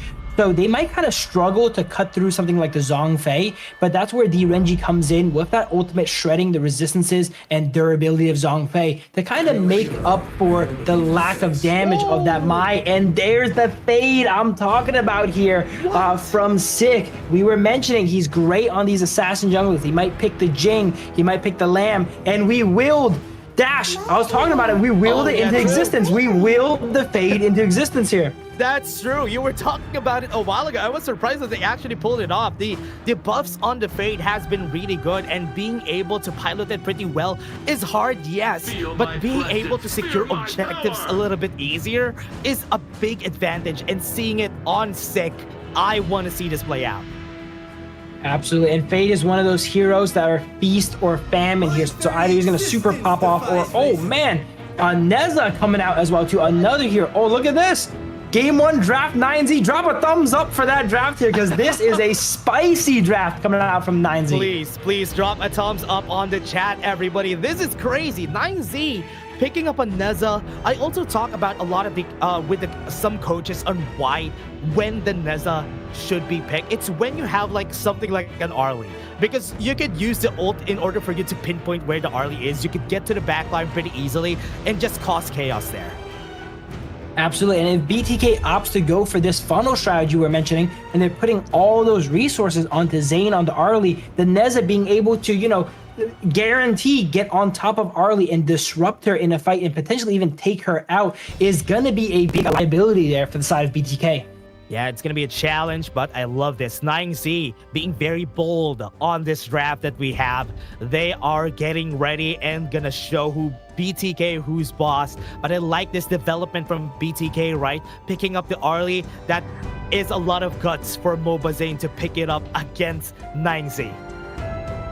Absolutely, but they're playing it by the book here. We've noticed BTK game 1, they always kind of draft by the book, right? And then usually game 2 is when it goes out the window, where they're like, all right, man, that's not going to work out, all right? We're going to do what we want to do now. But game 1, this is their game 1. They're playing it by the book. They're listening to the coach, right? They know Arlie is the #1 pick there, so they go ahead and pick it up. But let's go ahead and see how this plays out.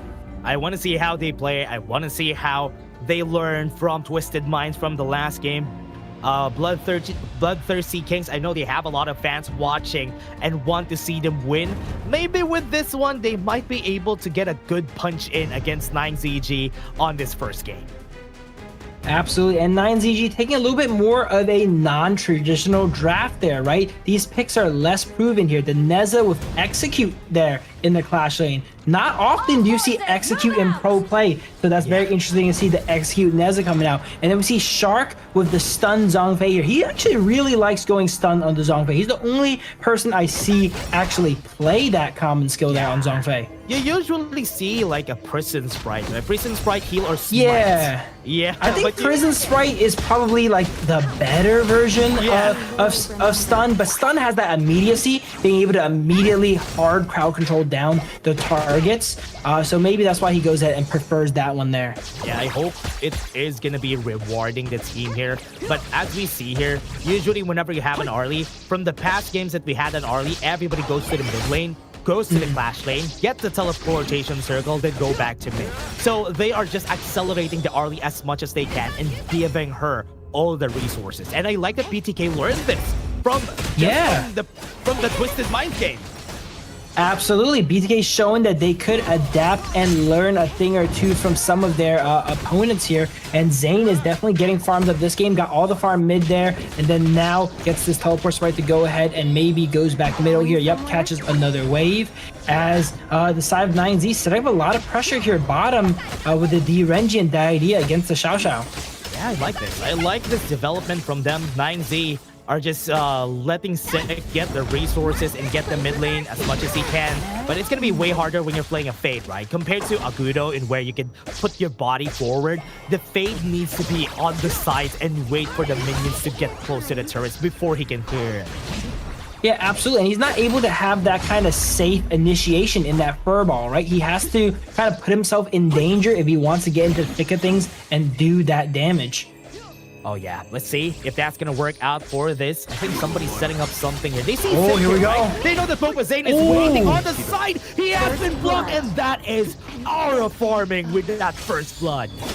Man, they had to have seen Sick there in the wall, right? Zhongfei was in the bush there, but that might again go back to inexperience. They don't know that Fade can just kill them there. Fade just Fade didn't know Arlie was there, right? But once he made an educated guess and identified that, jumped right in, gone ahead and comboed Zane there. And that's the thing we were talking about in draft here. When you play this funnel strategy and invest so much in your Arlie, it really hurts your team when it goes down. Oh man, the hardened Shade Mark is just so hard to deal with. Let's take a look at the Sui play again. Yeah, he sees that. He had to have seen him in that wall there. He tried to dash too. He hit the wall. That's why he wasn't able to dash away. Which is very unfortunate though for Boba Zane. But right now, they're trying to put more pressure. 9Z got that opening. That's not good. That is the MOBA Zane Arlie that we've heard tall tales about here, as we are heading a little bit into the Tyrant here, coming up in about 40 seconds. 9Z have a little bit of an advantage, about a 700 gold advantage here. BTA is doing a good job of keeping up. They have to ensure that, you know, their prized possession here, Arlie, that they're investing so much in, is able to stay alive. You know what? What I'm waiting for is a Skyfall. I'm waiting for a Skyfall from WinRJ, and when he joins the fight, that is when everything's gonna go crazy. Go for the knock-up right here on the mid lane. Best player one. Oh, no, you can't move anymore. That's another kill. That is that hardened Jade Mark there. I think it is the name, right? That's the correct name. Yep. From Sick there, being able to lock up any target. It is not just heroes. After the rework, he can also do that to objectives and secure Tyrants, Overlords, without anyone being able to steal their kill, either a teammate or an enemy. Oh yeah, that is it. 9Z just gonna be taking the Tyrant here. Best player one is not in position to contest it. And you can't even contest it. If you're fighting against a Fade, you can't even contest it. There we go. There's another situation there. He was able to lock up that Tyrant with that ultimate, and it gives the enemy team literally a 0% chance to steal it. Because once that Jade is on that target, no one other than Fade does damage to that target there. So he guarantees that Tyrant. And we trust the players that they know the timing, right? So for sure, it's not going to be stolen by the other team. So BTK, oh, the timing is generous too with Fade. He does a lot of damage with that ultimate. Yeah. It's very easy to get to the execute threshold, right? That's why. And now, 9Z already, even if you don't see it right now on the map, they're already establishing their advantage in this game just because of those skills, those objectives that they have taken. And Fried Chicken on the top side might be in danger here. Just, okay, he was able to get out. Yeah, he was able to get out here, sniffs out the Fade being up there, but we see Fade teleport bottom here. Uh-oh. We've seen this before. We see Arlie under tower, half HP. Are they going to make a push here? No, they opt to just go back and farm. Yeah, Skyfall has been used. They have the ultimate already. They got the stun on a lot of people. Best player 1 was able to spot the Blood Rage, but no, he's not going to survive that. On the front is Hoon. He survived, and that's the hard Jade Mark to end the kill. Killing spree comes in for 6. Man, Fade is just such a stylish hero. He's locking you up there, freezing you there. Oh, and there's another one here. This is the tempo that we know 9Z is able to go ahead and perform when they play assassin junglers. Sick. We were mentioning him, known for his assassin play. He's able to dictate and run the game on these assassins. I love it. I love to see assassin junglers, honestly, and they are very, very flashy, everyone. 3-0 on that Fade. Almost a 2k gold lead against Best Player 1. And he's going full damage Fade as well, too. We've seen some Fades build a little bit more conservatively with the Giant's Grip, the Blood Rage, and the Blazing Cape, but that is not sick. When we say Assassin, he plays Assassin there. Axe of Torment into Master Sword, full damage. Oh man, even going Master Sword, he is just gonna go full damage. And there you go, the Master Sword, you called it, here it is. So now, nobody's gonna survive him whenever he dives.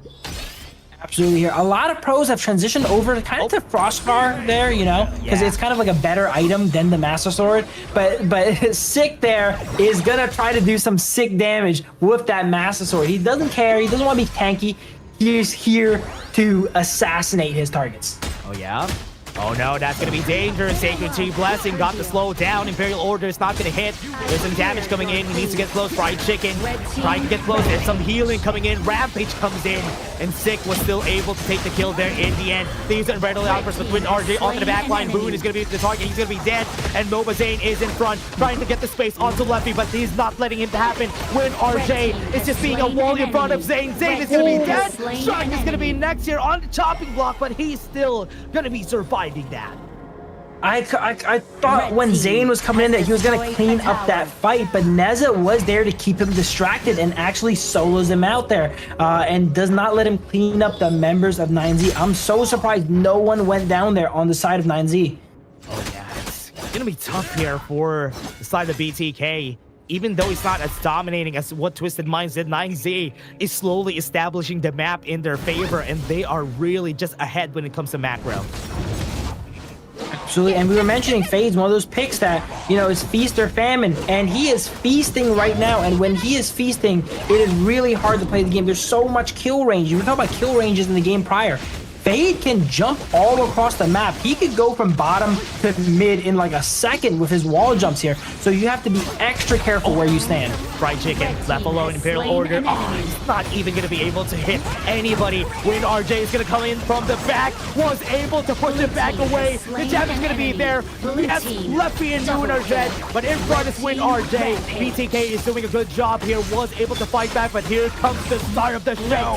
He's going to be taking everybody down one by one, but at least Best Player 1 is keeping the team alive, and the double kill comes out. Best Player 1 is trying his best, but he's not going to survive this. A 4-for-4, at least BTK was able to fight back. Absolutely, 4-for-4, you know, while BTK is behind there, they're down 5,000 gold, taking a 4-for-4 against a team that's up 5,000 gold to you is really impressive there. If they can keep doing some of these kind of trades here, they can get back into the game. You can see the respect coming from Sick, right? Sick knows that whenever Sacred Tree Blessing gets popped, you know that they're not going to win the fight. That's why after dashing, he just goes out against Fried Chicken. Yeah, he just baits it out, man. And that's the hallmark of a good assassin player, right? Knowing when to weave in and out of the fights, baiting the opponent's cooldowns, dodging them, and taking opportune times. And ooh. Oh, nah. Neza didn't even get the chance to arrive there with the Skyfall as well there. He was late to the party. That's true. He's not even able to get there. And now, look at this. It's a 4-for-1 strat that 9Z is doing. Putting a lot of pressure on the top side so that Sick would be able to push in the bottom. He's not going to get killed anyway because he can run away, but Best Player 1, that is a kind of scary spot to be in. Yeah, this is a strategy you guys can maybe adopt in some of your games at home. If you're a really strong hero like the Fade, when you're really fed, you know no one can 1v1 you. tell your team to go 4 in a lane, and then you go on the opposite side. If they send 2 people after you, your team wins the 4v3. If they don't, you win the 1v1, right? They're taking both objectives, so that is a very cheeky play. Tyrant has already been taken, and now the Overlord is down, so they got double objectives here. Absolutely. When you're so ahead, you're able to just take both objectives and sync it up. You're only hindered by that primal bond there if you take it out, and then you have to damage down the other side of it. So usually teams are going to kind of DPS them at around the same time and take them at the same time. So Win that our they day don't with his Skyfall onto the back with the Hardened Jade Mark. That's going to be a free kill. Fried Chicken's going to be next. They have 3 on the board already, and that was a fast engage here for 9Z. I think a little bit of what we're mentioning in the draft here is coming together here. They have a composition that is all about investing in that early, but it's so hard to survive, right? He's against the Neza that can just target him down from like anywhere on the map, really. He's against a super fed Fade, a Mai. While, you know, we joke about Zane's Arlie a little bit here in the KMW, he has really tough games where it's not easy to survive as Arlie. Yeah, honestly, 9Z is just so ahead that right now, I'm Brental out for the 4 and of course mobilization. What a good combo coming in from the side of BTK. This might be what they need, and that's enough. The 2 kills is enough to push them away. There we go. BTK holds on from that push, taking a nice 2 for 0. But look at the side of BTK. Where did all their towers go? They're down 8 towers to 9Z Globant here. And as we've seen earlier today, once you lose all your high grounds, it feels like it's, oh man. There it is. That was so fast, man. I didn't even see the damage. Like, what was that? That was crazy. Oh no, Zane, you shouldn't take that. He's gonna be dead. Oh no, he actually took the fight, and now he's gonna go in forward. 6, trying to move forward, gonna get the damage. Hardened Jade Mark is gonna be killing 1 person, please, and that's good enough. This is gonna be the ace for the team. Sacred Tree Blessing was used by Fried Chicken, but he's gonna go. He doesn't care. He's just gonna go for the kill. Moon steals the Penta there. Sick diving into the enemy's base there to try and you know, secure it there. They're 9Z Globant, but they're playing super bloodthirsty. I'm gonna be mad if that was me. My Penta just got I would also be upset. Oh, bro, Moon is gonna be dead here. Crystal is gonna go down, and 9Z. What a dominating game against BTK. Man, 9Z sending day 2, it looks like. Oh, what did that mean? What did that mean? I'm not too sure there. That's small effort, bro. That's a small effort, as he said. You know. Oh yeah, yeah. But yeah, 9Z doing a extremely impressive performance there, busting out a bit of their comfort picks here, right? You know, going for some fan favorites here, busting out the Fade there, and putting on such a masterful performance there. And wow, I don't even know what BTK can do after that. There's just a tempo. 9Z is one of those teams similar to OG. Once they get the lead, they do not give you room to breathe. They don't give you anywhere to go. They're in your jungle. They're in everywhere. We saw the Xiao Xiao. The Hoon tried to just leave base to clear minions. Nope, immediately gets taken out.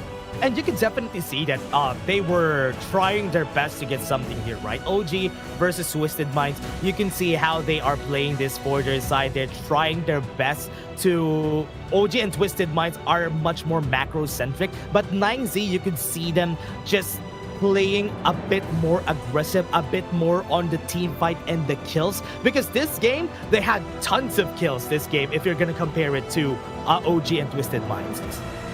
Yeah, absolutely. 9Z there, you know, like I said earlier, they play these assassins, right? They play all these highly mechanical heroes, so they know how to take a fight. They don't need to play the map, right? They will take you on a team fight, and that's what they did. And they know their heroes really well. They know their kill ranges really well here, right? And they're kind of exposing the knowledge gap there in BTK. We were looking at earlier, they saw Fade was there, right?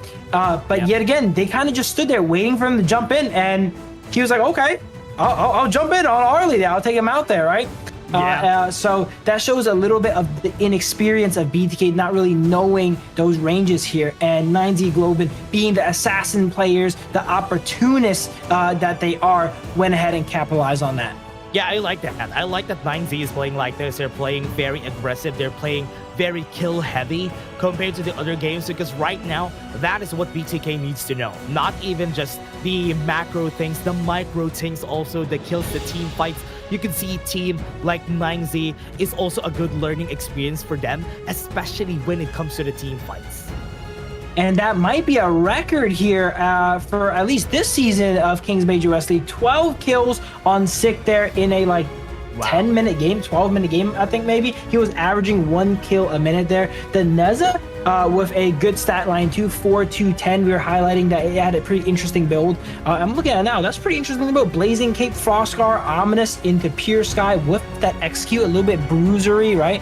His job was mainly to dive in on that Arlie and give her a tough time, and he definitely gave her a tough time. He had the slow from the Frostscar, the Ominous reducing her attack speed, as well as, you know, the base damage from the Pure Sky there to go ahead and chunk her down. Oh yeah, 115k damage on that fade. Bro, he was dealing so much this game. And I'm not gonna be surprised because they're getting a lot of kills in this game to throwing board. Absolutely sick on the fade here, just handing out fades all game, left, right, and center. 12 kills. Let's see what they go ahead and pick up in game 2. We were seeing in their hero intro, or their team intro, I'm sorry, he had that lamb behind him here. Maybe we could see a little bit of the lamb come up, or the Jing, you know, all these assassin type high tempo junglers that he's known for. Yeah, I'm excited. I'm very excited to see some assassin junglers be picked up here for the side of 9ZG. It's gonna be great to see some assassins being pulled left and right. A Jing I want to see. Even the lamb, no, anything, any assassin that he pulls up, I'm okay with. We might be able to will it into existence here, Dash. All right, what are you looking to see? Maybe, you know, they hear us and they go ahead and pick it in the game. I'm not too sure here, you know, but some of the things we were able to call, which is really nice. Yeah, right now, we could definitely see something very interesting, maybe even Hansen for Sick, but that is just us theorizing what they will be able to pick up here. But I like this. BTK learning a lot of things. 9Z just dominating, showing them that they are veterans at their own right here in the Major West. Absolutely. Now, if they actually pick the Hanshin, that confirms it, you know? That confirms that the casters are doing a little bit of coaching here. But MVP, none other than Sick here. If you get that stat line and that amount of damage in a game and you do not get MVP, something is wrong. But it is right here today, and Sick gets MVP for game 1. 12-1-3, and you can see the highlights here, everyone, how he played this game, especially their first ever kill. That was a statement for the side of 9Z. Yeah, and then we saw Zane there. I think you mentioned he bumped into the wall there with that dash, right? Maybe he could have gotten out, but Faye does have that knock-up on his skill 1 as well, too. But maybe he would not have been able to get away. We don't really know. One thing that I've seen also on these games, I think Shark really had some great unbridled outbursts, but one of the problems that I've been seeing for them is that Shark is having a hard time getting vision for the team, especially when you're fighting against a Fade. You need to get more vision, more space for the team so that they can move forward. But this was a scrappy fight that I thought in where BTK could actually come back from this with a 4-for-4 from there. Yeah, that was a great job. They were down 5,000 gold and still took a 4v4, but they were not able to really do much from that momentum here. And the next few fights here, oh, look at that. Look at that. Before Hoon can even move, the skill 1 on Fade knocking up, and during that knock-up duration, Hoon was encapsulated in Jade. Yeah, this was also a crazy play. This was the game-ending play for them. A steal on that pentakill, but it's okay. It's a quadra kill already at this Look point. at Sick dive into base there to try and get himself that penta. He wanted it for sure there. He was thirsting for that, and he wasn't able to get it in the end. But it was still a nice try for BTK, but 9Z, what a dominating performance. This is what I like whenever I see Assassins. But again, everybody, that was just game number 1. We still have a lot, or rather, game 2 or game 3 in store for us for today. We're just going to be taking a short break. Don't go away.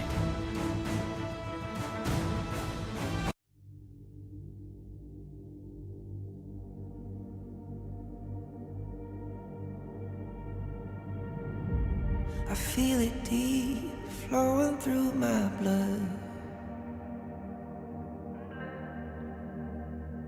Rising up to become someone. And taking it all on my own. What a sweet victory. Taking all of my control, awaken something deep in me.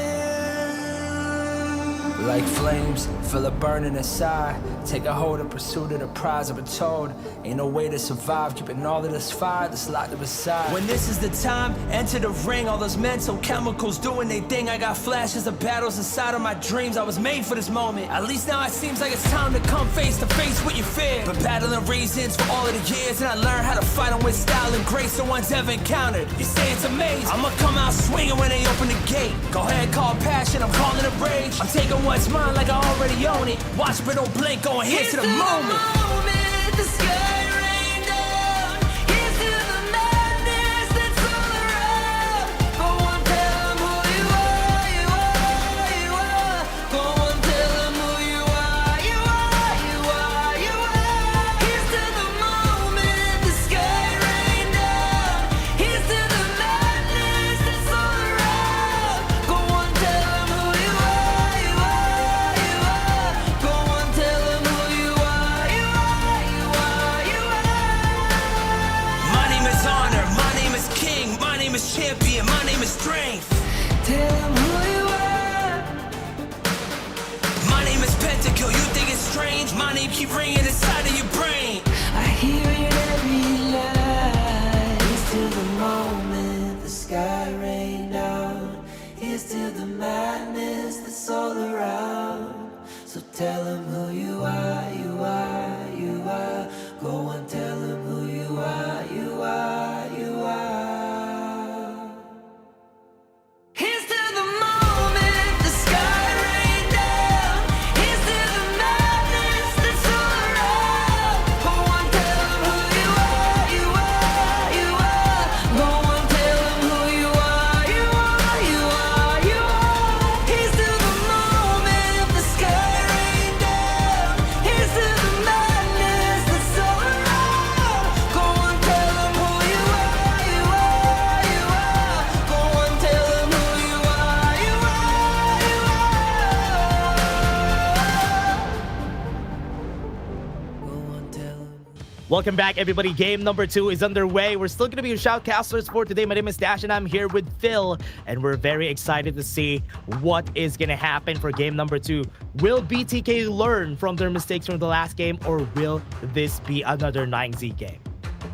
Well, after the absolute clinic that 9Z put on them here, this is going to be a match point for the side of BTK, and they need to really switch things up, like switch everything up, because that last game, nothing went their way at all. They were able to win, I think, one fight, but it all crumbled up after that. Fade was about to get a pentakill on them here. BTK choosing red side, which I think is very important here, because BTK, they have that, as we mentioned there, that Arlie weakness, right? And second pick is much more comfortable with banning out the Arlie, whereas last game, they were first pick. They were put in a spot where they had to either ban Arlie on first pick, which you don't want to do, or pick it, which seems like something they don't want to do either as well too. So 9Z kind of cornered them in the draft there. Yeah, it's just so hard for them that this is happening. So I hope they would be able to change things up here for the team, because currently this is going to be such a challenge for the team right now with whatever is happening. But for now, we're waiting for them to set things up. We're waiting for them to get ready, and we're waiting for the draft to happen here for the team. So let's see if they would be able to pull that off. Yeah, and we were talking a little bit while it was on the break. We're taking bets on what picks are coming out here, right? It feels like 9Z, they're kind of feeling themselves in the draft here now. They picked the Neza, they picked the Fade, and it worked out really, really well. So maybe this game they pick up, one of their signature heroes. Their Sick had that Lamb behind him, right? I'm calling a Lamb pick this game. Oh yeah, I hope to see that. I hope to see that. You called the Fade a while ago, Phil, so maybe the Lamb. I'm going 2 for 2 here, Dash. Yeah, it's I'm calling the Lamb now.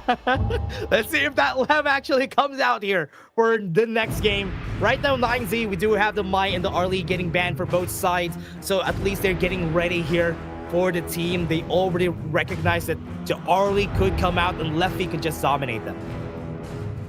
Yep, the Arlie does get banned out by the side of BTK. They do not want to deal with that anymore. They played it in game 1, and they do not want 9Z to play it here in game 2. Right now, Dharma also is down. Lying Z, are they going to be setting up a trap here? What is Probably here? Probably the most standard set of bans I've seen all tournament here, right? We have the My Dharma Arlie Pay, very cookie cutter style bans, very by the book. Let's see what 9Z opts to pick here. And that's another you know by what the book pick. they picked the Yuan. Now, this is a really good pick, I think, because they want to play those assassins, right? And who do assassins not want to play against? Someone like the Yuan that's able to go untangible with that ultimate and avoid their combo here. So they're removing one of their counters that they know BTK likes playing as well too. They know Hoon has played a lot of that Yuan in the past. Yeah, I like that BTK also recognizes that, right? Which is why they pick up the Long with the Celestial Melody from the Doya, so that the Long will be pretty safe. Mobazane will not be dying a lot because he has a lot of ways of getting in and out of the fights. Yeah, Long, one of the most consistent marksmen here, able to just fly away in that ultimate anytime they're in danger. But we just realized Luna is not banned this game, and that's another one of 6 signatures here as Luna gets locked in. Okay, no Lamb this game. Okay, I went 1-1. But in my defense, Luna was not banned, guys, okay? Yeah, that's true. They had to. They just had to. They just had to pick up the Luna on their side here just because of that. And the Yixing is also there. I like that they're also picking up a lot of the things that could be detrimental for the Luna to perform. So the Liang could be banned here on the second phase for 9Z. Oh, never mind. They already have their roam pick, yeah. But I'm looking at the side of 9ZG. They have a lot of magic damage already. You know, we haven't talked much about itemization today. We talked about the Succubus earlier, but we might have to see that Succubus come back out for the side of BTK on the Monkey and such. A lot of magic damage on the side of 9Z here. If they can go ahead and build that Succubus and have a strategy built around, you know, diving or dispatching the marksman on the side of 9ZG, that could be a really streamlined way to go ahead and play these team fights. Just seeing the 3 picks here that they have, yeah, a Succubus Cloak is perfect already just because of the first 3 picks from the side of 9Z. But BTK, what are they going to be picking here? They need to have something good on the Clash lane because Monkey doesn't really have a good early game, so he needs to get a little bit more time. But having a Charlotte is a good touch, but I could have preferred a Byron more for BTK. Yeah, for sure. I think after the game we saw earlier, Fried Chicken really likes that split push potential that Charlotte's able to bring to the table, right? Even if his team is struggling in some aspects, he's able to apply pressure on the map relatively solo, independently of their team. And oh my gosh, Zhang Yu's being hovered here. Hey, yo, bro! Yeah, they're trying me right now. There's no way. Zhang Yu gets locked in here for the potentially final match here. All right. If you guys are wondering why I'm giggling like a schoolgirl right here, that's one of my favorite picks. All right. Top global Zhang Yu, guys. By the way, you can't see, but I'm correcting my shirt right now. They wrap it in a red ribbon, sent it to you. Here's the Zhang Yu, Phil, so that you'll be happy today. They do not know I exist, probably, but I will take that though, and I will go to off today thinking that Zhang Yu pick was in my honor. Yeah, thank you very much. Thank you very much for 9Z. BTK are gonna be going with the Golden Mo for the end there. Celestial Melody just resetting that ult is gonna be very strong too, so I hope they will be able to get them, but it's still hard to hit those couple of blades. And we were talking about BTK Marco Polo all day, and we have Marco Polo in a BTK game, but it's not them playing. It's 9Z actually busting out the Marco Polo. Yeah, we're gonna show you how it's done. Maybe that's the message of 9Z here against them, because Marco Polo as one of Mobazane's favorite picks. But right now, he hasn't pulled that, right? All the games that we've had for BTK today, they didn't pull out the Marco Polo. That's their secret weapon there. Maybe they're saving it to bust it out in the survival week, or maybe after this game if they go ahead and take it to game 3. BTK definitely a team that is capable of taking it to game 3. We saw them take it to game 3 versus AYLO Gaming on day 1. Final match as well too. Coincidence? I don't know. But 9Z here, match point versus BTK. Yeah, 9ZG versus BTK. This is a game that everybody's looking forward to, especially Phil, because we have a Zhang Yu on the win RJ. So this game is gonna be intense, everybody. This is the last game of the day, or maybe we can have a game number 3 if BTK pulls a miracle in this game number 2. Absolutely. We do see best player on the monkey there. Speaking of top global, I'm pretty sure best player is one of the highest, if not the highest, global monkeys here in the global stage here. So that's one of his most consistent picks. Hoon on the Ganamo, not a pick we've seen him play yet, but I'm very curious to see how he goes ahead and does with it there as one of these damage style mages. Yeah, one thing that they should learn here for BTK is that whenever somebody picks up the Luna, you should find a way to invade. Because Luna level 1 is so weak. You need to invade her because once she gets to level 4, she's gonna be good already. She can really be independent after that. Yeah, absolutely. And as we mentioned, Luna's clear is kind of telegraphed. She usually starts blue, but she didn't do it this game, but that means her clear is relatively slow. You can go ahead and just take that blue and really hinder and slow down her level 4. Oh yeah, and now with this level 4 already on sick, so the problem has been solved for the side of 9ZG. No invades have happened, but also just thinking about it, Monkey together with a Dahlia, not really the best when it comes to invading. The level 1 to level 2 of a U1 is also very good, which is why I do think that's the reason why they did not go for the invade.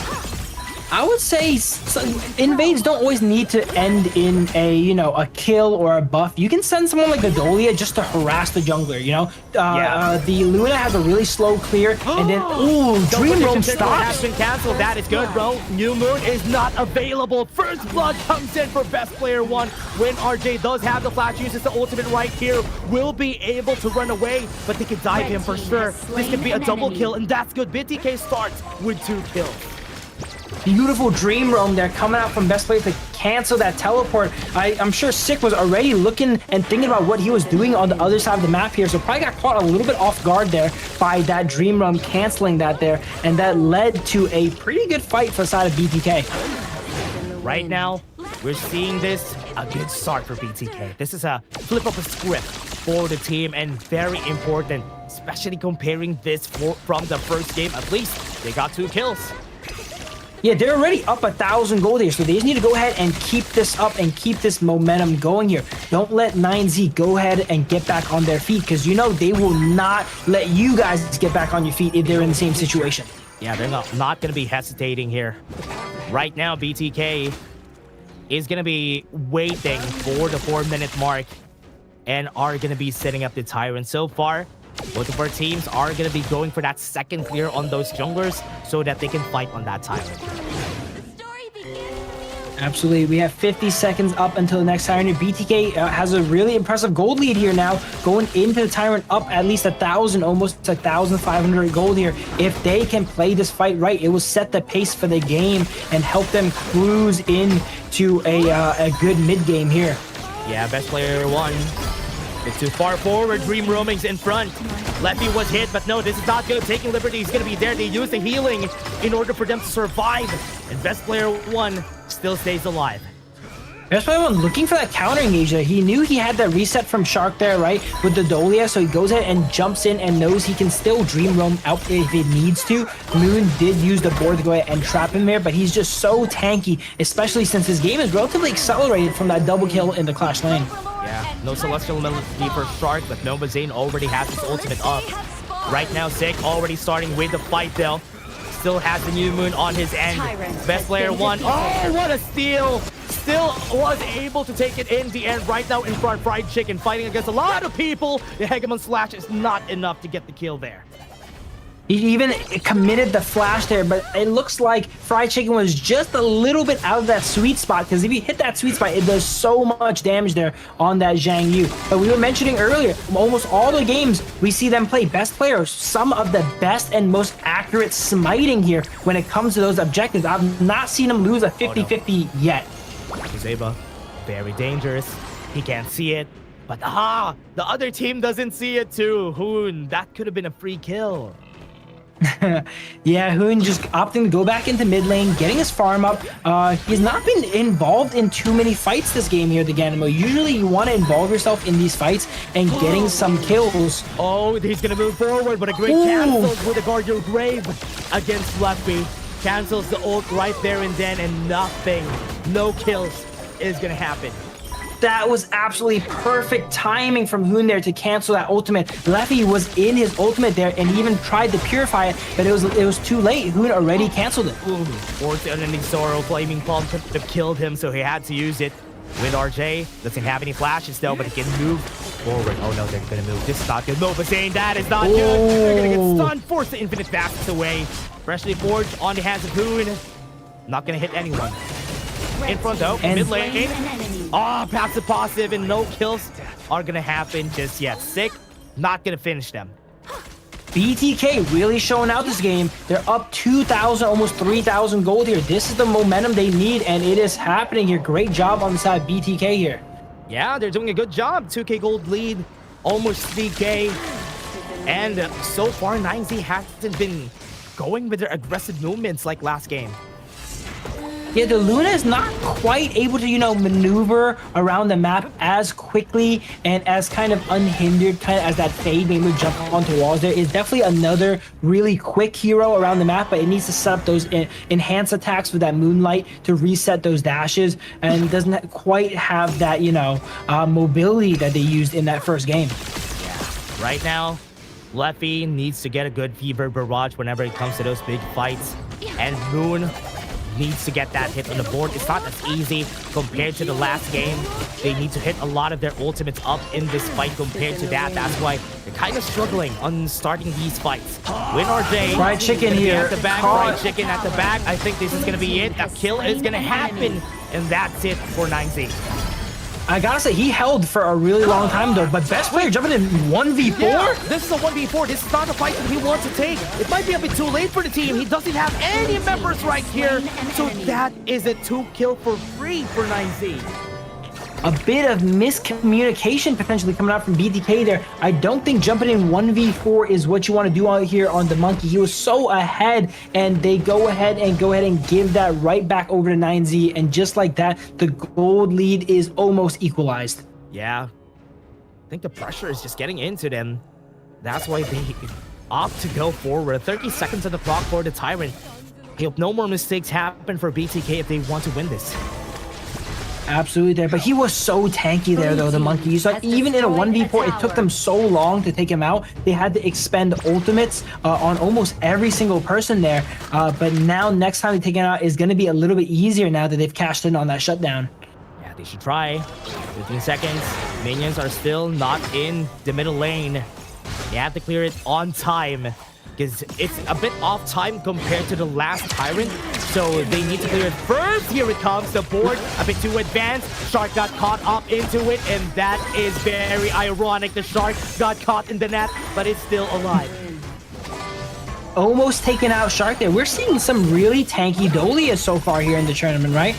They're able to survive a lot of punishment being trapped there. Oh, I thought for sure Shark was going to get taken down there, but he did not. Yeah, very alive. On the top side, we do have Sick, so we're not going to contest that Tyrant. BTK taking the second Tyrant here. Again, great objective control this game. A little bit of a mishap in the Clash lane made it so that they lost their gold lead here, but they are still doing a great job controlling the objectives of the map. Love what I'm seeing here, Phil. I love this upgrade from the side of BTK. At least they're playing it well. So far, you can see it. Even with the kills that they have, 9Z is still in an advantage, but that Boars out of the way. One more wave breaker, but Shark is still gonna stay alive. Dick is just so brutal on all these assassin junglers here, chasing you into your towers and making sure he tries every avenue before he goes ahead and goes back home. Wait. On the mid lane is where they go. Look at the map. They have half HP on the top side, so that wave should be covered for the side of BTK. But for now, 9Z is playing a bit too safe, right, compared to the last game. Absolutely, but I would say their team has really explosive engages here, right? The Zhang Yu, once he gets that, skill 1 flash onto multiple members, being able to displace people and chain it with his ultimate here, Marco Polo is able to come in as well too. So while these fights are not as, you know, skirmishy as game 1, I think once they do line up and click together, it's going to be team wipes coming out. Yeah, look at what they're doing here, right? What they're doing here for deciding that 9Z, they're just making sure that the side lanes are cleared. And they are not letting BTK go away from the mid lane. Here it comes. Time's being taken sick. Was able to move forward. No more dream roaming for this guy. Never mind, it has been resetted by the Celestial Melody. Shark is left alone onto the back line. The fight is happening in front. And that is a kill already for Sick. Trying to go for the chase down onto the back. Shark could be their next target. That freshly forged wasn't able to hit. Infinite Fastest has been pulled. And this is best player 1 in front of everybody. But Sick on the back line was able to execute Hoon. They're moving far forward. They got the damage mode. But Zane is also going to fall down in front. 3-4-1 has happened. And they are going to go. They want more. They want the tower on the mid lane. And the Celestial Melody has reset yet again. Best player 1's ultimate. Absolutely there. Wow, what a great fight. Sick getting we saw mid fight there, 8 limitless moonlights there, but he effectively dashed almost. Go for the steal. What? Ooh. We got the steal, and best player 1. That is a good play, but now the punishment is going to happen. One more kill has been given to the side, or rather 2 for 9Z. Best player 1, best smiter 1 there. I was saying he does not miss those smites, and he delivers once again. One of the most consistent smites in a player I've ever seen, actually. Oh man, Tyrant is gonna be taken. Right now, no smite for Sick, so it would be scary. Maybe. Okay, never mind. Nobody's gonna go. Yeah, best player was not around that time. He was taken down, but if he was around, he would find a way to go ahead and secure that one too. Yeah, he's gonna put his body forward, gonna sacrifice it for sure just to take that Tyrant. Yeah, but this game definitely a lot closer, but 9Z is starting to actually, on top of they were behind, but now they're actually in the lead by 2,000 gold. They put the Shadow Vanguard. Oh, bot lane. Okay, they have the Shadow Vanguard on the bot side of the map. Look at the gold here, everyone. We can see that Leffy has a 1k gold advantage already on that frigid charge. So once he goes in, everybody needs to be scared. BTK has the right idea here that they're going to the bottom side of the map because that's where the Shadow Vanguard is. Absolutely, there's the Zhang Yu flash. What a good setup, and now the board is going to come in. Everyone's going to move down. What a good ultimate from their side. Best player 1 is not going to survive that. Only Moba Zane was able to get out. Killing spree.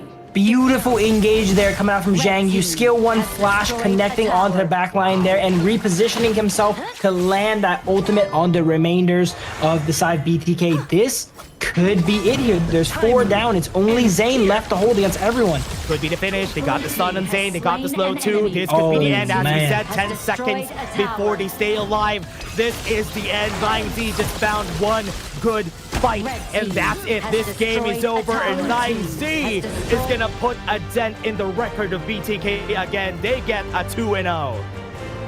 Man, that was the explosiveness we were talking about there, right? They were not taking as many small fights and early game kills as we've seen in the Fade game, but once they all clicked together, and we saw them click together at the end, their board comes down, ultimates all sync up, Marco Polo, Zhang Yu, instant team wipe on the side of BTK.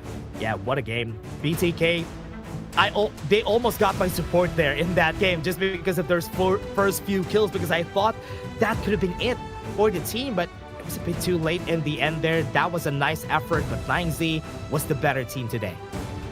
Absolutely. They played a great job in the early game, able to get themselves ahead here. They just, once they let their foot off the gas, is what we're noticing here, right? All these strong teams, they are able to go ahead and, they're not invincible. It's not like they can never get behind. We've seen OG even get a little bit behind, Twisted Minds get a little bit behind. It's how they go ahead and play it moving forward and go ahead and come back. And that's what we saw out of 9ZG. They got a little bit behind early game. They played it calm, cool, collected, waited for their opponents to go ahead and make a mistake and start to reel them back in, and then they got to the point where they went from being the team that was behind to being the team that was ahead.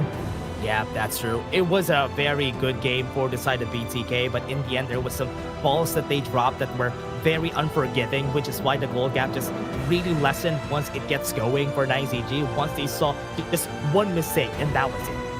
I would say the turning point was in that clash lane there, right? Fried Chicken was forced to hold against a 4v1, so him dying there was kind of understandable, but he bought a lot of time, I had to say. He played that fight really well. He took out the minions and made it so that, it was really hard to take him out. During that time, BTK needs to either come and respond quick enough to force a fight, or push a tower and do something in that time. They kind of really did neither. They didn't come and respond up and help him, and they didn't really push a tower there. And then after that, we saw best player 1. I'm not going into 1v4, a little bit ill-advised there, as the side of 9Z Globant kind of split up and triangulate and then poke the monkey there to death.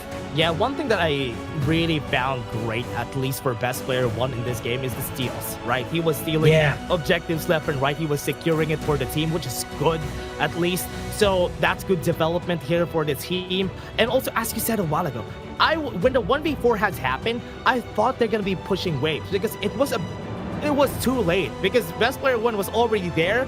They could have pushed something, and that could have gave them a bit more space. I think it was a bit of miscommunication potentially, right? Best player jumping into 1v4, thinking he has the team to back him up there, and then his team probably seeing him take a 1v4 is running up to try and assist instead of go ahead and taking those objectives, and because of that, they end up doing neither, right? They didn't win the fight, they didn't get any objectives there, and that was a big turning point that gave away that lead that they worked so hard for in the early game. Yeah, really good effort for BTK. 9Z was just a better team here. They already won against Level Max Club. Both of our American teams have been taken down here by this team, 9ZG. And you could definitely see this team is good. They have all the reasons why they were the third place team on the last Major West. And they are showing it here that they have the bite to their gameplay.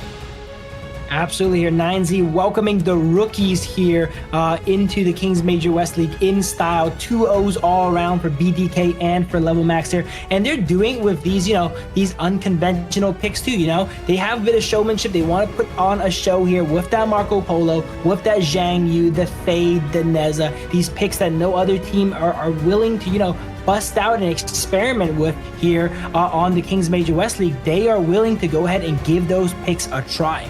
Yeah, they are. And I like that they're really experimenting here on what they can do next for the team. The next step is should we be prioritizing on the draft? What should we be picking on the side of BTK? I like that they're going for the meta picks. Even on their game against Twisted Minds, they were going for the meta picks, but they need to put them on the right places, on the right drafts. That's what I think the next step is for BTK here. Absolutely. I feel like the jungle and clash side of BTK, they kind of have their picks in lock, right? Fried Chicken, very solid on the Charlotte, the Fatih, the Byron here, and then best player, very good on the Monkey and more tanky junglers like that. Ogren, if he gets a chance to go ahead and play it. But it seems like the bot side of BTK is still a little bit lost, right? We don't really know what Zane is known for there in the bot lane, if he has any picks that he's really, really comfortable with here. He's playing the Long here and there, the Chano, the Arlie even, but it seems like he doesn't quite have his pick yet here, whereas some other members of his team have already kind of identified those. Yeah, and Six still getting the MVP here. We didn't see them almost half of the game. He was farming. Almost half of the game he was farming. He was securing the side lanes. But when he was needed the most, he was doing his own thing on the enemy backline. Absolutely. He was able to just connect so many of those ultimates. If you guys don't know, Luna can reset that ultimate if she hits a target with Moonlight, and we saw the 8x limitless Moonlight there in the fight, and he still kept doing it up to almost 20 there resets of that ultimate on that Luna, and that's what makes that hero so devastating. Yeah, and right now you can see it, Luna, especially when you don't have an option to go for Liang next, you're just going to be having a hard time against her. I saw some other teams doing this. They are okay fighting against a Luna whenever they can pick up a Flowborn tank. So that could be something that they could put in mind for best player 1. He needs to learn the Flowborn tank if he is fighting against assassin junglers.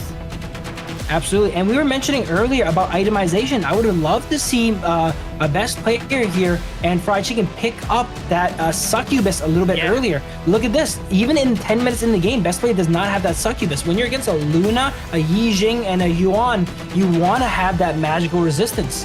Oh, you know what? That is a good point there, Phil, because you don't really need a lot of armor in this game, because Leffy is dealing true damage anyway. So you could have picked up the succubus Loki so that he can survive a lot longer in these team fights. Yeah, absolutely. He's focused on building those core items there, getting his Pure Sky and Blazing Cape.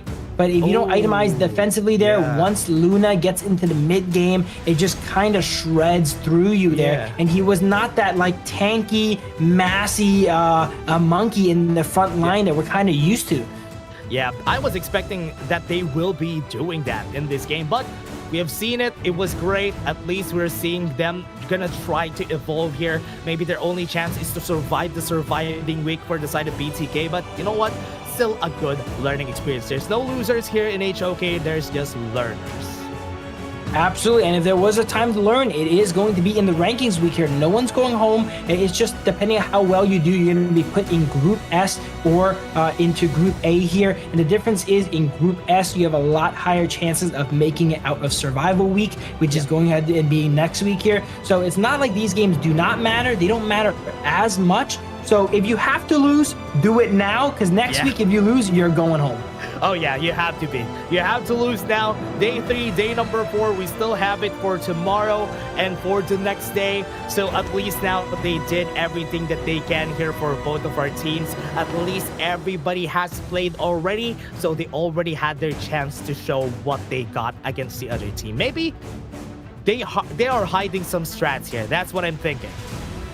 That's something we saw a lot last season, right? Since these games don't matter as much, teams kind of, they're a little bit softer in these games, right? They don't have that fire under them, that risk of being sent home. They're kind of maybe saving those strategies out for when it really matters. Look at Twisted Minds, for example, the Masterminds. They've never beaten OG once. Up until when it mattered in the grand finals. They beat them one time, and because of that, they were able to win the Major West League, and that's how the format is structured here. So sometimes it could, maybe benefit you to hold your cards a little bit closer to your chest, right? While we're still in the progressing through the circuit here. Yeah, that is one of the biggest stories from last spring, but while I'm saying that, today's matches, everybody, these are the records. It's an 8-0 for today. 2-0 for AYLO, 2-0 for Twisted Minds OG, and even for 9ZG in this last game.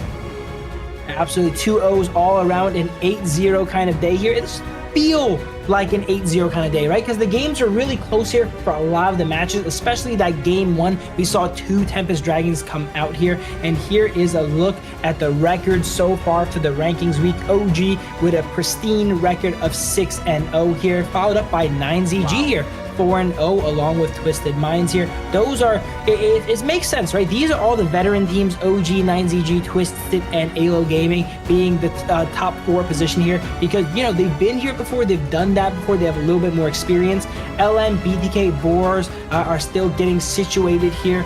But it's interesting to see that LM, I think they're going to play their final match off stream here today here. And depending on how they do, they might take that 5th spot. BTK might take that 5th spot because they do have that 1 win for tiebreaker. You can definitely see that the new kids in the block are still learning and are trying their best to get up there on the rankings, but experience speaks for itself, right? That's why you see all the teams that already have experience be able to get to the top 4. But now, for tomorrow, here is our schedule. September 13th, we do have Twisted Minds versus OG. That is gonna be the highlight of tomorrow. Boars versus 9ZG, AYLO versus Twisted Minds, and LM versus BTK. This is also a good highlight for everybody for tomorrow's match. Wow, some great matches tomorrow. Unfortunately, I will not be casting tomorrow. I don't recall who's casting. Dash, are you on tomorrow? Because these are some... It's me and Kin tomorrow. Oh, you and Kin are going to have a lot of fun tomorrow because these are action-packed matches. I'll be cheering on in the crowd here for whatever team picks Zhang Yu. I doubt it will come up again tomorrow here. But yeah, Twisted... Second game, yeah. Twisted Minds versus OG here. That's going to be our 2 favorite teams here from the league facing off against each other. And I guess you can say BTK versus LM, the 2 underdogs, right? Facing off against each other. We were mentioning earlier, that is a bit of a rivalry match, a grudge match, because in the open qualifiers, it was LM that knocked out BTK there to get that slot from the open qualifiers. Yeah, this is a revenge match for both of them, for LM and BTK, and that's it, everybody. You saw everything, what happened today and what's gonna happen tomorrow. It is gonna be an exciting day for everyone. I'm pretty excited myself for what's gonna happen here. But Phil, any last words before we end this show? No, I just love all the games going on here. I'm gonna be tuning in tomorrow, even though I'm not casting, to watch all of them and watch you cast as well here. Big shout out to all of the viewers here watching, making this possible, and all the players for putting on such amazing performances so that we have this content to go ahead and watch here. But yep, that's gonna be me signing off here for tonight. And Dash, take it away. Yeah, and that was it, everybody. It was a very, very nice day for today. Thank you very much to everybody who will watch and tune in from the start until the end together with us with Bill here. Thank you very much, everybody, for watching. I was Dash, and I am here with Bill, and we're going to be signing off. See you guys tomorrow.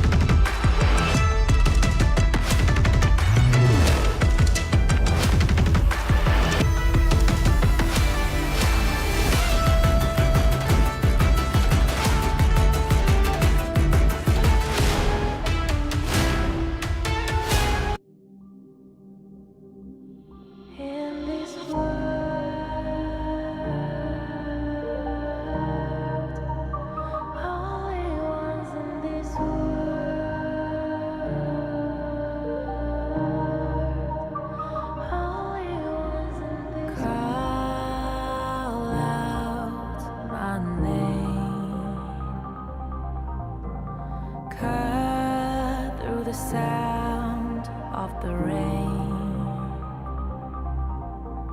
No matter how I feed the flame, you know I feel the darkness and the pain. All of the ways we tried to break free from the night, you know we made it out, we found the light. I fly so high,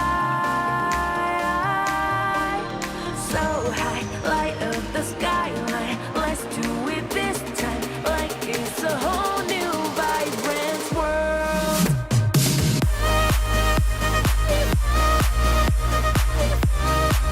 Like we're the only ones in this world.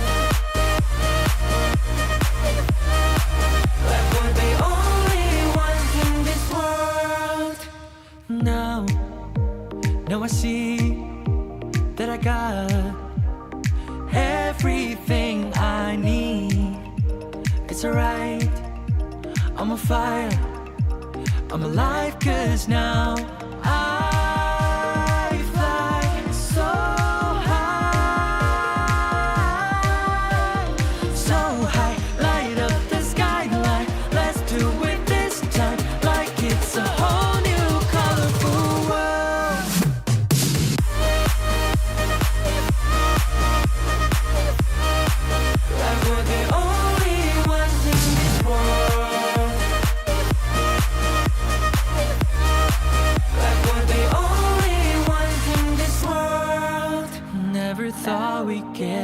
this far, burning like the stars. How we get this far, like we're the only